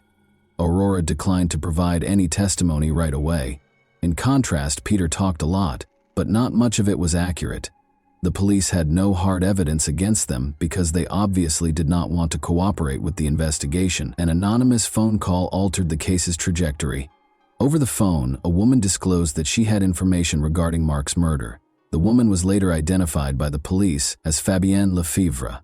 Aurora's stepmother, Fabienne, had recently split from the girl's father and made the decision to either get even or atone for her transgressions. According to Fabienne, she hurried to the hospital to console her stepdaughter following the tragedy in Corsica, but the girl who met her was entirely different, not even in mourning. Fabienne claims that Aurora told her everything. It was all Peter's doing, she said, and he handled everything. Peter and 3 accomplices, his German friends, pulled over Aurora and Mark as they were on the road. They used baseball bats to beat Mark. Fabienne claims that because Mark pleaded with the men to spare his wife and let her go, he was unaware of the betrayer until the very end. They loaded Mark's body into the car and pushed it off a cliff after the beating was finished. However, because it didn't fit Peter's personality, the police were unable to track down the accomplices or provide evidence of their existence. Furthermore, there were numerous questions regarding Fabienne's veracity. First, there was tension between Fabienne and Aurora. Second, why did she make an anonymous call? And why did she call the police sooner? She was afraid, the woman said. However, the police sought additional evidence because they were certain that Fabienne's words alone could not be used to build a strong case. Police in Germany discovered that one of Peter's brothers had postcards from Corsica and pictures of the car that crashed off the cliff. The interesting thing about these souvenir photos is that they were taken 6 months prior to Mark's murder. Was it deliberate planning or just a coincidence? 4 years had gone by since the murder, but the specifics of the crime were still unknown. The police made the decision to recreate the airport crime scene on June 16, 1999. The vehicle was being driven by the driver at a maximum speed of 35 kilometers per hour. As if attempting to leap out, Aurora was supposed to open the car door wide. Even when the car slowed down considerably, she didn't do it. In an attempt to find an explanation for her failure, she lost her temper, started crying, and had hysterical outbursts. Peter stepped in and tried to protect Aurora. Since, in theory, he was not present at the crime scene in Corsica, it is unclear why he was involved in the reconstruction at all. Following this experiment, the researchers were certain that Mark Van Burr was murdered rather than killed in an accident. The trial started. A revised version of events was put forth by the defendant's attorneys, who claimed that Mark had a heart attack shortly before he fell from a height. Put another way, since he passed away just seconds before the collision, all of his subsequent injuries were post-mortem. This hypothesis had the potential to disprove the prosecution's entire theory. Such a version did not match the autopsy results, but even the forensic expert thought it was a smart move. Another crucial detail that the forensic expert disclosed during the trial was that Mark had not eaten anything for several hours prior to the crime. He was starving. The juror's last straw was when Aurora even made up a story about having a romantic dinner with her husband that night. Both of them were convicted. Peter received a 20-year sentence, and Aurora received a 15-year sentence. They probably didn't even complete half of their sentences. They were made available a long time ago.